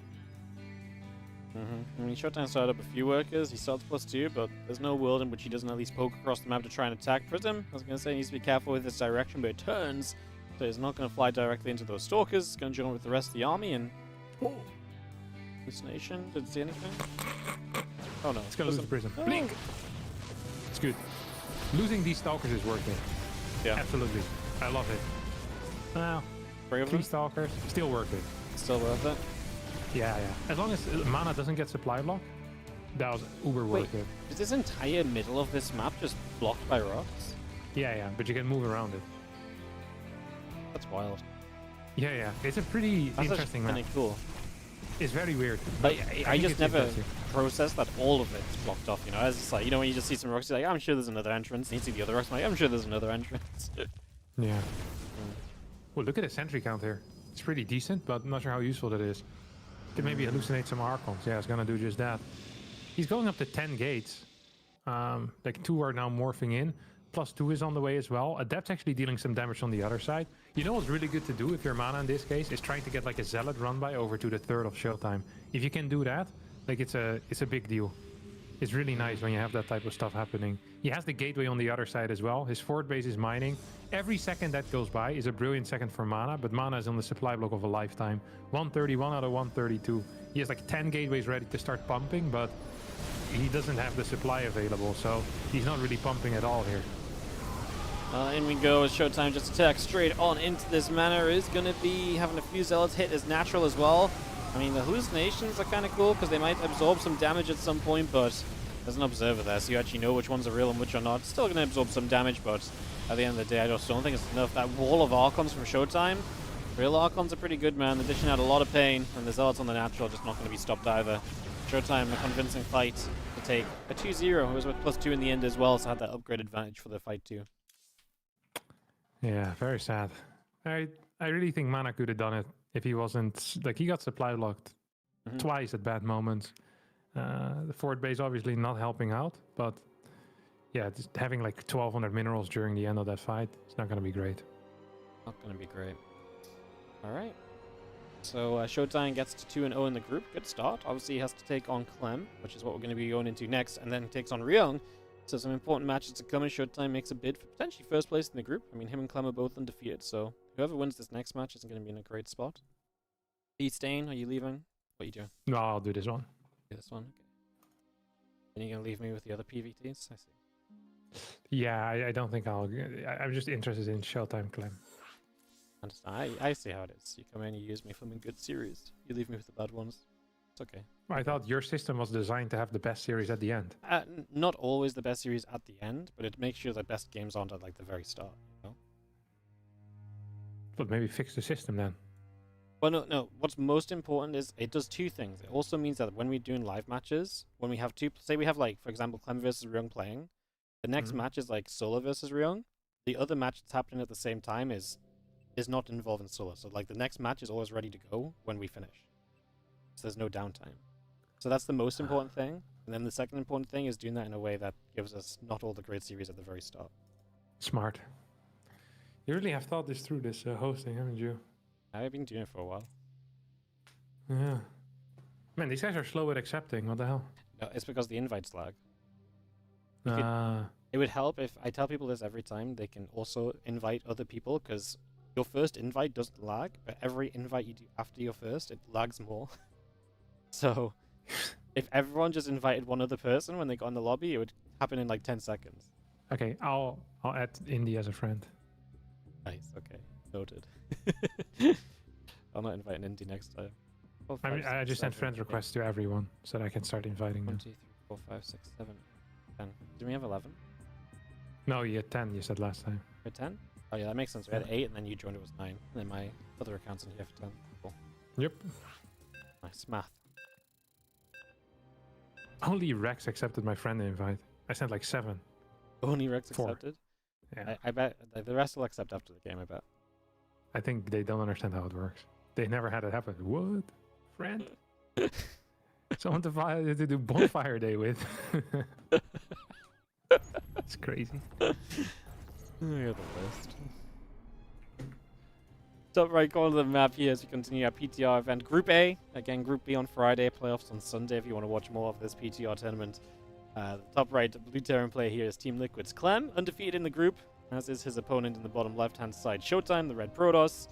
Showtime's been playing great games so far, hoping that continues here to give us a great PvT. Yeah, I hope so too.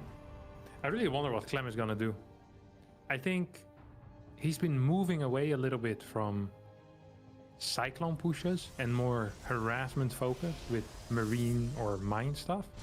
But, you know, when push comes to shove, when there's skin in the game, let's see if it's still going to be the same. So he's moving away from Cyclone pushes just into more like mine drops and stuff again? Yeah, I don't know why.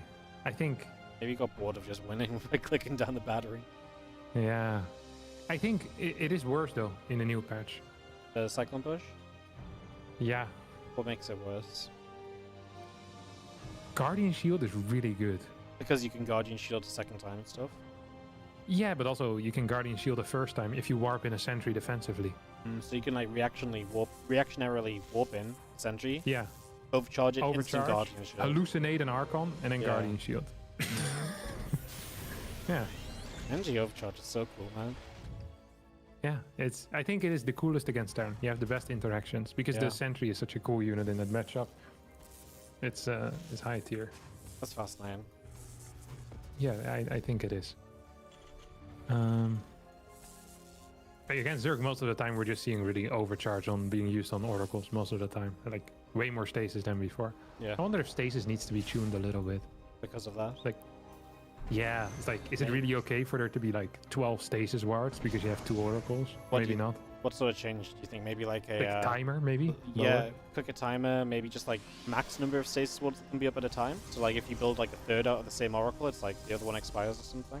Yeah, but that feels weird, you know? They need to remember which oracle cast which stasis. So just maybe like a shorter timer on the stasis wards? Yeah, I think so. That sounds better to me. But maybe we should just keep it in for a little bit, make him suffer. I don't mind it. Yeah, maybe it's not that bad. Ooh, look at that. Adept Sentry here for Showtime. So that's a change up already. Fast battery here coming in as well. Showtime scouted that it was double gas and follows it up with Twilight Council on the low ground. Clem really wants to scout this, by the way. Like, it is vital for Clem to get this piece of information. Try and poke around. There's the energy overcharge on the sentry. And so it pops a hallucination out across onto the map. So he's going to go get that information. He can continue to gather energy on the sentry nicely. I think he'll actually build a... Wait, no. I was going to say he might still build a Cyclone now. Very often when Clem sees the high ground wall, he'll build like a Cyclone and then go across the map with like mine, 6 Marines, Cyclone, and then just go for the pylon on the high ground. And sometimes just instantly win the game. It's really difficult to defend that for TOS.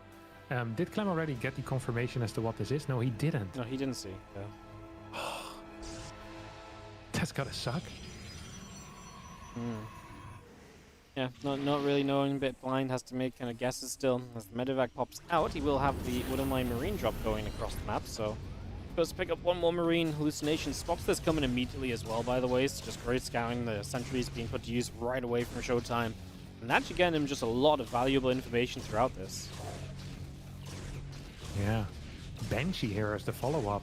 And the Hallucination is so keen on tracking this medevac, but not so keen on going for the scout to see what's coming in. He's skipping the robotics facility, which is becoming more common in this matchup because you have such consistent scouting. And as a result, Banshee should be worse, but you're still gonna need some type of detection against this. And if he wants... Okay, he's gonna get a robo a little bit later, but he is gonna get it. We don't have Blink done yet. The moment that Showtime here comes to defend his third base, Clem probably wants to pick up to the main. We already have 1 Stalker in anticipation of that moment. 2nd Stalker, 3rd Stalker now being warped in. 6 Marines and a medevac against 3 Stalkers. Who's gonna win this? I think the Stalkers will be just fine here, Wardy. Yeah, we're gonna lose 1. We're gonna dive. Looks like he wanted the medevac, but the medevac now too low. So these Marines will be stuck. We lose 1 Stalker. I think this is fine. There's a nice usage of the Hallucination as well, using that on the Wooden Mine, and then obviously dragged it onto a couple of Marines too. So all around good defense from Showtime. Holds on, doesn't lose much. Banshee now on the way. Robo is not done yet, so we are missing a defense against the Banshee. That's going to get a lot of kills if he goes straight in with it. Yeah, he's going to get a lot of kills. That's a problem if you skip the Robo. We're going to see an Observer pop out here. Needs to be chrono boosted and sent into the main. Clem pre-cloaks. Observer is gonna come out in about 10-15 seconds, but this is gonna cost him 3-4 workers already. This is already serious damage, right? 5 workers and a full pull. This is not just pulling the probes away for a second like that, all the way onto the natural. And we are going to be seeing them have to go all the way back. The Banshee is still alive here as well, so the Banshee gets 5 kills. Massive probe pull, gets out up the left side. He's going to turn around for another probe, but sees the Stalkers, so will not commit. And now the Marine tank push starts coming down the center. Yeah, we have 2 more gateways as well as a Roboway coming in. I think Showtime is going to be in a little bit of trouble here. His battery on the 3rd is very far back. He's trying to hug this ramp. There's no observer with this army. That means that this sentry is going to be in some trouble. Double force fields at least to try and delay. It's going to delay the tanks a little bit. No, never mind. There's a medevac here. Clem is going to be capable of elevatoring over this. 78 supply against 88 supply. Clem behind is already getting stim and +1. So this is a pretty committed push. But as long as he doesn't get completely wiped off the face of the earth, he's going to be just fine. Stalkers playing forward. This is their moment to make a play. Marines going to capitalize on the fact these Stalkers can't blink out of trouble. You get a lot of Stalkers. The tank shots onto them just really softening them up, and that's a good amount of Marines left over. Now, of course, you can't really chase playing Stalkers, but the damage is kind of done. Banshee going to try and move the bottom and take some of the Stalker attention away after that, and it means that the other Stalkers have not been spoiled properly, so Clem continues to trade well. Marauder showing up also. It feels like he got so much out of this. Yep, he did get a lot out of this, and although there's no combat coming up quite yet, we already have stim in 25-30 seconds or so. First Colossus will most likely be out at that point, but the question that I have is, how is Showtime going to follow this up? He has 61 workers, he is massively supply blocked at 85. How many active Banshees do we still have? We still have 2 active Banshees as well, so you're losing 6 supply, maybe even 8 or 9 supply to these Banshees. You might end up losing a worker or 2 as well, so it's just not great. We have the stim bio now coming in forward. Could stim in, Colossus is going to show up soon. Could potentially right-click the Nexus, or could go for a pickup and try to aim for the main base. Could control there on the Stalkers. Do you see that? This is really difficult while you're also busy trying not to die against the bio. You get a pickup, he's going to go to the main base. The wall is actually going to hurt him now because the Colossus can't walk up. I think that Showtime's going to be in some trouble. He'll need to recall instantly into the main. Yeah, into the main base he goes. Clem is going to get rid of the battery already. The Colossus is right in the worst position for the recall as well, so we lose the splash damage. Probably just game, because he's going to lose all these Stalkers. There's nothing protecting the main base. In fact, there's basically not an army left over. GG. Clem is going to take game number 1 off of Showtime, as he turns that bit of aggression into something that just never stopped and went the other way again. Sad. Sad. Actually sad.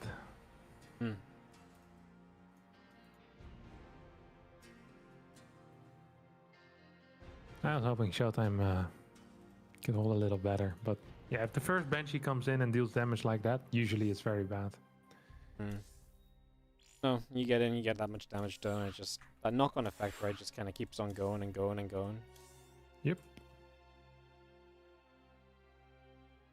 Alright, closing up game 2. I'll jump into this in a moment. It's going to be on Whispers of Gold. I think overall, kind of like the new maps. I don't know if it's just because they're different, like, but, you know, they just seem fine. Like, they seem good. Don't seem like, there's not one that stands out as like, oh, this is just dumb. Like, you know, sometimes we do that with the map pool for some reason, so... Yeah, I'm okay with this. Need one more player. Who is it? So bad. Okay, nice. Beautiful. Alright, let's do this. Thank you, Thor's Beer, for the sub. Appreciate it. Appreciate it too. When does the PTR patch go live for us plebs? You can play the PTR right now if you want, but yeah. When does it go live? Probably when they make some changes to it first. I feel like. I think it's gonna be like a couple of weeks. Yeah. Of testing. Yeah. Testing, some changes. Testing, some changes. Yeah, I think. I don't know how many waves of changes there's going to be though. Maybe I'd say at least 1, max 2. Yeah, I'd be surprised if there's gonna. You know, I wouldn't mind if the testing phase is longer. And you kind of start like you start with like a kind of a wild thing, and then you just can always scale it down. I think it's better than the other way around, you know. And so I mean, ideally they could just implement it and then just update the live a second time, just so everyone has easier access to it, right? But like the problem is once they update the live, they're probably not going to look at it again for like a year. So yeah. So yeah, like it's ideally I think we could play on this for like a month and a bit. Like we have nothing immediately coming up that needs to have like a great patch in place necessarily, right? Like Home Story Cup obviously, but Home Story Cup would be happy to play on a patch, so yeah, it's the right time to have like a longer testing period. Yeah, I agree. Harsbo on the Prime sub. That's like your brother. Instead of Who? Harsbo. Instead of Harstem, it's Harsbo. Very nice. Good nickname. Okay, Nick. High tier personality is what I've heard as well. Yeah. Wow. You know everyone, man. Truly. All right, let's see if Showtime has anything else planned for us. This is one hell of a Reaper wall as well. Is this just going to be 2 buildings? Is this walling? Surely it is. It looks like it. Nice. You still have a tiny jump spot though in the natural too. You see that? I can already feel Nico Rect slipping through my fingers 7 times. At least that makes the Reaper a bit more committed though, has to come in closer. And that's a pretty... Actually, it's a horrible place to Reaper wall though, because like that is so vulnerable to any sort of tank push. Because the Reaper wall, you're Reaper walling next to your natural, so they can take off the Reaper wall and be in position on your natural. It's sick, no? Yeah, I don't know. I'm mainly still thinking about the Reaper just jumping up there. It's still scouting what they want. Like, they always get in and out. Or they always, like, they usually die anyway if they want the vision, you know? Yeah. So I guess it's not the end of the world. I just hate when there's so many spots to have to cover. I think 1 spot is nice. It's easy, you know? Can oversee it. What did the Clem open here? Is this Marine Factory Reactor, second gas?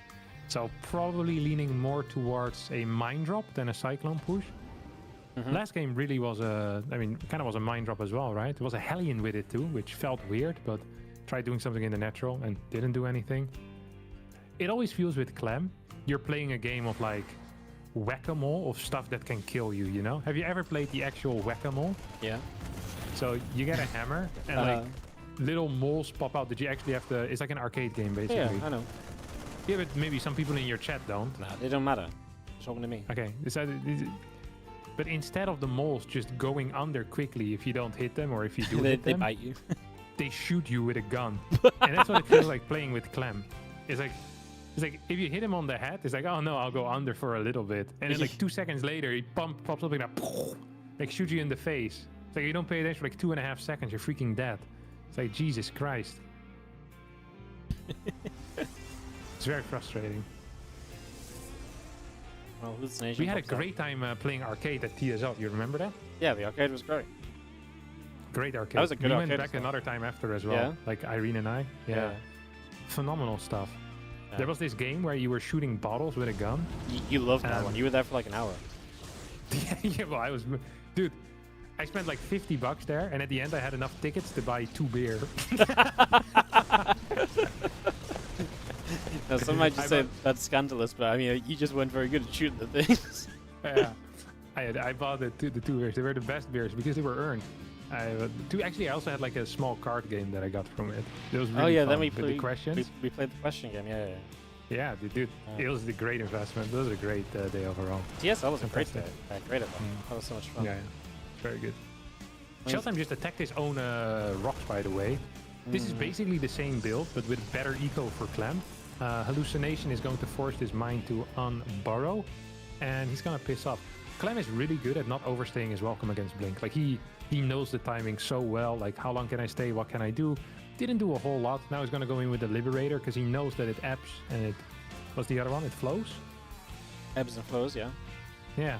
Now the Stalkers move out. They're like, oh, let's do something aggressive, and then boom, Lib in the main base. He's actually going for a second Lib. This is really rare. I almost never see Clem do this. Yeah, very much more committed than usual. Usually he's about that one Lib, getting a lot out of it and then going from there. But I'm just going to be seeing the Stalker's getting chased, Marines in a tank. Obviously, we lost the medevac, so it takes a bit of potential away from this. But the Lib's sieging up in the main base right now, and there's nothing there. Probe's not pulling. Finally, we're going to start moving some, but there's others that just, they think mining gas is more important than survival. And that ain't true. Stalker goes down as well. Awful defense for Showtime against that Liberator. Yeah, truly awful. Like, atrocious stuff there. They're really annoying to watch. Yeah, he was busy microing his stalkers on the map. He probably picked up like 2 Marines, but that's not quite worth it if you end up losing 4 workers and the Lib survived, because that means you need resources tied up in that main base. This push, it should not have been that scary. I still don't think it's going to kill this Nexus, but this is way more annoying than it has any right to be. Clem is very late with his stim, by the way, which is important to note. Yeah, could become impactful as we actually are going to try and unsiege and get away here. Showtime's on both sides of this, so the tank's getting chased. The other Stalker's trying to make something, trying to get away to the sides. Pretty decent from Showtime. Good force fields as well to grab a couple extra Marines at the end of it all. Not pretty bad decent. At all. This is the rewriting of history right in front of me. He lost 0 Stalkers. He killed a Liberator, like 7 Marines. He microed like a god. Pretty decent. Yeah, it's pretty decent, man. It couldn't. I don't think this could have been executed better. All of his Stalkers are in the red. Like, this is what happens with Protoss players. They legit play a perfect move, and even the casters, they can't allow themselves to give any credit. I knew it was pretty sick. You just jumped on me so quick. Yeah, pretty decent, he says. That's it. I was still processing how good it was, man. Like, I sell my soul to the devil twice to be capable of making this type of play. Pretty decent. All right, Robobay halfway done. Surreal. Prism is on the way. What's the gate count here? We're at 4. It's very low. It's very, very low. Observer is going to see this move out. Showtime should be here with his Stalkers, right? This needs to be delayed a little bit. A Marine or 2 needs to be pushed, needs to be taken out. Liberator is going to join the main base again, but Stalkers are in position. There's a Lib heading towards the 3rd. Stalkers are in position there. A Void Ray hallucination here is going to spot a decent area. I really think Showtime needs to have some Stalkers on the map as well to try and deal with this push out from setting up too quickly. Like, you need to be capable of taking out 4 or 5 Marines here before they arrive. That's what MaxPact is so freaking good at often. Just meaning it early, getting a little bit of value before the Terran can get in position, as a couple of pylons will go down on the outskirts. Showtime actually supply blocked from those losses for a few moments, so something to just be careful of. I mean, he is building extra pylons, so I think he knew about the possibility. Just was good to be careful. Uh-oh. Liberator managed to sneak in between the main and the natural. There was a Lib at the 3rd as well. This is just not looking... It doesn't feel like Showtime is in control, Because the moment Clem decides to attack, there's going to be Liberators hitting 4 bases at the same time. So it's going to be very, very scary. It is. I mean, especially when the problem with the Liberator being in the back of the main and natural is like you can just pick and choose, right? Like pick and choose which one and doesn't have defense on it. It's even more space to cover as the Protoss. So yeah, that Lib being there is super frustrating. Clem, he's going to step back for the moment. Starport number 2, Ghost Academy on the way, so he's looking toward the attack for the future. As his 3rd base is coming online. And yeah, obviously with Ghosts and the Vikings, this army just gets better and better for Clem. But right now, I mean, I still feel like he can do something before he gets that tech on the field. I still feel like he can get across the map and, have some pokes about. Yeah, killing, I think he wanted to wait until he killed the prison. He managed to do that. The recall was used, but not, it didn't go through. So he used it a little bit too late. There are 2 Colossus here, but with tanks in the back, I think he can have an okay fight. Force fields are good. Force fields are very good here. Showtime with an interesting fight. Clem is going to elevate her over this. This does not feel correct. A blunder from the young Frenchie. Showtime is not in position in the main base. This is what I was talking about earlier today, remember? I said, man, this seems like hell, this map, if you have to defend your main. And this wall is really not doing him any favors. Like, he probably just needs to clear that cybernetics core so that the Colossus can at least bounce between the 2. This is so freaking hard. What the hell is this, man? Look how big the main base is as well. You could fit like 3 more Nexi in here and it still wouldn't feel full. Showtime is gonna eventually clean this up, but this went worse again. This is...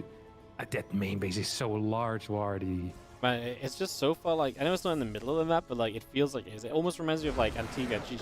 GG? Okay. I mean, he's down like... fair play, he's down 16 workers. Yeah, he realized how big his main was as well, so holy crap, I'm not winning this map. This map almost reminds me of Antigua Shipyard. No, Antigua was smaller. No. No, I don't mean like the overall map. I just mean like how exposed the main is to where the Terran wants to be anyway. Like, because the Terran's just pushing the front and they take a fight and it's like, oh, I can just jump into your main base from like almost anywhere. Now, obviously, it's not as extreme as Antigua, but it gave me that vibe. The defensive rotation here is insane. Like, usually, like, if you're busy defending your fort base, the fastest path is over the Reaper wall area. Like, by that time, he's bounced back between your main and third 4 times. Like, unless you're just in position with 9 stalkers in your main at all times, you just can't. This isn't your fourth, maybe. Maybe you need to line fourth, actually. Take a different base. Yeah, that's ridiculous. All right, I'm out. This game broke my soul. GG's, mate. Thanks. GG's, buddy. All right, enjoy. How many more games do you have today? 3 best of 3s. 3 best of 3s. Ryung versus? Ryung Showtime, Ryung Mana, Clen Mana. Sounds pretty good, no? Clen Mana is going to be interesting. Clen will have something, Mana will have something cooked. Yeah. Oh, it'll be fun. Some good matches coming up. Yeah, all right. Okay. Well, I'm out. You enjoy yourself, buddy. See you later. Oi. See you later. Oi. All right, guys. Hello, everyone.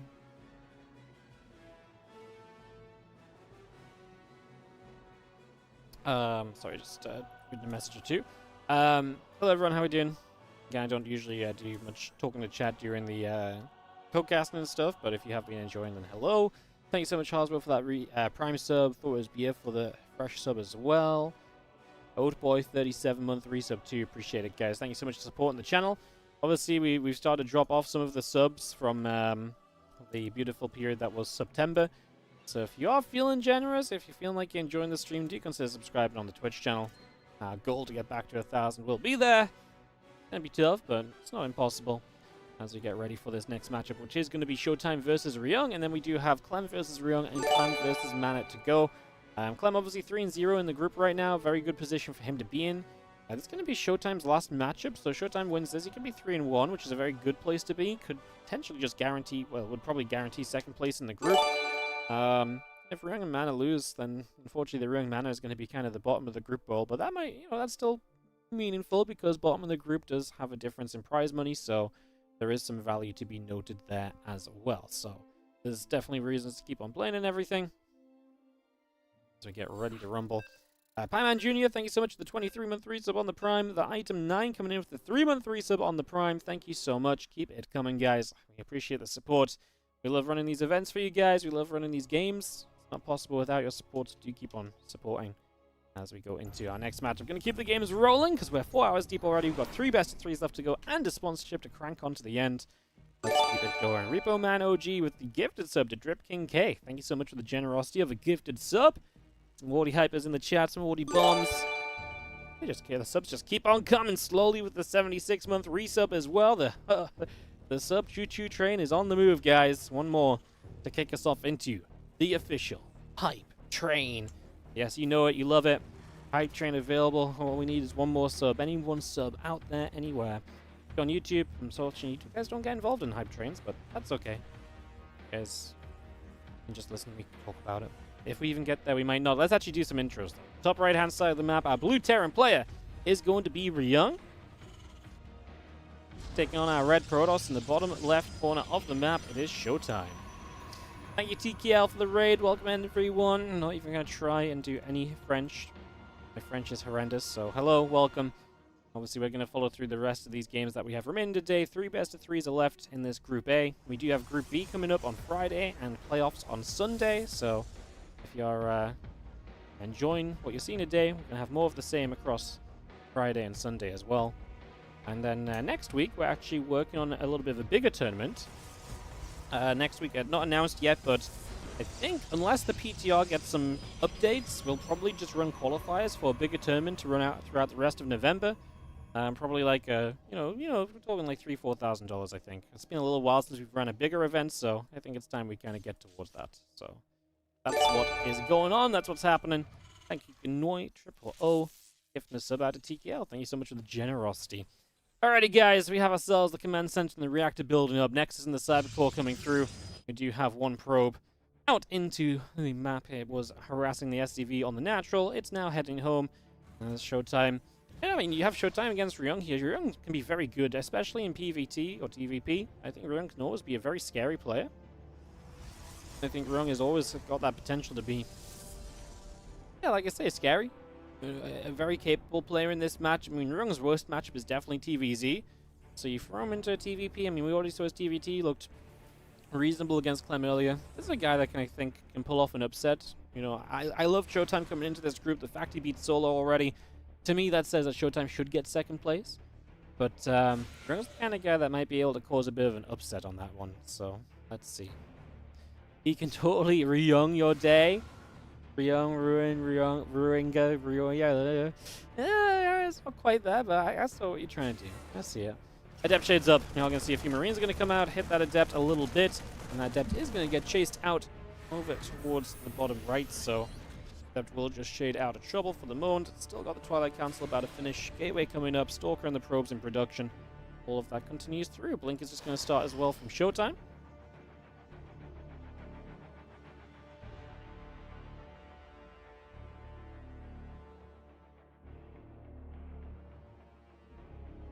We got a Cyclone, a couple of Marines still coming through. The Orbital Command coming up from Ryung as well. A few Marines are going to nibble at the Adept. Let's see another Barracks coming into the main base. The Tech Lab finishing up over there as well. And a few Marines are going to continue to sit around. And there's a couple of Marines. Cyclone coming about. Just going to have ourselves the Blink. Chrono boosting on the Twilight Council. A robotics facility from Showtime is going to continue through as well.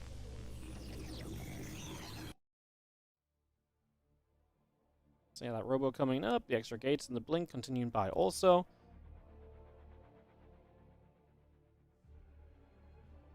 Impact building, barracks in the engineering bay on the way. Additional Marines are coming up.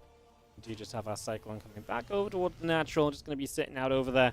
This barracks is going to drop down onto the Tech Lab and it's going to start up combat shields. So Stim and combat shields both on the way out. Getting those upgrades are rolling. The factory obviously done. So pretty quick 3 barracks. Obviously we get a Cyclone out, but no Starport super early. Super focused on establishing the bio play in this game and getting that underway and operational. 2 Adepts are going to shade forward here from Showtime, so they're going to move up just a little bit. Not going to go anywhere, just really looking to see if anything's already coming his way.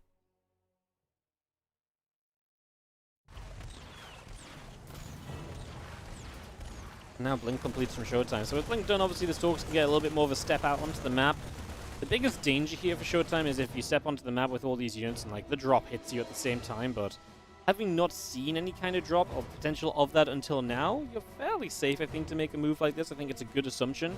It is 4 gates as well from Showtime, so he has warping potential at home, and you do want to be aggressive off of 4 gateways.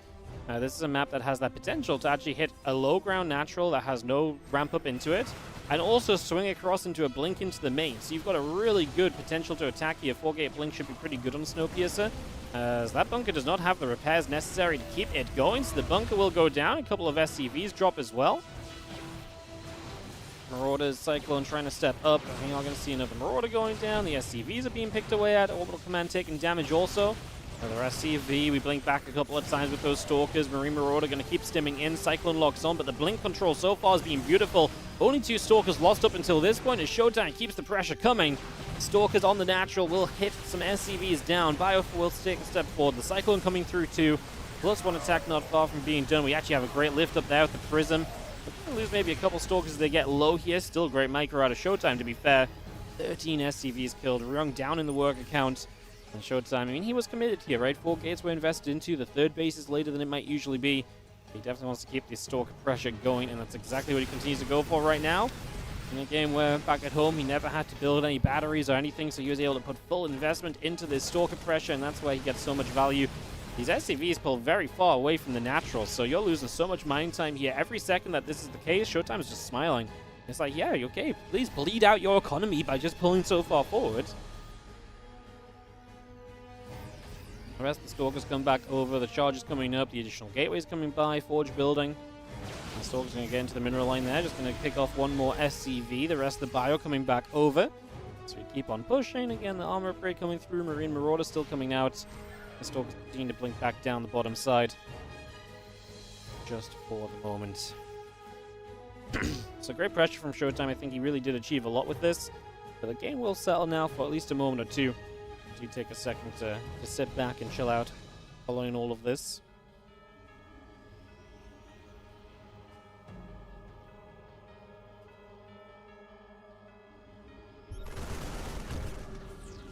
Nice spot on the observer from Ryung as well, though, as you have the Prism attempting to go into the main base, but looks like no love was found there. Showtime gets a medevac. Beautiful play. Again, just activity with the Stalkers and being rewarded for it. Setting up that pylon ring on the map as well so that his vision is pretty secure. He does have good ideas of where stuff is coming from. He's kind of playing the top side, so he's not worried up here. He does lose the Prism, though. Maybe worth putting a pylon over here as well, so just an idea of anything that might run in towards the fourth. We are going to start pulling back and set up. I mean, the Prism action shouldn't go too far. I kind of looked away from this. I was assuming they were just going to die. It took a little while, but they did kind of just die.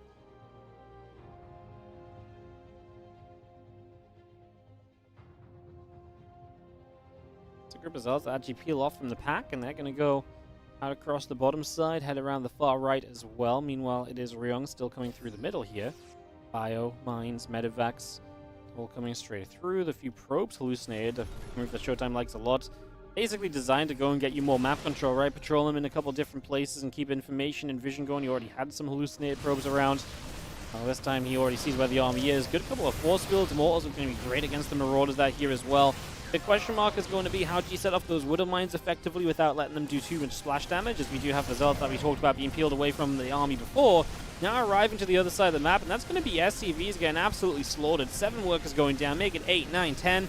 And, yeah, that's a very good attack, which also forces Ryung to pull the rest of his army away.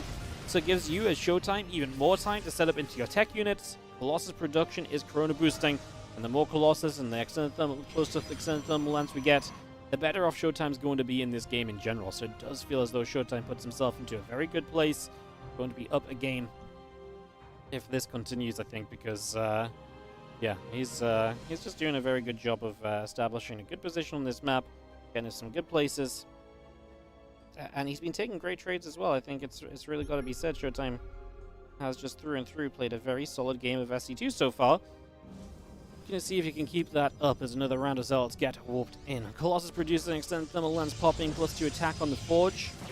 The Marauders there, hitting the Stalker. The Stalker just thinks back a little bit. The rest of the Bio coming in as well.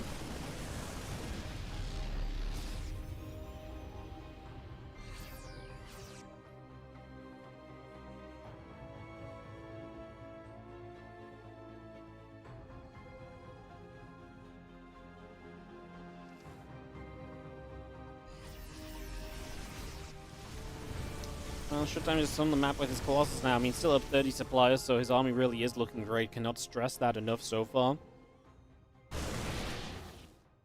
I'm going to come around the right. Going to pop the Guardian Shield. Going to come straight forward. Zealots looking to go forwards on that. Widow Mine getting shot up by the Stalkers. The Bio Unit's just going to stay there and just going to be continuing to go after the rest of this. Again, a couple of Guardian Shields already popping across this army. Guardian Shield's a huge factor a lot of the time, and set up those Widow Mines without much issue. Colossus getting into the thick of it straight away.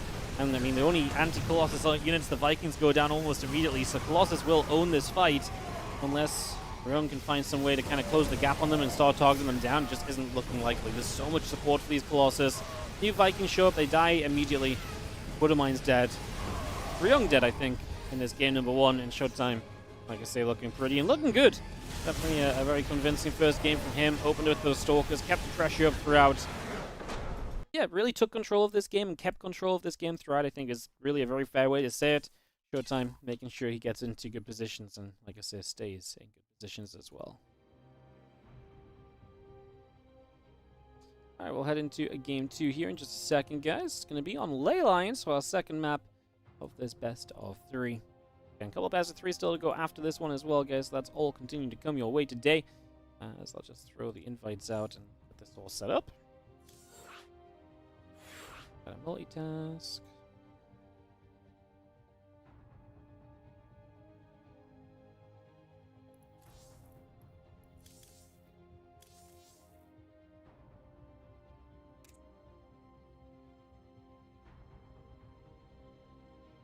Alright, let's try to give that a go. Cool.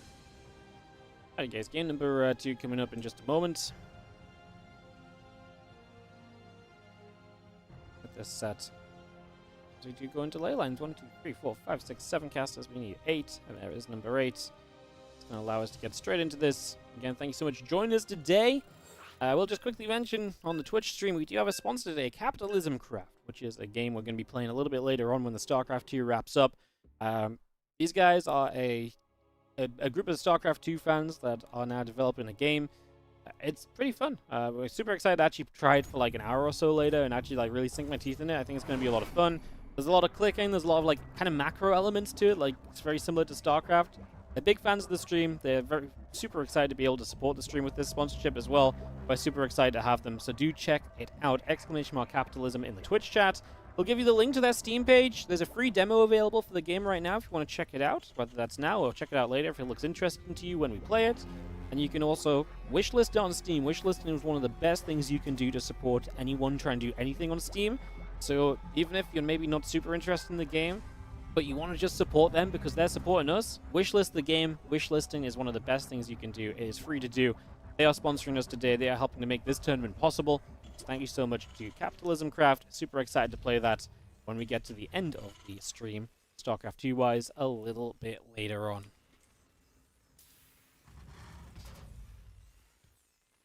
Top right is going to be, of course, Ryung here.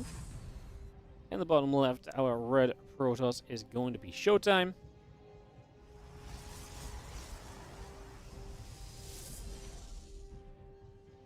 And we get into game number 2 of this best of 3.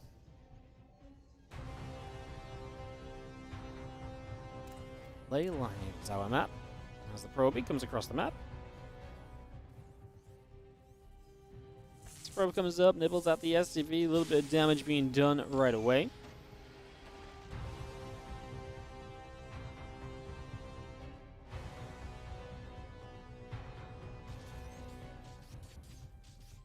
Kind of a big one right now. I really feel like Ryung needs to win this. I mean, if he loses this, 0-3 in the group, has to play mana next, battling to, you know, get a win at all. Obviously, then you're fighting over 4th place and $25 instead of trying to fight for, you know, a chance to advance to the playoffs. Just a reminder, playoffs will play on Sunday. First place of the group does advance straight into the semi-finals. Second and third places will go into a round of 6. We'll have 5 best-of-5s on Sunday to play out our playoffs of this tournament. We're actually really looking forward to that. I think that's going to be a lot of fun as the probe of Showtime pulls back down to the bottom left. Nexus is going to be finishing. The Adept and the Warp Gate coming up. We continue to get into play. That's the Twilight Council going down.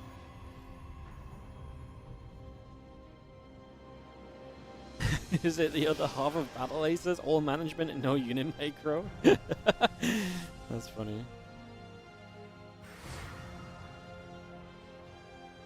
First time seeing Tuna play? Probably isn't. This is Ryung. It's called Tuna on the PTR server. We all got to pick new names. I was really boring. I chose the name Wardy. Unbelievable. But yeah, this is just Ryung. Hey, he's looked good today, honestly. I mean, took a map off Solar. Honestly, the first couple games looked okay against Clem. Took a map off Solar. Been a pretty fun start for him.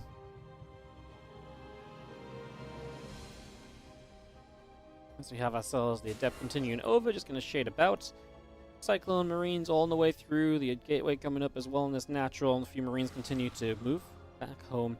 Don't want to be caught too far out on the map and getting too adventurous, right? It's the last thing you want to have happen is getting way too adventurous and getting caught out a little bit. Got to be careful about that, so something to keep in mind.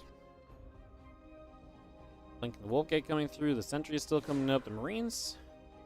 Checking forward, the Adept goes past the Marines and over to the right-hand side toward the Natural instead.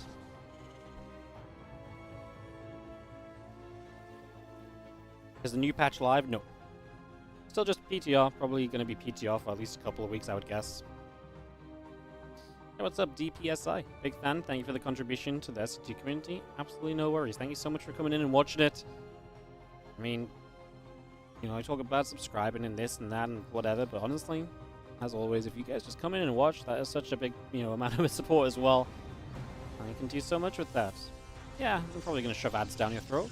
But we turn those ads into more StarCraft as Ryung taking a page out of Clem's book here with the big Cyclone Marine push.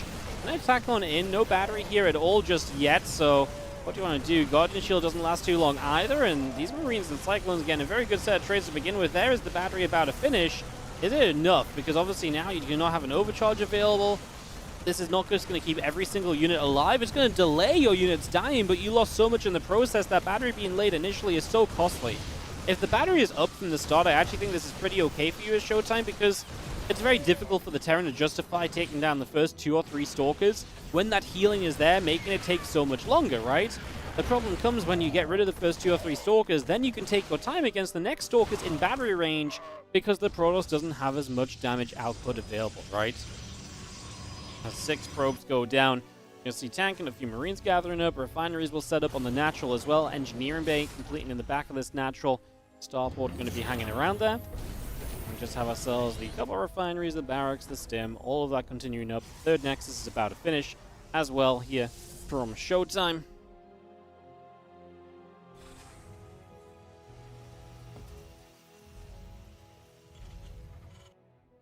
That's a lot of damage taken. We'll see if Showtime can play the recovery. He's getting the Robo Bay up. At this point, you probably just try and tech into a couple of high-tech units and just pray that that's good enough. It's probably not going to be good enough, but better to pray towards that than anything else, right? Is usually what it comes down to, so kind of expecting that to just be the play of the idea right here. As against Impact Combat and +1 all coming up on the side of Ryung.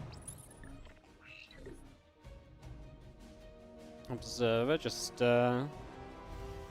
making its way up. I mean, a few Marines and tanks out. We're not far from stimming Combat Shield and +1. Honestly, with the bio upgrades finishing, that's maybe when Ryung really does commit to the push. I mean, he moves out here with the Marine tank. I think he's got time if he wants to just wait for the upgrades to wait for those. Either way, I think you can just see that this is an extremely good position, an extremely good situation. Let's see what the Terran player can do. Actually, I'm just going to push to be in position as your upgrades finish. To be fair, you look at Showtime's army. The last time I saw 2 Stalkers, 2 Sentries, and a Zealot save the day against 2 tanks and a Bioforce, it was a little while ago. Zealots walked in, but they don't even have charge yet. That's a massive force fields coming down already. Actually, overcharge already used over here on these bases, so they are going to be on cooldown as well. So yeah, this is going to be kind of rough. The Bios is going to start stimming up and starting to force these Zealots to kind of run into this. Obviously, stim available now, about to be on Combat Shield also. Widow Mines, but hey, there's a Colossus. If there's a saving grace, maybe that will be it. But there's tanks and a Liberator to deal with, and the Colossus is in that scenario where it doesn't have extended thermal lens, so he's going to have to get real up close and personal to really be involved. Getting up close and personal is not easily done, right? I mean, you're going to get hit by tanks, you're going to get hit by that Liberator. It's going to be a bad time for you. So Showtime still reeling from the impact of that earlier game attack. As we are going to start pushing forward here. I mean, Ryung is going to fight the Zealots with the bio on the right side. The units on the left just get obliterated by Siege Tank and Liberator. But we actually run out of bio. A couple more Widow Mines going to get cleaned up before they get to fire. Showtime loses Colossus and more reinforcements showing up. We'll finally lose the Siege Tanks, but the time it took you to get rid of those was enough for Ryung to basically get rid of your Gateway Force. And by getting rid of the Gateway Force, I think this game is going to continue to come to a close. As that Colossus goes down, a few Stalkers still getting hit. We're going to warp in Zealots just somewhat desperately here to try and survive, but the +1 upgrade also favoring the Terran player. It does not seem as though it's going to be enough. It does not seem as though it's going to make a difference. GG is called, and Ryung is going to take game number 2. And we are tied up in this best of 3, so all tied up and only one place to go. And that is directly into a third and final game of this series. So third map coming up between Ryung and Showtime. We'll get into that in just a moment. I will just play a couple of ads, guys. Just because it takes us like a minute to invite everybody into the lobby anyway, we may as well take a little bit more money back from the event and try and fund more of these, because I get the feeling that we might have another PTR tournament coming up if we end up with some changes at some point. Something to think on. Who didn't I invite? You guys. Alright, Whispers of Gold going to be the decided map between Ryung and Showtime. What's the difference between a piano and a tuner? You can tune a piano, but you can't piano tuner.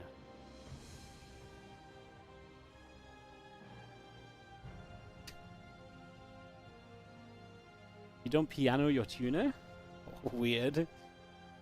You're missing out.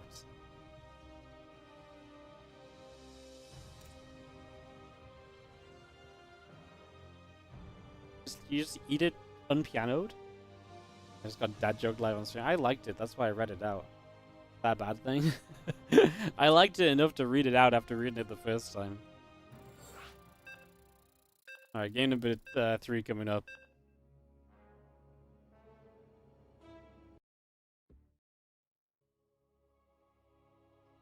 We're going to see this sequence non-stop if the patch goes through. Push, kill 6 probes in the army. No way to stop tanks from coming across and siege them for round 2. Game over.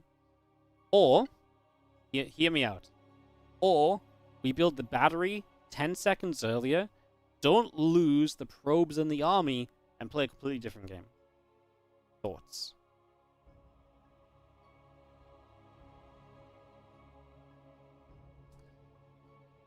I think that's a really good strategy. It has been what other Protoss players have employed as well, just having the battery ready before the Terran shows up to kill you. And it has worked pretty well, so...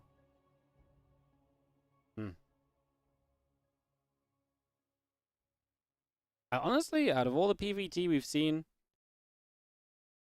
I still think Protoss could do us some favors, but like, more so later in the game. I actually feel like the early game has been kind of okay. I think the potential of energy overcharge is kind of huge. Yeah, enjoying it. I don't know if, I mean, maybe I'm just enjoying it because I think, okay, no matter what, the one thing that I think we take from this patch right now in this PTR is that we should, under no circumstances, come out of this PTR with battery overcharge. Like, let's just not go back to it. Let's just, whatever it takes, make sure we don't bring battery overcharge back. Right? Like, I think that's what we have to come down to, because like, watching the games without battery overcharge is so much better. Like, I didn't realize how much more enjoyable so many more fights are, because, I mean, maybe it's just fresh because I don't know who's going to win, whereas before it was obvious there's going to be an overcharge and then the fight doesn't happen. Now it feels like there's just so much more potential to have those engagements. So I think whatever we have to do to make it balanced, I think we just, as long as we don't have battery overcharge, because I didn't realize how much I hated battery overcharge until I started watching these games the last couple of days, you know? So yeah, until I started watching the games the last couple of days, I didn't realize how much I hated it, but man, that ability sucks. It's terrible. It's so boring. I probably stood up for it in the first place. Like, oh, you know, is it so bad if they have like a defensive spellcast? Man, it's so bad.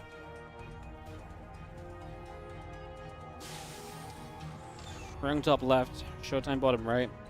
We should give Protoss the same amount of options to kill Terrans before 8 minutes. I mean, NTT rush. You can proxy Void Ray. You can also, I mean, blink pressure is extremely good right now. Does it have to be the case that Protoss have to be able to kill Terran before 8 minutes? Yeah, you probably feel like that because later game Protoss kind of struggles against Terran, and I think that's the issue, right? If we can make the later game, if we give Ghosts a little nerfy, nerf the Ghosts a little bit, I think we're good. Not every race has to be able to kill every other race super early in loads of different ways. That's the beauty of an asymmetric game, right?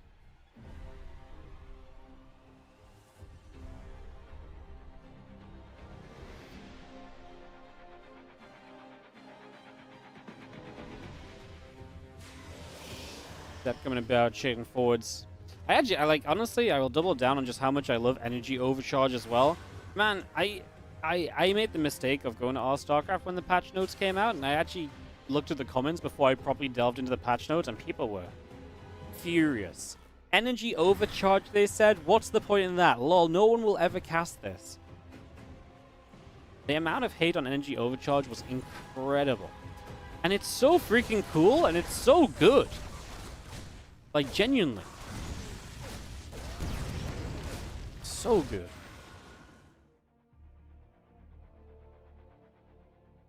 As a caster, how do I love energy overcharge when the animation is barely visible? Well, I actually was thinking this in a game or so ago. I was like, I clicked on the Nexus of Showtime and I was like, oh, he's used energy overcharge, but I didn't see what on. I think that's the one thing that could be improved about it, just, you know, from a viewer's perspective. Like, I don't know, like obviously sometimes it's obvious, it's like, oh, well, that sentry has more energy, but like, it's a pretty in-depth thing to notice. Maybe in the production tab, there'd be like I don't know how you do it, but like, some more significant way to notice that energy overcharge is being used would be really good. because I think that is the one thing that is really lacking from a viewer's perspective. But from a gameplay perspective, I think it's awesome. Super fun. What is Energy Overcharge? It's a spell cast on the Nexus. It costs 50 energy. It has a cooldown. And it instantly gives 100 energy to a unit or a building. So you can fill your your battery back up with energy. You can give a sentry loads of energy when it spawns. You can give an oracle a load of energy.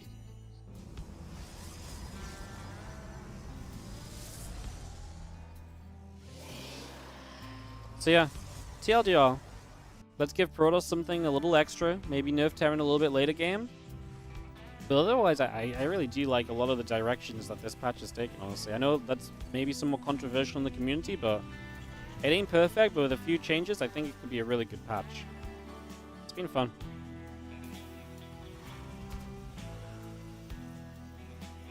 Like, Energy Overcharge is the right kind of game design.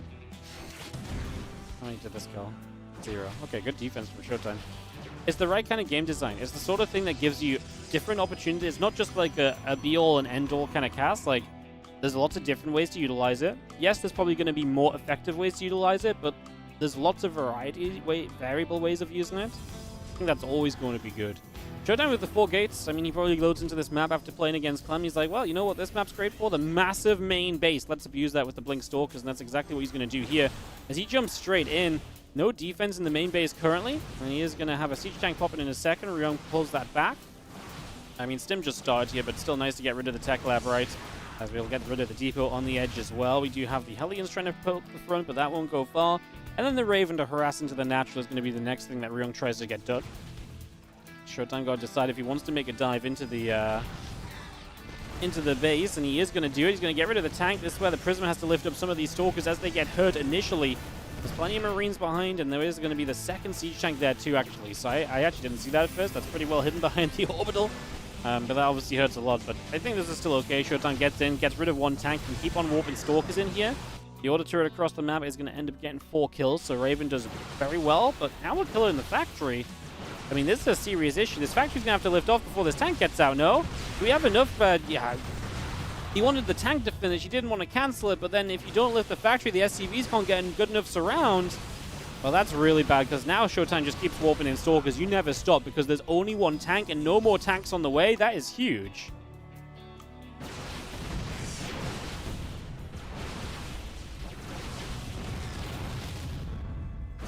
Stalkers continue to come about. Just going to be seeing the refineries getting knocked down.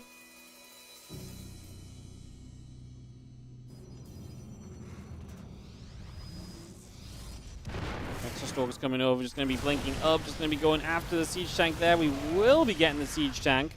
Well, that's the last tank. I mean, we're not on Stim yet because we cancelled it that first time. I said that wasn't a significant delay because it was just freshly started, but because there's no tank production anymore, you're super reliant on bio units, and now any delay on Stim pack has been way more impactful than it was originally. Showtime keeps on warping in. He's not wrong too. He gets a third started. I mean, he's super committed to this. There's no tech behind this at home. So yeah, he's super committed, but rightfully so. He's putting himself in a position where commitment is okay. I mean, how do you ever do anything with these units as the Terran? If you ever try and come across the map, the Stalkers are going to kite you forever or counterattack you and recall. Yeah, he really noticed the opportunity to just kind of finish this as Ryung messed up the defense. And again, I think this is the problem with this map. You can already see how abusable the main base is. That's funny. Harson's like, man, this map's like my favorite. And then this map, I think, actually might be one of the most problematic. Just for how powerful the size of the main base is for aggressors. And we saw that on both sides. We saw that how good Clem was able to utilize that on a longer game. We're seeing how well Showtime can utilize this on a map like this. I think as well, like, you know, any sort of Reaper wall-off is just off the cards here as well, because if you wall-off with Reapers and a tank push comes, you're going to have your natural and your Reaper wall-off hit, which is just terrible for you. Showtime will close this game out after obviously doing some extreme damage already. GG's. He takes game number 3 of this series and wins it out and gets to 3-1 on the day. That's the end of the Showtime matches. Clem already guaranteed first in the group. That should guarantee Showtime second place in the group. And then Solar basically needs mana not to beat Clem and Ryung to guarantee heal advance. It is possible for mana to beat Ryung and to beat Clem and to come out of this group in third place potentially. Would be map score dependent probably as well. Probably unlikely to happen, but It means that Mana's not dead in the group. Ryung obviously can fight Mana here in this next matchup to try and take 4th place for some prize money as well, so his next couple of matches still going to be fairly important.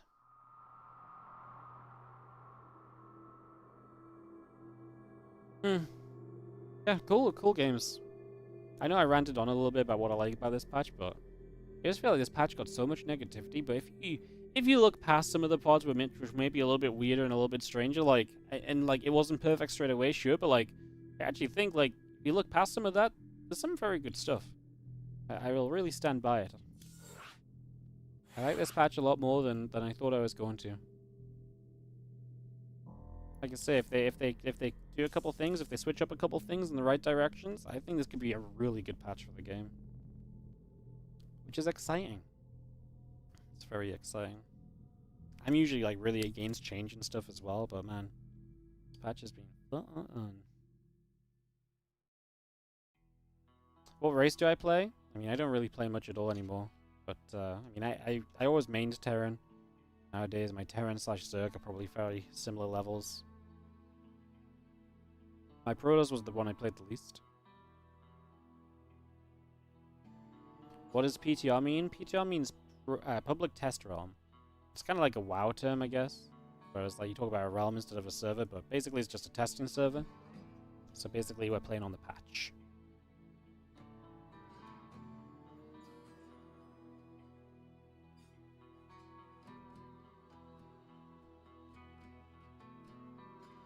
Everyone's here. I don't know what we're waiting for. We're waiting for me to just click start, I think.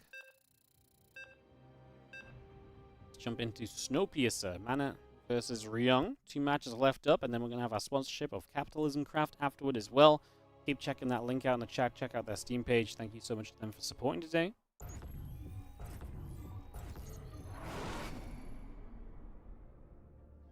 As we have got in the top right corner, the blue Protoss player is Mana. He's actually played some cool games, and he is going to be participant of our last 2 matches here, as he also had a Showtime PvP, took a map of Solar. Obviously still has Ryung and Clen left to play. Currently his opponent is Ryung, in the bottom left is the red Terran.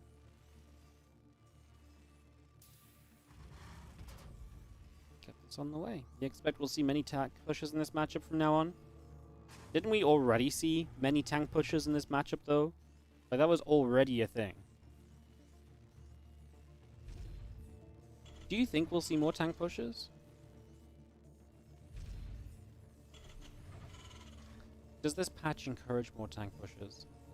I do think what Hearthstone keeps talking about like energy overcharging like a new sentry and like having like guardian shields is kind of really nice.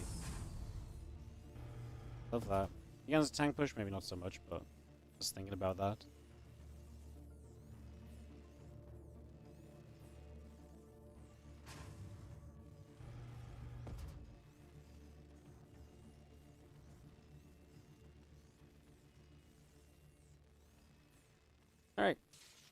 Alright. Game number 1 here. Mana versus Ryung. Any type of early game unit aggression build is better in this patch.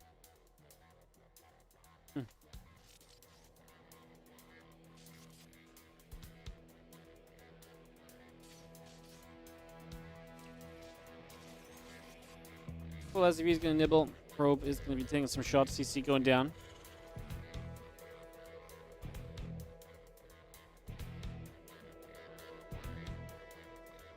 Cybercore coming up. Next is on the way. Probe building. I just got cells across the other side. Again, CC is coming up. The Nex is building on the natural as well. We have the Reaper obviously on its job, getting out on the map to try and see what it can get up to.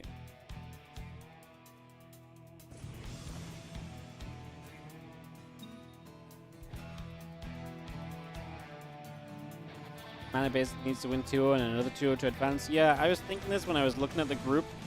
I didn't want to do all the math, but I think it is probably a case of because if he goes 2-1 and 2-0, he probably ends up on the same map score as Solar, and Solar has the head-to-head victory, so it's probably not good enough. So yeah, he probably needs 2-0, 2-0, but hey, let's just enjoy some fun games. Again, guys, we'll be back on Friday with Group B, Shin, Rex, Max Pax, Trap, and Bjorn, I believe.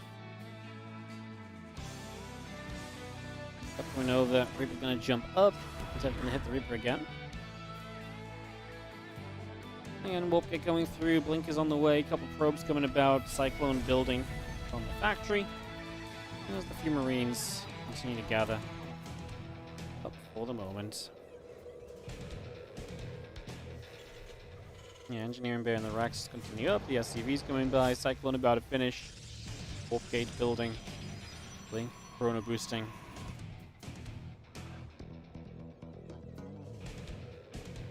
Couple of depths will just make their way forwards. Don't get caught by the Cyclone, unfortunately, though. That one's going to take a lot of damage. Probably has to commit to the Shade now. You know, if you don't commit to the Shade, you lose an Adept anyways. Now you commit to the Shade, you're going to lose both Adepts, but you get 2 Marines. The SCV's pulled off the line as well. We have that Blink halfway done. The gate's still producing. Robo Facility finishing soon. 2 more gateways straight into play here for Mana. So he's going to go to the 4 gates as well. Man, everyone just wants a 4-gate Blink against Ryung. So super aggressive here.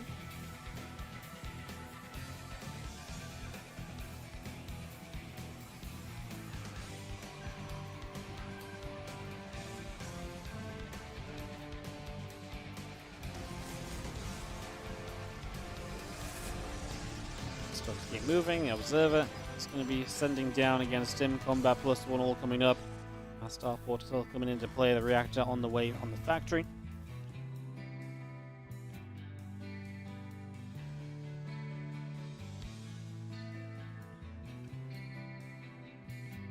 Prism about halfway done. Still Stalkers popping. Couple more probes on the way.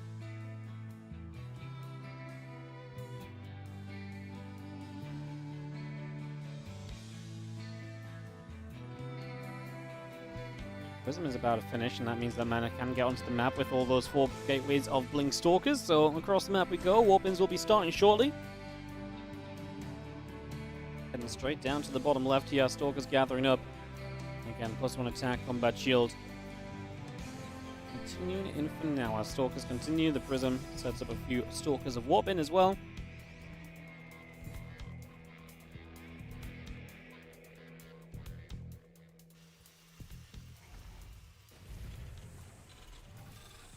Scan it outbound. Concussor shells coming in. The +1 attack. About to finish also. Medevac still continue to produce as our Stalkers into the main base. A few more Stalkers warping in as well. That depot nearly going down. Another SCV again picked up. Attack lab taken out as well. Bayun's going to keep on coming forward. Stalkers just going to lift off into the Prism and also just blink away. Good start, man. A lot of these maps, I mean, Snowpiercer, West Visigoth, I think both very good blink maps. This always looks very powerful. No ramp on the natural combined with a very quick swing around blink into the main.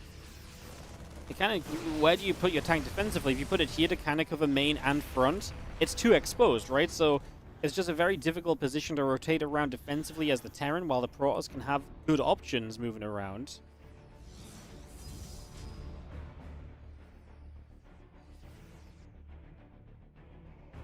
But next, this continues up. 4 Stalkers coming in. The charge building on the Twilight Council. Our Stalkers will step forward again, just going to get rid of the front. Medevac, luckily in some trouble. Bayun's going to step up as well. Stalker's still taking shots.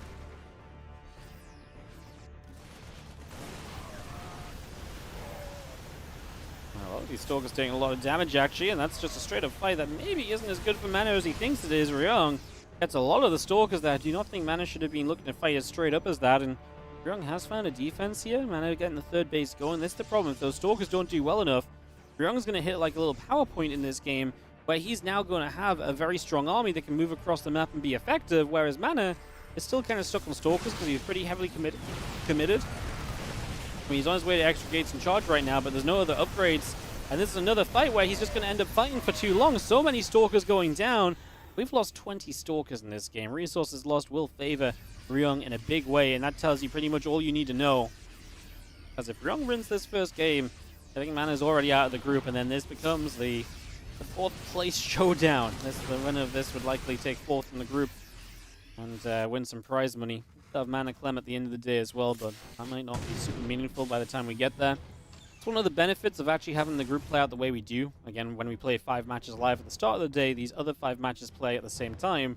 So when the players are playing these games, they don't necessarily know the results of the other matches, so the players very rarely know that they, would know that a match doesn't really mean too much. They, don't know how the other games went. So every match and every result, every map could be super important, and they just don't quite have that information. So it's definitely one of the benefits of a group like this as well. As we are going to see Mana trying to drop force fields, that's just not going to go anywhere. GG gets called, and Ryung takes game 1, as the Blink Stalkers just do not manage to get enough done at all there. Ryung takes the first game, and we'll be up 1 in this best of 3 as we get ready for game 2 in a couple of moments. Let's get this second game ready to start up. We're going to go to ley lines. I'm going to try and keep the games rolling nice and quickly, guys. And it's been coming up to being about live for 5 hours now. At the end of this series, and then the fresh best of 3 to go. So yeah, just going to keep the games coming and keep you guys entertained. And if you have enjoyed the stream, do consider supporting the channel in all of the usual ways that we usually mention, such as subscribing, donating, cheering on the Twitch page. You can follow the stream as well. Obviously on YouTube, you can subscribe. So please subscribe on YouTube. Again, there's so many people watching the live streams that do not subscribe. We've actually had a lot of... the power of new subs on a YouTube channel is so good, because YouTube looks at new subs and it's like, wow, that's really good. People are like, finding this channel and they like it, they want to come back. YouTube really appreciates that a lot in the algorithm. It's been very noticeable. The days we get a lot of new subs, the viewership the next day is actually up a lot because it promotes our next video a lot. So if you do one thing on YouTube, hit that sub button if you don't already. Like the video while you're down there. Helps out massively as we head into game number 2. Everyone's in here. Let's get this started up, guys. Thank you again for joining us so far. Let's get into our next game. Kick this off.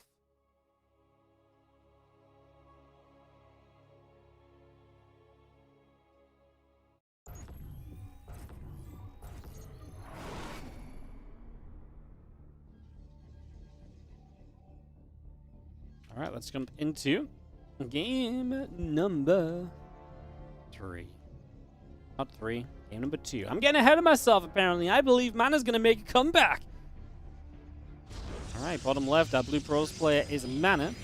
Is Solo guaranteed through the group? I think because Mana lost the first game, he is now guaranteed through the group. I do not think there's a way in which Mana can... Because Mana, if Mana wins this 2-1, he would have to win both matches, and if he wins 2-1, 2-0, which is now the best he can do, he would be the same map score as Sola, but he would not have the head-to-head advantage, so then Sola would win out on head-to-head. So yeah, I think it is now officially, because Mana dropped the first game, Sola guaranteed to advance to the group, which means a Terran, a Protoss, and a Zerg advancing today. It's pretty good for the balance of the playoffs, guys. Pretty cool.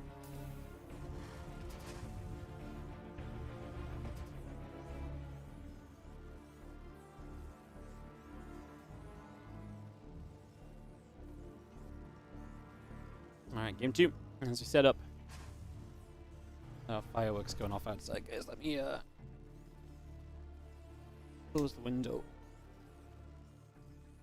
So we get NSCV chasing the probe a little bit. Probe taking some nibbles on the way.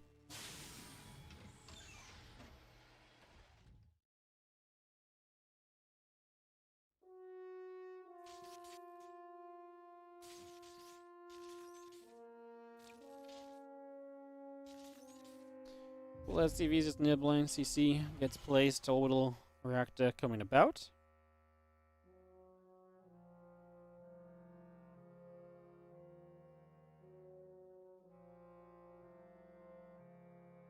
Have ourselves the Nexus coming about. Simulator coming up. CC getting built. And that underway for the moment.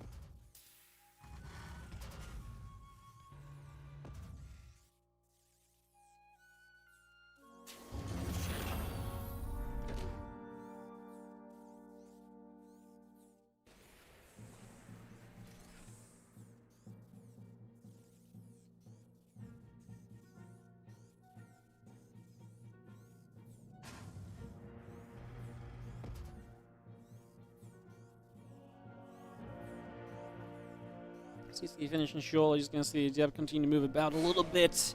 Going to shade out through the bottom side. Stargate coming through.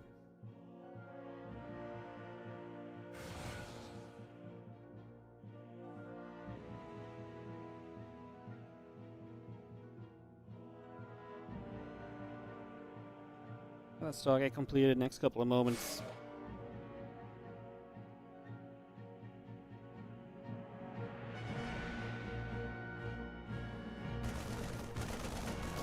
Nexus can get there. Definitely going to take a few shots of damage.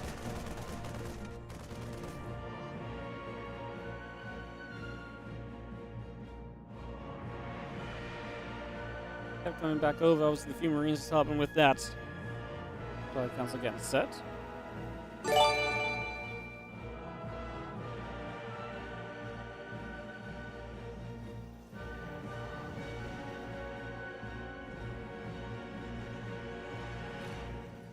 Seeing our Twilight Council continuing through. Thanks so much, Halcyona. Thank you for the fresh new subscription.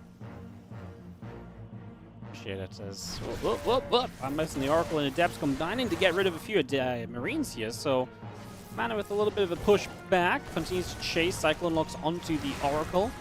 Oracle gets away. And Oracle still has a load of energy as well, as we are going to recall the Adepts. One will get out alive. Cyclones and the Marines gather up, and the third base sets up down on the low ground. So we get that third Nexus up and running. The medevac loads. A couple of these Cyclones got to decide where they would like to go to. As we actually do have the Oracle diving into the main base. Multiple SCVs will begin to go down. So SCVs dropping 3. Workers dead already. We're going to make that 4. And we get out to the upper right-hand corner. Just going to escape into that edge. As they do have the Liberator building. 2 more Marines building. Continue to bring a lot of that through as the racks in the engineering bay continues up as well. Oracle gets back out over the left side.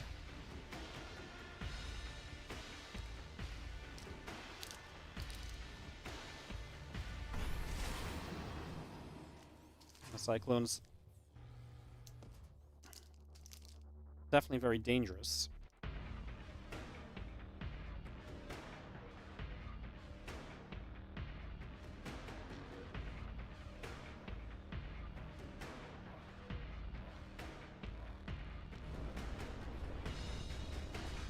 Stimmen +1. Continue to run the engineering bay.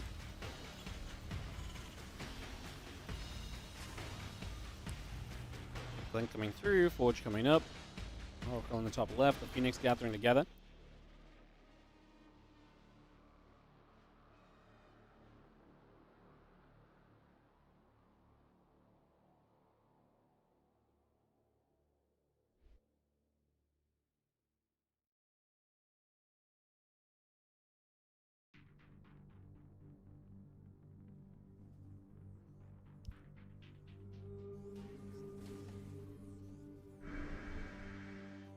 Stalkers move about to the right side. Oracle going to come and gather up. Going to get ready for the blink into the main.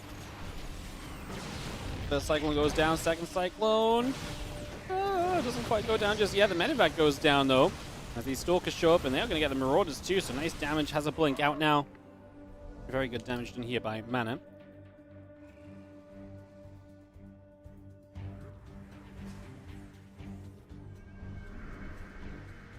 Positions to go again, potentially.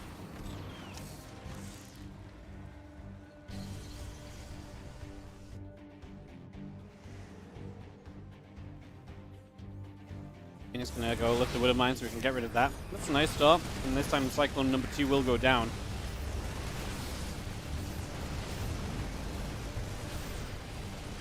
I mean, the Storm is taking quite a few beatings as well. Definitely not just a straight up obvious win for Mana or anything. As Ryung is in the main base with this Marine drop, gonna unload. And there's just no defense at all. So these Marines get what, 3 probes? I mean, I appreciate the idea of getting out of that quickly. Now we lose the medevac. Stim was done. I feel like we could have just stimmed and chased probes. That would have been so much better. Even before I knew the medevac wouldn't get out alive, I wouldn't have minded him just chasing after probes. I feel like that was a potential to get like 10 plus probe kills. And he got 4. I feel like that could have been so much better as the medevacs continue to boost down the right. Oracle still up to the top. Stalkers move about. He's going to drop the pylon in. Cannon and the battery coming around. The bio units continue to come over.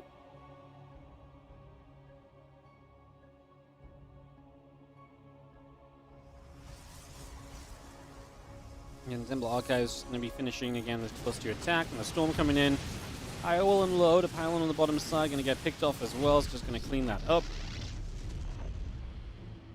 Moving to the upper left. One Widow Mine already goes down.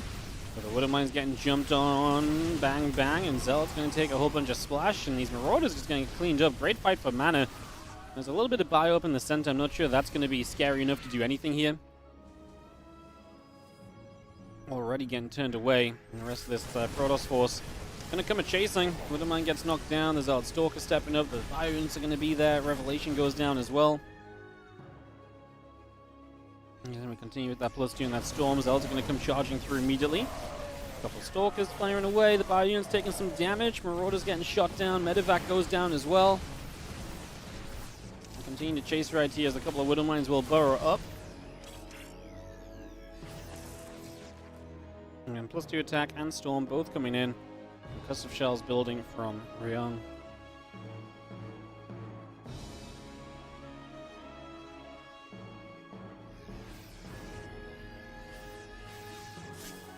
Mine. Thinking about maybe going towards the Oracle. We drop a little Revelation in as well.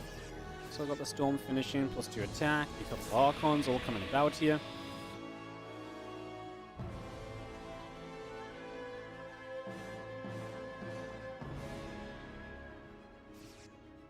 SCVs are going to pull. I mean, Ryung has no third base, so pulling the SCVs kind of makes sense. Banner steps into the center, has a High Templar with no Storm. He had Storm, but he didn't drop it before it got used. I mean, the fact Mana's fighting this in the middle of the map's crazy. Just so unnecessary, really, but yeah, I mean, he's going to kill 25 workers. Now he's going to lose his whole army. Just no need for that to happen over there instead of anywhere over here would have been better. You can kind of force the fight in the chokes and everything, too. Yeah, I don't know why he has to fight in the middle of the map at all. Ryung is now double army supply. Continue to stream across the map. I mean, a Zealot or Stalker getting a little bit of time board on the other side.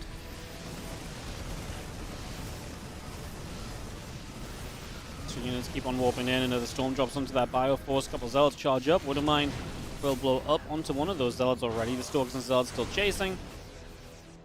7 more Marines. A couple more Widow Mines coming about. Additional Marines coming over. Another Storm drops into play. Another Archon morphs. And obviously is very good in terms of money, but man, it's just, I just don't understand why he fought in the middle of the map. I just don't see any benefit to fighting out there instead of just fighting back at home. I'm trying to think, like, is there any, like, I mean, open space you could argue perhaps, but you can kind of wait for the Terran to move into open space anyway on that basis.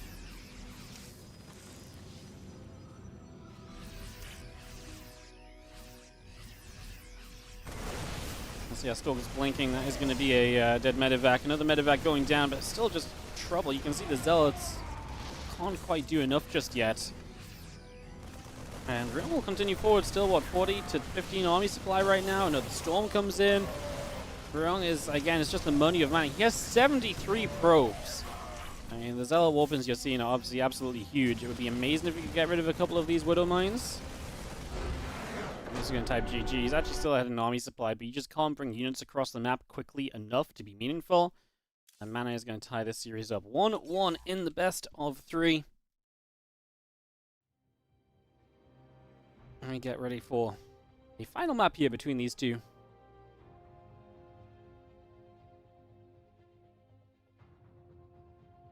Let's go into Whispers of Gold.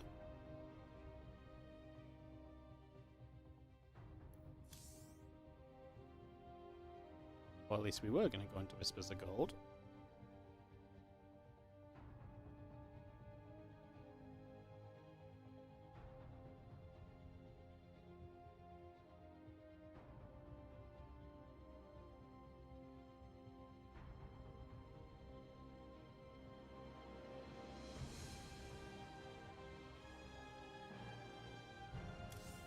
PTR just crash?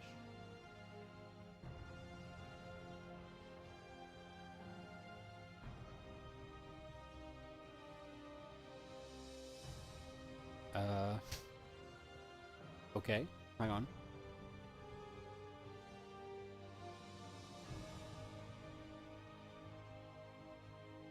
There's maintenance today in like 15 minutes? Oh, really?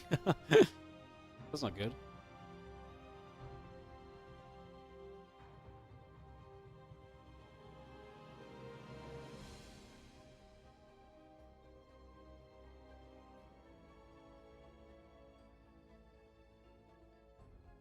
Um.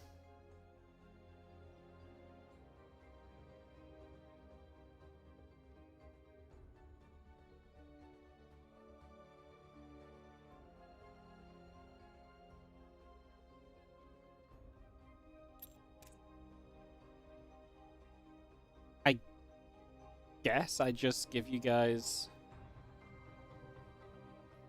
Can we still watch games, though?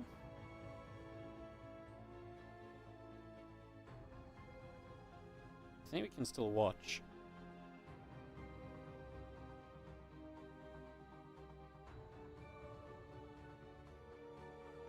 Okay, we can still watch. I just have to send the replay to everybody. Alright, hang on. Let me do that to myself first.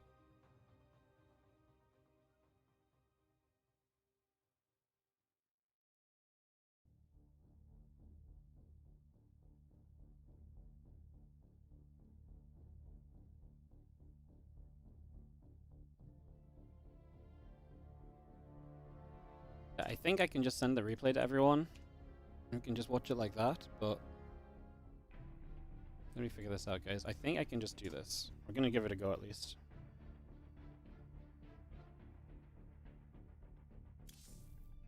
I need to get my thing from here.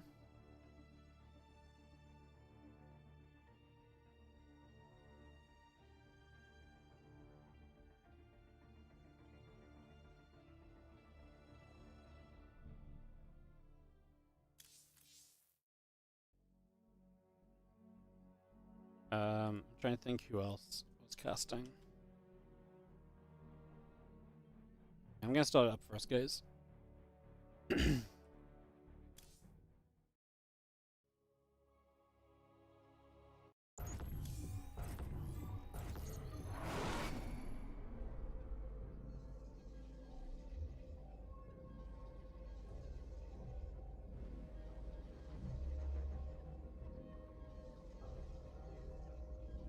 Alright, I'm going to kick this off.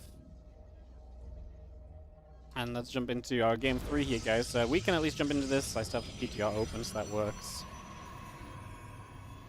As we have in the top left-hand side, the Blue Protoss player here going into a game 3 is going to be Mana, taking on Ryung. In the bottom right, our red Terran player. Got this ready to go.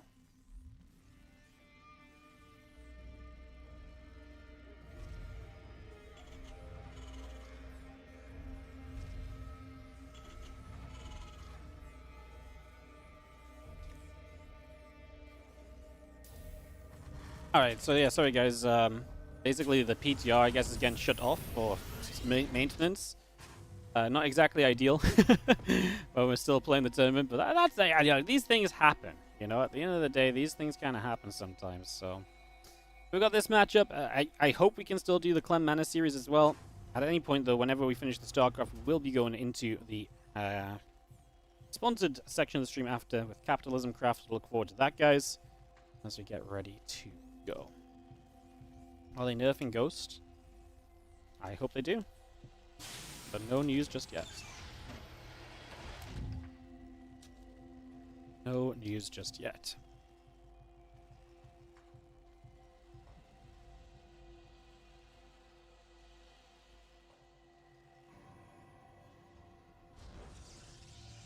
Great map for the Blink play as well, once again.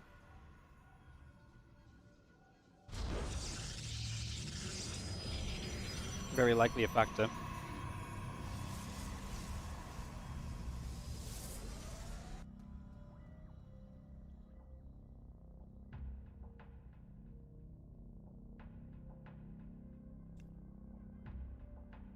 So yeah, unless Mana upsets Clem, this is kind of the battle for 4th place instead of 5th place in the group, so a little bit of prize money difference too.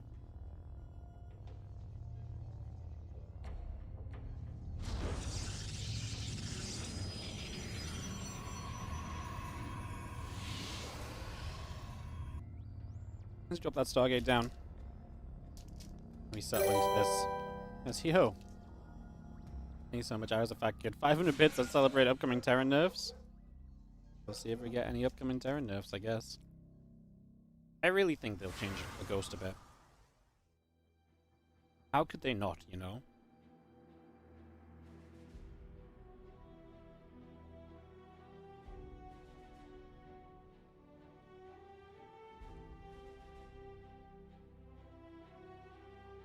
Cyclone, couple Marines coming through Starport building.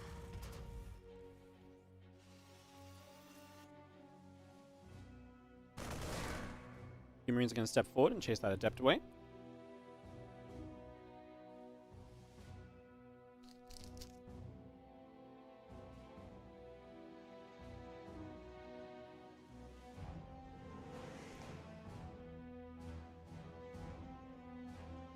Playing the Phoenix and really working on hiding these Phoenix's mana right now.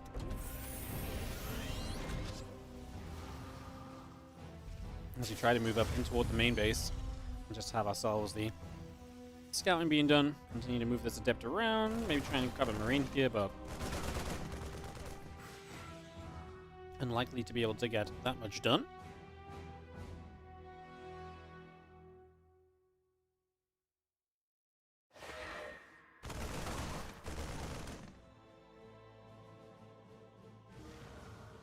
Adept moving over, and liberating the Marines coming through, the barracks coming up as well. You see the rest of these Marines in the Cyclone moving up to the top. So already pushing in towards the natural in these next few moments.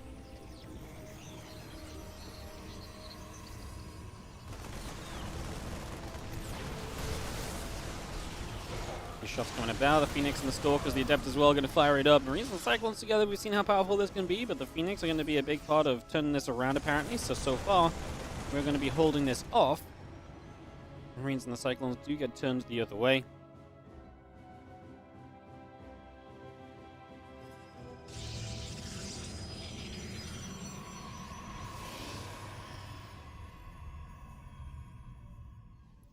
Got that robot facility started. The Phoenix on the way through. Siege tank coming up. Rest of this army from Ryung getting back into the center here currently.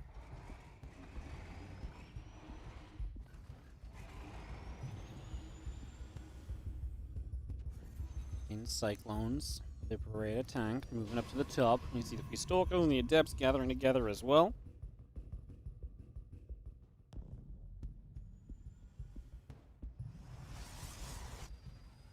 And Ryung is just going to back up. Yeah, I think he's right too. I think mana actually does have enough to hold this off here. He does have the power. And at this point, the Phoenix are looking to kind of catch reinforcements as well. And this is going to be amazing. A Phoenix jumping onto the Viking, and they say, oh cool, a siege tank we can try and grab. New Viking pops is going to land as well. SCV repair is good though. So yeah, I mean, still forcing these units to come and repair is nice. Messy. We lose a lot of hit points on these Phoenix. We lose one Phoenix, and obviously we got a medevac out of that, but that could have been a whole lot nicer.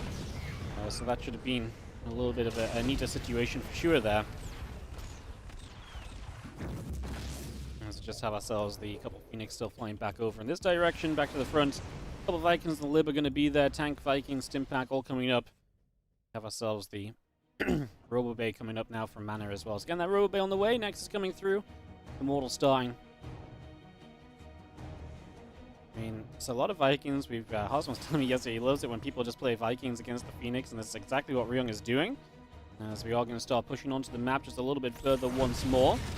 Just going to be seeing a couple of Cyclones getting lock on, Stalkers being chased. The army coming straight across the map, Stim coming up to being almost halfway done. Phoenix taking some more shots, the Cyclone locking on again, the Stalker still taking hits. Turn back around the other direction, Phoenix come to the bottom right, again Marine's going to get lifted. They are going to go down, so a bunch of those Marines will fall. Now we turn onto the siege tank. We have a repair this time. I mean, the Vikings are going to show up, so the Phoenix is going to get out of there. Man, we are going to lose a Phoenix anyway. And these counterattacks are just not getting that much done. These Phoenix are not succeeding. Great defense from Ryung.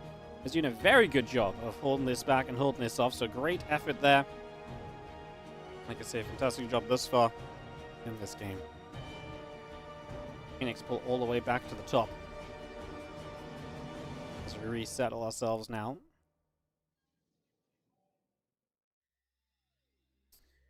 Can we actually get a push going as Ryung, as we actually find 2 more Stalkers? You would feel as though like a lot's gone down, so maybe there is some possibility and some opportunity to make something happen. Phoenix is going to chase, a couple of tanks get lifted, the Vikings get chased, the Marines turning around and hitting the Phoenix as well. Adept, Colossus, Immortal coming back through. Vikings still trying to fire, the couple Phoenix going down. We split away. I mean, Ryung kind of wins with the Vikings, but he loses everything else on the ground. Kind of a weird fight altogether because of that, actually. You do see the Vikings then escaping away. And Stalkers, Zealots, the Immortals gather back up. We do have another sentry warping in. Third base going to be saturated. Here's a few probes. Transfer on over. Extra Zealots warping in. The Temple Archives coming up. Can extend the Thermal Lens and Charge, both continuing by.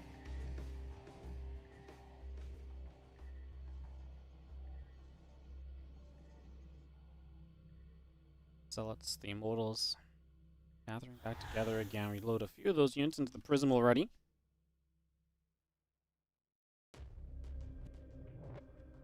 One in Combat Shield, continue to build. The Vikings, tanks, and bio units gathering up as well. CC is going to try and drop down onto the front as well.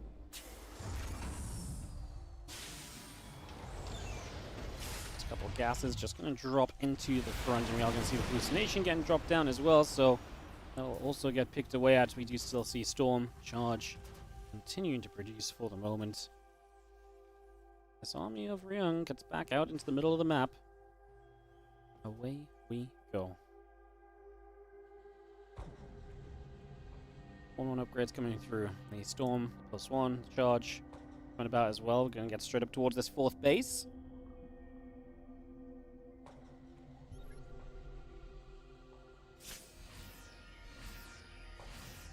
So step straight towards it. As we do have the bio. Actually going to have the Vikings land as well. So this 4th will go down. The Zealots and the Immortals are going to try and fight into this. Zealots are going to strike at the same time across the map. Going to be jumping into the SCVs. On the other side, the bio going to push back as well. Those few units getting chased away. Going to have ourselves the few Marines going to try and come forward, but extra Zealots will come through. I mean, we successfully get rid of the 4th. I do like that this game is maybe actually, it's got the potential to be close enough to go late, because we have not seen a later game PvT, right? Really kind of playing through as the Prism goes down as well. Love to see, like, you know, the upgraded Liberators and stuff actually coming into play. We just haven't seen any of that throughout the course of this event so far. That'd be one thing I think would be really cool to see still.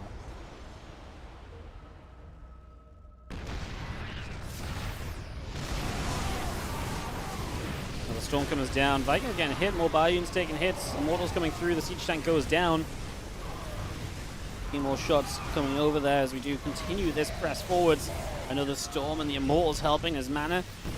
He's going to have SCVs pulled in toward him, but he's down on supply. I think Mana's got to get out of there. He's going to lose an Immortal. Just the one. The second one took damage, but did not fall in the recall. Getting into a little bit of a crazy game. It's going to be seeing the Archon coming up, make it a couple. The Immortal coming by as well.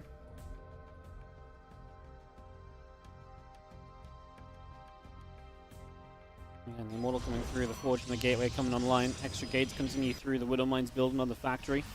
Continue to settle in on the front of this 3rd base currently.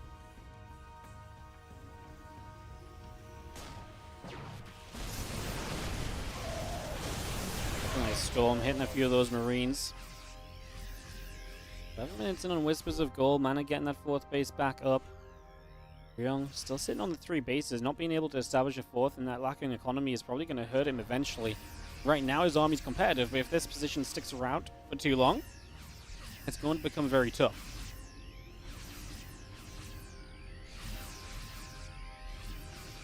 The bio comes back over again. Ghosts and Mines continue to lead the charge. A couple of Vikings up in front. And these medevacs are low energy as well. They have been drained throughout the course of this, so kind of a big deal too that those medevacs do not have infinite healing available. Hitting this Nexus, damage being dealt. We're going to be seeing the Prism coming forward. Storm's dropping down. What am I going to get rid of the Prism as the bio sits in the Arc and tries to fight this? The Archon dead. Guardian Shield dropping, stimming forwards to get rid of these Immortals, but the Zealot warping is likely going to stop this in its tracks because the Marauders can't deal with those Zealots easily. Mana saves the Nexus by the skin of his teeth. I mean, red HP bar. Yeah, I mean, really, last second save there. He's just about able to keep that alive for now. On the right-hand side, it is going to be this group of units coming back forwards. Immortal going to get tagged. The EMP coming down to help. A couple more structures going down. What am I going to hit these Zealots? Zealots taking a bunch of damage too. Another few bio units going through. Fire trying to hit the Colossus. Not quite able to, though. Going to come back down into the bottom section. We're going to see another Zealot charging. The Marauder's going down. 2-2 upgrades on the way up from Ryung as well.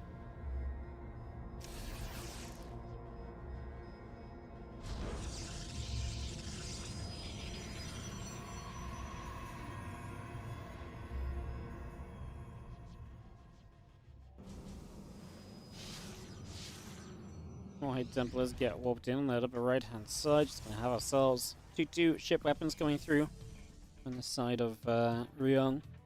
Sensor Tower very far forward. You see in the Terran players actually putting Sensor Towers way more forward than they usually do because they need to cover the areas they want to watch. So that's actually very cool. This Sensor Tower is well placed because it does cover this pathway now. That wouldn't happen if it was pushed back towards the orbital. So it is a bit more exposed. You're seeing a little bit of the cost of that Sensor Tower nerf. He's going to push up this ramp. Widowmine is going to retarget a bunch of times. Goes for a High Templar. We get the High Templar. We love that. EMP hits the next High Templar. No storms available. Still have 2-2 on the way. +1 ship weapons coming up. The extra Ghosts, Marines, Marauders, Vikings coming about as well. Again, the Starport coming up on the side of Ryung. And the CC on the bottom side potentially going to take place. Finally, a 4th from Ryung. Man, this has been a long time coming. Something he really needs to keep on stabilizing in this game. It does not feel like you can go on forever without that 4th base. That lack of economy is an issue. Is there a range indicator for the Sensor Tower? Yeah, it's just super faint. You can see it on the mini-map. It's just super faint compared to what it was before. I think that's one of the things they should definitely be fixing as well in the PTR. SCVs coming over, Colossus are firing, SCVs are still dropping. Vikings on the right side, Vikings on the left side. So you're going to get rid of all those Colossus. They get popped. Io's still pushing through, sentries going down, the Immortal, Stalker, Zealots trying to fight here. Mana's army gets wiped, but it does not come freely. Ryung's army is also not too hot. He just landed the Vikings and a new Colossus showed up, so now there's no Vikings in the sky. Man, this is an absolute mess of a game so far.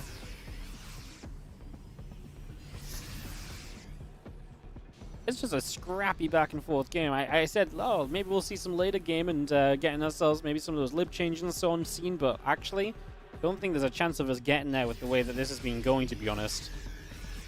Not a chance at all. For the Sensor Tower out in the front, we are going to be seeing our Nexus coming through, 5th base. Units around the left-hand side going to try and go poking as well. Going to go for around the left and... I mean, man, it keeps on moving onto the map, and yeah, I feel like every time he moves on the map, it ends up badly for him. At the same time, he's got so much economy that he's able to rebuild from these trades, and he probably feels, I mean, surely, Ryung, you're on your last legs, you know, surely you don't have much left.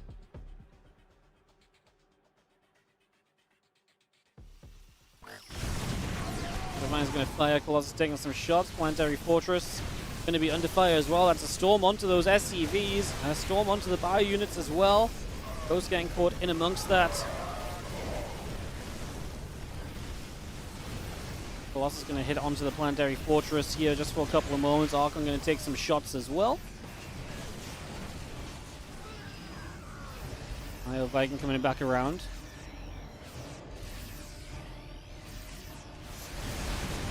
Archon's going to fire. Colossus taking some shots, getting some more hits in. The Vikings going to continue to go. Colossus taking more damage. Bioforce continue to push once again. Mana just cannot seemingly win a fight.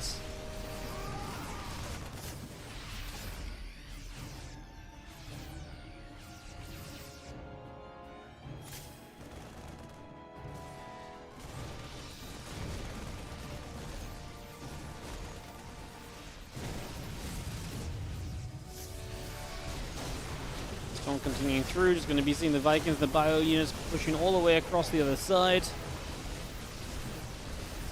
Going to be seeing the bio continue to go, a couple of Zealots continue at it. Going to be seeing the Colossus continue to come across. Vikings going to lift back in the sky as well. I mean, Ryung really making a push to break through here. His army supply is so much better, as it has been so frequently.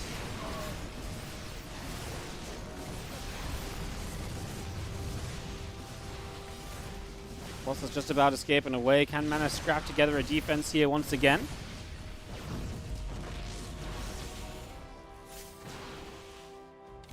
Units, ZMP coming about. Just going to be seeing the Immortals, Marauders, and Marines continue to go down. Nexus coming through.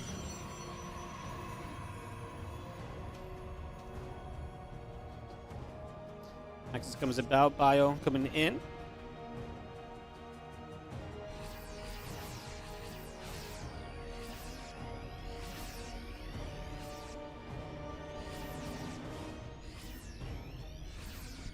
And back in that bottom side, just going to be seeing a few more Zealots up in the top.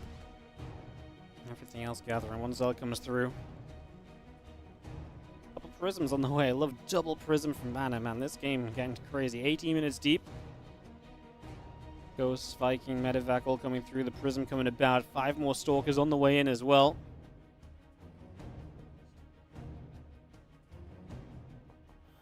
Army gets back in the center. Prism loads up. Ghosts and the Vikings all coming through. The army of Mana, man. Finally, maybe looking a bit beefier. I love how many Zealots there are here in comparison to in the past. 2 Colossus, only 3 Vikings, a couple of Immortals mixed in against what is pretty Marauder heavy as well. Got some storms going on, but we are going to lose units initially while the Vikings pulling back a little bit. The Planetary is definitely scary. In a world where Mana's not really been winning fights, attacking into a Planetary obviously should be a terrifying, thought process, and I think he is, looking at this and saying, yes, that is in fact terrifying. No Marine Marauder coming across, a couple of Colossus coming through again. The shots coming about, the Ghost taking damage, Zealots charging through, Stalkers as well. We are going to try and keep fighting this as Mana's army once again is just not going to do it. Why does this army keep dying? Why does Ryung keep winning all of these fights? Zealots on the right side turned away as well. They are not going to succeed. We have another warp in from Mana in the top right corner. Absolute mayhem here in this game at number 3. The Bio Vikings are going to push across again. Mana still has 71 probes, but he just can't win a fight for the life of him. We're on 2-2 upgrades apiece because it's been such a scrappy back and forth game. Absolute, utter chaos. I just can't believe Ryung. I mean, I could understand Ryung wins. Some of these fights, the fact he keeps winning every single fight is incredible. Storm goes off, hurts the Vikings a little. I mean, there's no Colossus now. There's a new one starting. I'm not even sure if it's worth it now, as the Marauders will die for the High Templar. Gets it as well. We turn back around. Zealot's going to keep on coming through. Keep on chasing. Zealots going after the Marauders, the Marines. Going to see those Zealots continuing to chase down right now. A couple of Vikings going to turn back the other direction. +3 attack on the Forge, man. Ryung obviously getting some of these bases up is such a huge deal. He realizes this one's in trouble. Evacuates right now. SCVs pull away to the bottom left. Would love 1 or 2 Zealots just to chase that. Do we get onto the Planetary? Probably not. I just don't think we can fight the Planetary. We don't have that many units. The SCVs pull off to play the repairing game. The Zealots did find the SCVs, so Ryung loses even more economy. Army supplies are back to being 70 apiece. I mean, that's what keeps happening. Mana keeps rebuilding the army after these lost fights, and then loses the army the next time they fight again. It just keeps happening. Another storm. Ghost getting hit. Bio getting hit.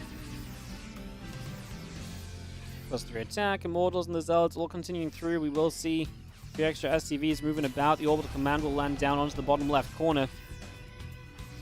The Bio Ghost will continue to move across. We do see ourselves the additional SCVs coming about. The Zealots on the move. The Colossus and Immortals all moving about as well on top of this. We've got ourselves a little bit of a fight breaking out. Zealots everywhere. So many Zealots on a group of Marines over there. Vikings get rid of the Colossus. The Immortals are trying to get involved. We need some buffer. These Zealots need to be back here to protect the Immortals. Mana is actually significantly ahead on supply for once, though. Medevacs are dead out of energy. There's no healing remaining as the Bio kites into the corner, trying to make these Zealots as ineffective as possible. And for now, it might be good enough to force Mana away one more time. His reinforcements from across the map, because there's no Prism here anymore. This Immortal goes down, another tech unit down the drain for our Protoss player. Zealots still chasing. Stalker and the Immortals coming through. The Bio unit still getting hunted down. You're going to see the Medevacs pulling back. A few extra Marines coming over. A couple Colossus joining in as well. +3 attack on the way as well. An upgrade which will actually put an upgrade difference in the game again. It's been very even upgrades for so long now. Oh, what a storm when the healing is down. The storm is huge. That might actually do it. Mana has, honestly, even at the end of this game, I don't think Mana's won a single fight. It's just that he actually has mined so much more that eventually He still was the one with just units left over, despite losing every fight in the game, it felt like. GG's, and Ryung types GG for mana to take game number 3 and to round out that series. That was a pretty bonkers matchup, guys. That was actually pretty great. Crazy stuff. Alright.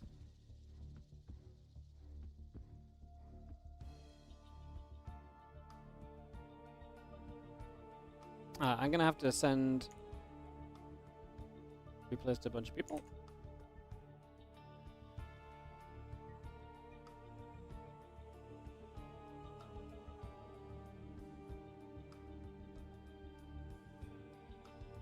Alright, perfect. Let me run some ads, because I actually forgot to run them in the chaos of before that game. We're gonna go Mana versus Clem here, guys. I just need to swap the replays onto the correct location. Again, these matches were played early in the day, so fortunately, despite the servers being down, we are able to still cast these. Basically, the only thing we can do is actually access, like, solo access replays, so yeah, pretty much the only thing we can do is cast replays, so it kind of works out for us. Let's go into Mana versus Clem. It's going to be our last series of the day, guys, and then after this, we're going to have our sponsorship with Capitalism Craft. Let's do it. One last best three. I want to keep going as well. I don't want to wait too much, because I'm a little bit afraid that we maybe actually do kind of get kicked off the PTR somehow, and I can't get back on and cast the end of the day, so we're just going to go. I know ads are still running and stuff, but that's just the way it is. Top left, the blue Terran player is Team Liquid's Clem. He's going to be first place in the group no matter what. Bottom right, our Red Pros player, again, unfortunately, he lost a map against Ryung, which means the best he can do is finish in 4th place, which he's now guaranteed as well. This series doesn't really mean anything. No one can get a better position. I mean, it's just going to be for fun. The beauty of this is, at the time, the players did not know that, so they still play this with full seriousness, knowing that it could make a difference based on other results that they were not aware of when they played the match. So, again, one of the benefits of that as we get ready to go. Don't we have mods for customs? I don't know if there is a balanced mod. There probably is, but it's just easy to play on the PTR. If people have it downloaded, it's super simple. I mean, we can't even go... Even the European server is down right now as well, so... Yeah. BNet has stopped for me too, guys. It's just... because I had it open, I can access replays. It's like one of the only things you can do. You can play offline or watch replays offline. The funny thing is, you actually need the BNet servers to be up to open StarCraft 2. So, we can... because I already had it opened, we can access the replays straight away. And that's obviously very useful. And hence here we are. SCV and a probe getting nibbled at. As we get ready to go, the Home Story Cup ad on the side keeps scaring you. Yeah. Yay. Are they implementing the patch? No, it's just server maintenance. Patch will be on PTR for a week or two more, I'd imagine, at the very least. There will 100% be some changes to the PTR before it goes live. I'm extremely confident in that, to be honest. Extremely confident.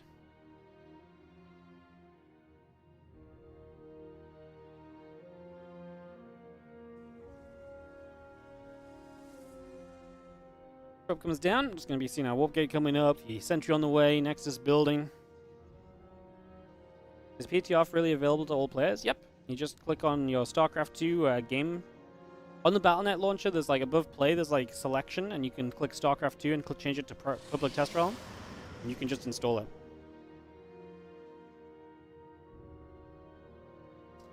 Any word from the Balance Council? Yep, they just rang me up. They said after watching the games today, they decided that they do need to remove at least 2 more units from Protoss. The fact that Protoss players have not taken the hint and swapped to other races already is quite astounding. And they're hoping to actually remove something like Disruptors and Storm and to give them to Terran instead, just to give Terran more options throughout the game. So, look, I just answered the phone call, you know? They seemed very legit. They said that they were the Mr. B Council, so... Yeah. I don't know why they were telling me either. Maybe I meant to pass on the message. Ghost again? No, they're not going to give... Guys, Ghosts are freaking OP. You think they're going to give Ghost Storm? No. They're going to give Marine Storm. Because the problem with the Marine is that later in the game, the Marine is such a cheap unit that it just kind of gets obliterated. So they want to give the Marine more use later in the game, you know? Give the Marine some storm opportunities. Yeah. You know, I honestly have a lot of faith that whatever updates we get from the patch, at some point, I don't know when that's going to be, will be pretty good. I think there'll be a couple of ghost nerfs. I think the lib change will be reverted. I think there'll be a couple of different things that push it even further in the right direction. Maybe a little Protoss buff somewhere too. I think with that it could be a really good patch. So fingers crossed. All right, into the main base we go. Medevac unloads, a Ruddermine and a few Marines drop off as we just have the Stalker and the Sentries coming through. The Medevac gets turned around. That's going to be a cleanup from Man. He's going to defend that pretty comfortably. We lost what, a Stalker and a Sentry here.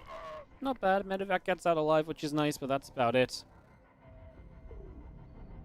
And Medevac escaping away. Liberator, Siege Tank, and additional Marines coming up. SCVs are building through. Blink is on the way up.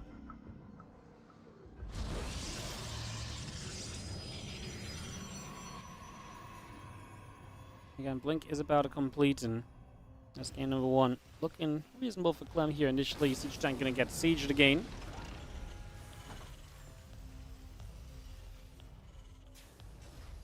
Did they announce the maintenance? Apparently it was stated on the Battle.net launcher and stuff. I haven't read that for years, so... Imagine casting when they're actually trying to maintain the surface, guys. Unbelievable. Stalker's coming over to the left, gonna hop into the main base, just gonna jump straight in there. And jump straight onto a siege tank, a little bit of damage being done. Tank goes down, a few SCVs getting picked out, a few Marines going over. And go after that Medevac as well, we'll knock that down. One Stalker goes down, the other Stalker's blinked down. Raven Marines, barracks coming up, probes in the Nexus on the way as well.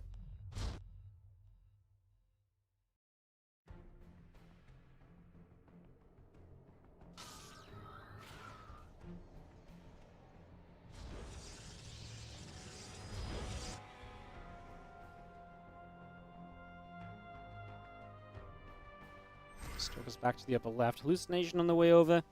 Stimpack building on the barracks. Our Marines and Marauders keep on building out. Units continue to gather up.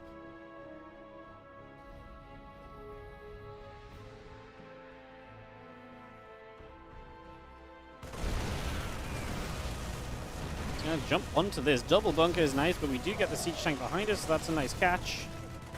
We're going to be seeing a couple more of those Stalkers going down, so a little bit more being done.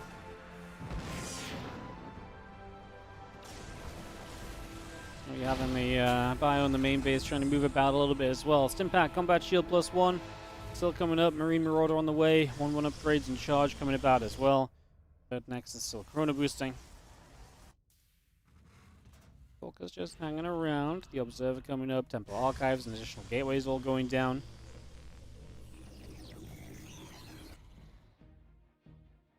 And we do have that 1-1 just not far from being done from mana.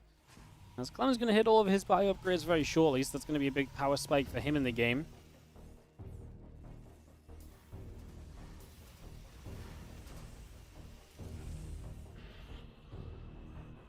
And that Prism on the way. Templar Archives about to finish. We will just have a couple Stalkers moving about.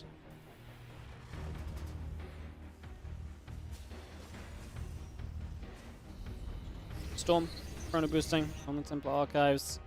And Stimpack combat shield +1 on the way. Just gonna have a couple Stalkers out the front. Bio and the Raven stepping up as well. And a couple Stalkers getting chased away. And +1 combat shield to finish up the upgrade trifecta from Clem. He is up against 1-1 Protoss units, but he's 20 army supply up. Let's see how dangerous he can be as he's gonna get a Stalker kill here maybe. Oh, misblink. Sims for it, gets it. As the units continue down. It's going to get in front of that third base. The few extra zealots warping in. Storm not done yet, which is terrifying. Let's see what we can do. We have a Sentry with a bunch of energy. That means Guardian Shield available, as well as potentially some Force Fields, but we run into this. There's just not the units needed. Temple has plenty of Storm's energy, but yeah, Storm was only just now finishing, so we need to try and drop that in. What do you even Storm? You lose the High Templar, so you're going to Storm nothing. Third base dead. And I think mana dead here as the bio overruns. The Zealot Force, the Sentry Stalker, Immortal all getting knocked away. Clem takes game number 1 of the best of 3. Clem gets off to a solid start.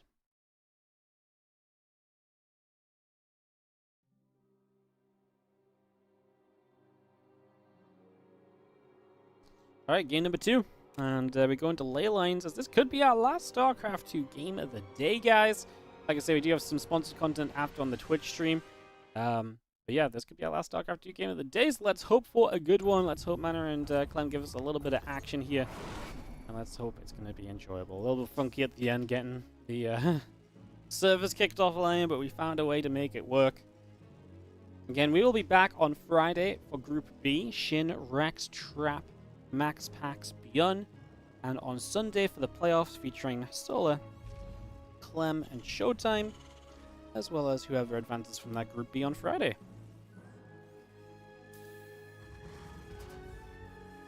So all of that upcoming. As we do have ourselves the SCV and a depot coming up now, Propane Island coming in. And we got the gateway coming up as well.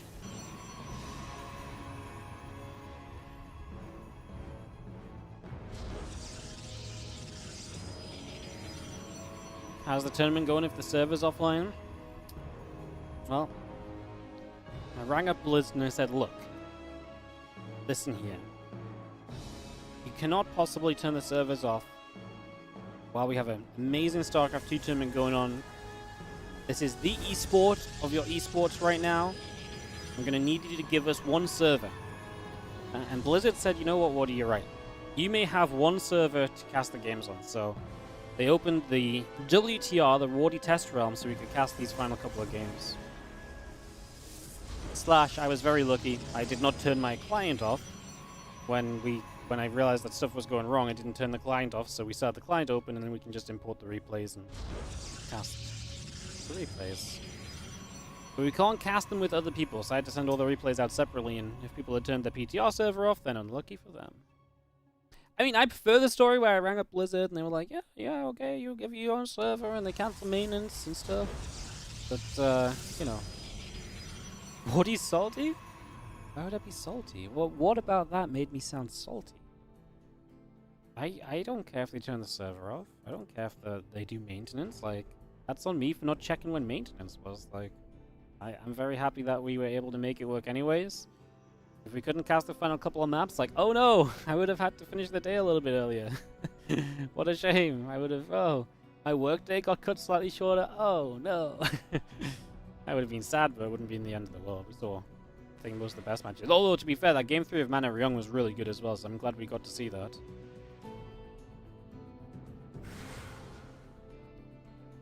Keep it moving back. A couple of adepts moving out through the center of the map as well. A little bit of a journey.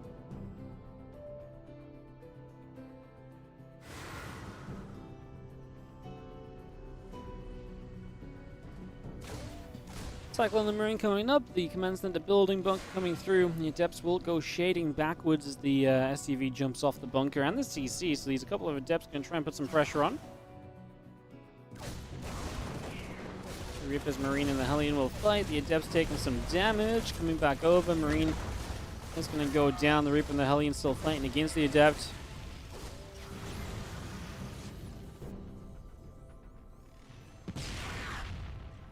Up that bunker, still 2 Adepts joining up in the center. Stopwall coming through. The reactor is on the way.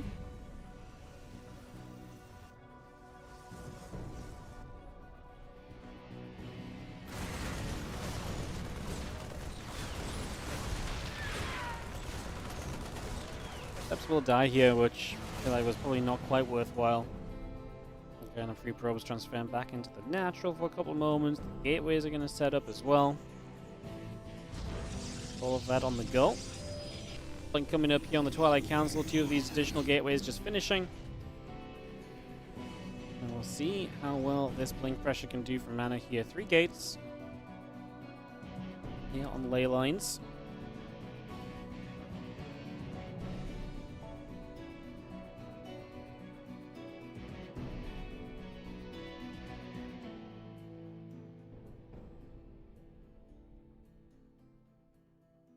Cyclones, the Marine moving toward the upper right hand side, so a little bit of a journey across So we're looking to see if there's some potential damage to be dealt. Reaper comes back toward these two Cyclones.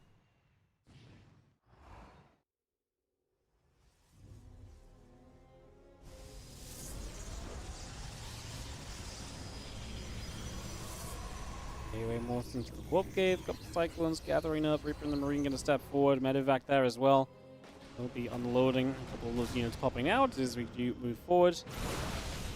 Lifting up, pulling back away.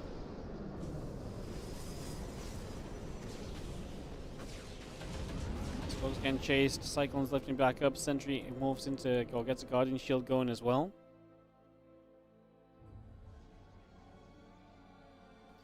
And get that blink finished up on the Twilight Council. A couple of Cyclones still going back down the bottom left-hand side. So the Marines, the Cyclones, both falling back. Clem will not get too aggressive at this point. I mean, Blink Stalkers should be able to get out of the map now. Mana is going to try and take the forward base.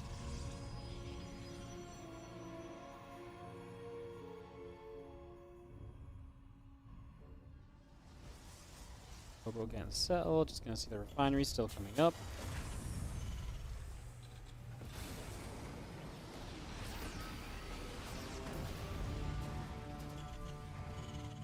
Another depot down. Mana will just build the third. Still no map control of these Stalkers. The fact that you've got a 3-gate Blink Stalk and you're kind of at home feels pretty bad for Mana, I have to say.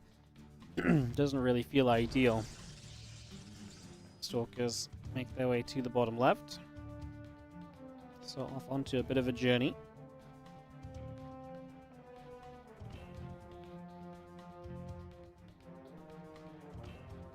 Stalkers gather. Again, charge coming through. The Observer coming up. Couple of probes coming by. Impact Combat Shield and +1 coming through as well here currently. Couple of shots against him in combat, +1 all coming through. Again, that's settled.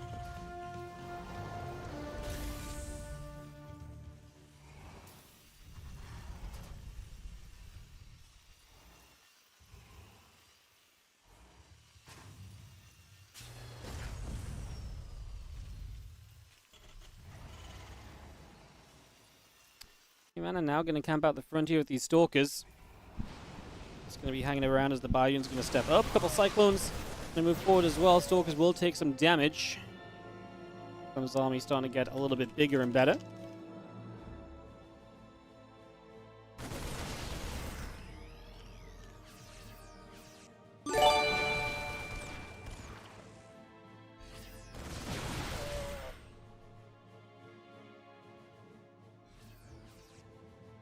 Sorry, guys. Thank you, Fnatic, for the 51-month resub on the Prime. Sorry for the FPS drops there. Clem is in the main base. Banshee putting some damage out, some probes going down. And Clem just continues to push towards the third as he gets set up to make a little bit of a shove forward. He's going to be diving straight through. I mean, this third base is not protected. These Stalkers are super out of position. Mana does not have a lot. Battery goes down. I think Mana might just be going down in this game. I think this one might be done and dusted, guys. As it does look that way. Bio4 still pressing up. A couple of Zealots will go down. Widowmine shots. Going to go off on those Zealots as well. Stalker still being cleaned up. GG, says Mana. And that's going to do it. Clem is going to take it 2-0 to round out the StarCraft 2 action today in the WardiTV PTR event. Pretty solid stuff, right? I mean, yeah. Pretty solid stuff, I think, overall. Very fun games. Shout out to the players for giving us some great games on the PTR. Obviously, congrats to Showtime, Clem, and Solar, who will make it through into that next round of the tournament as well. The playoffs, they will be back on... they'll be back with us on Sunday for those playoffs, so look forward to that, guys. And, of course, Friday, we're going to have Group B. So, yeah, thank you so much for watching. Of course, once again, like and subscribe if you're on YouTube. If you're on YouTube, I'm running a set of ads right now, and then the stream's going to go offline. If you're here on Twitch, we are going to go into our sponsored content, so we're going to get that ready to go in just a couple of moments. We're going to be playing Capitalism Craft. This is by a couple of devs, or a few devs, who are super into StarCraft 2. They're massive fans of the stream. They watch the stream all the time. And they are super excited to be able to support the channel by getting us to play their game, which is called Capitalism Craft, which definitely has a little bit of kind of a StarCraft influence to it as well. So stick around, check it out. It is available as a free demo right now on Steam.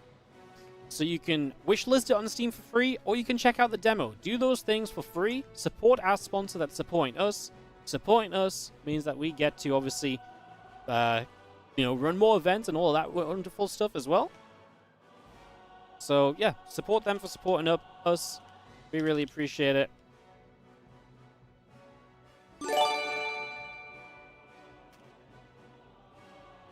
So yeah, super easy to do. Mix on the 107-month reso. Appreciate it, mate. Thank you so much. So yes, go support capitalism, craft !! Capitalism in the chat. And we're going to swap into that right about now.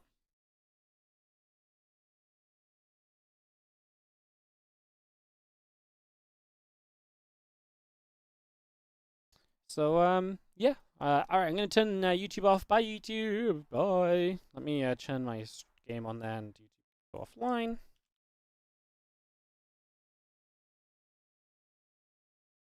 Beautiful. Alright. Click that. Click that. Click that. YouTube's gone. Whew. They were balance whining in YouTube today. I tell you that much, guys. They were balance whining on the YouTube.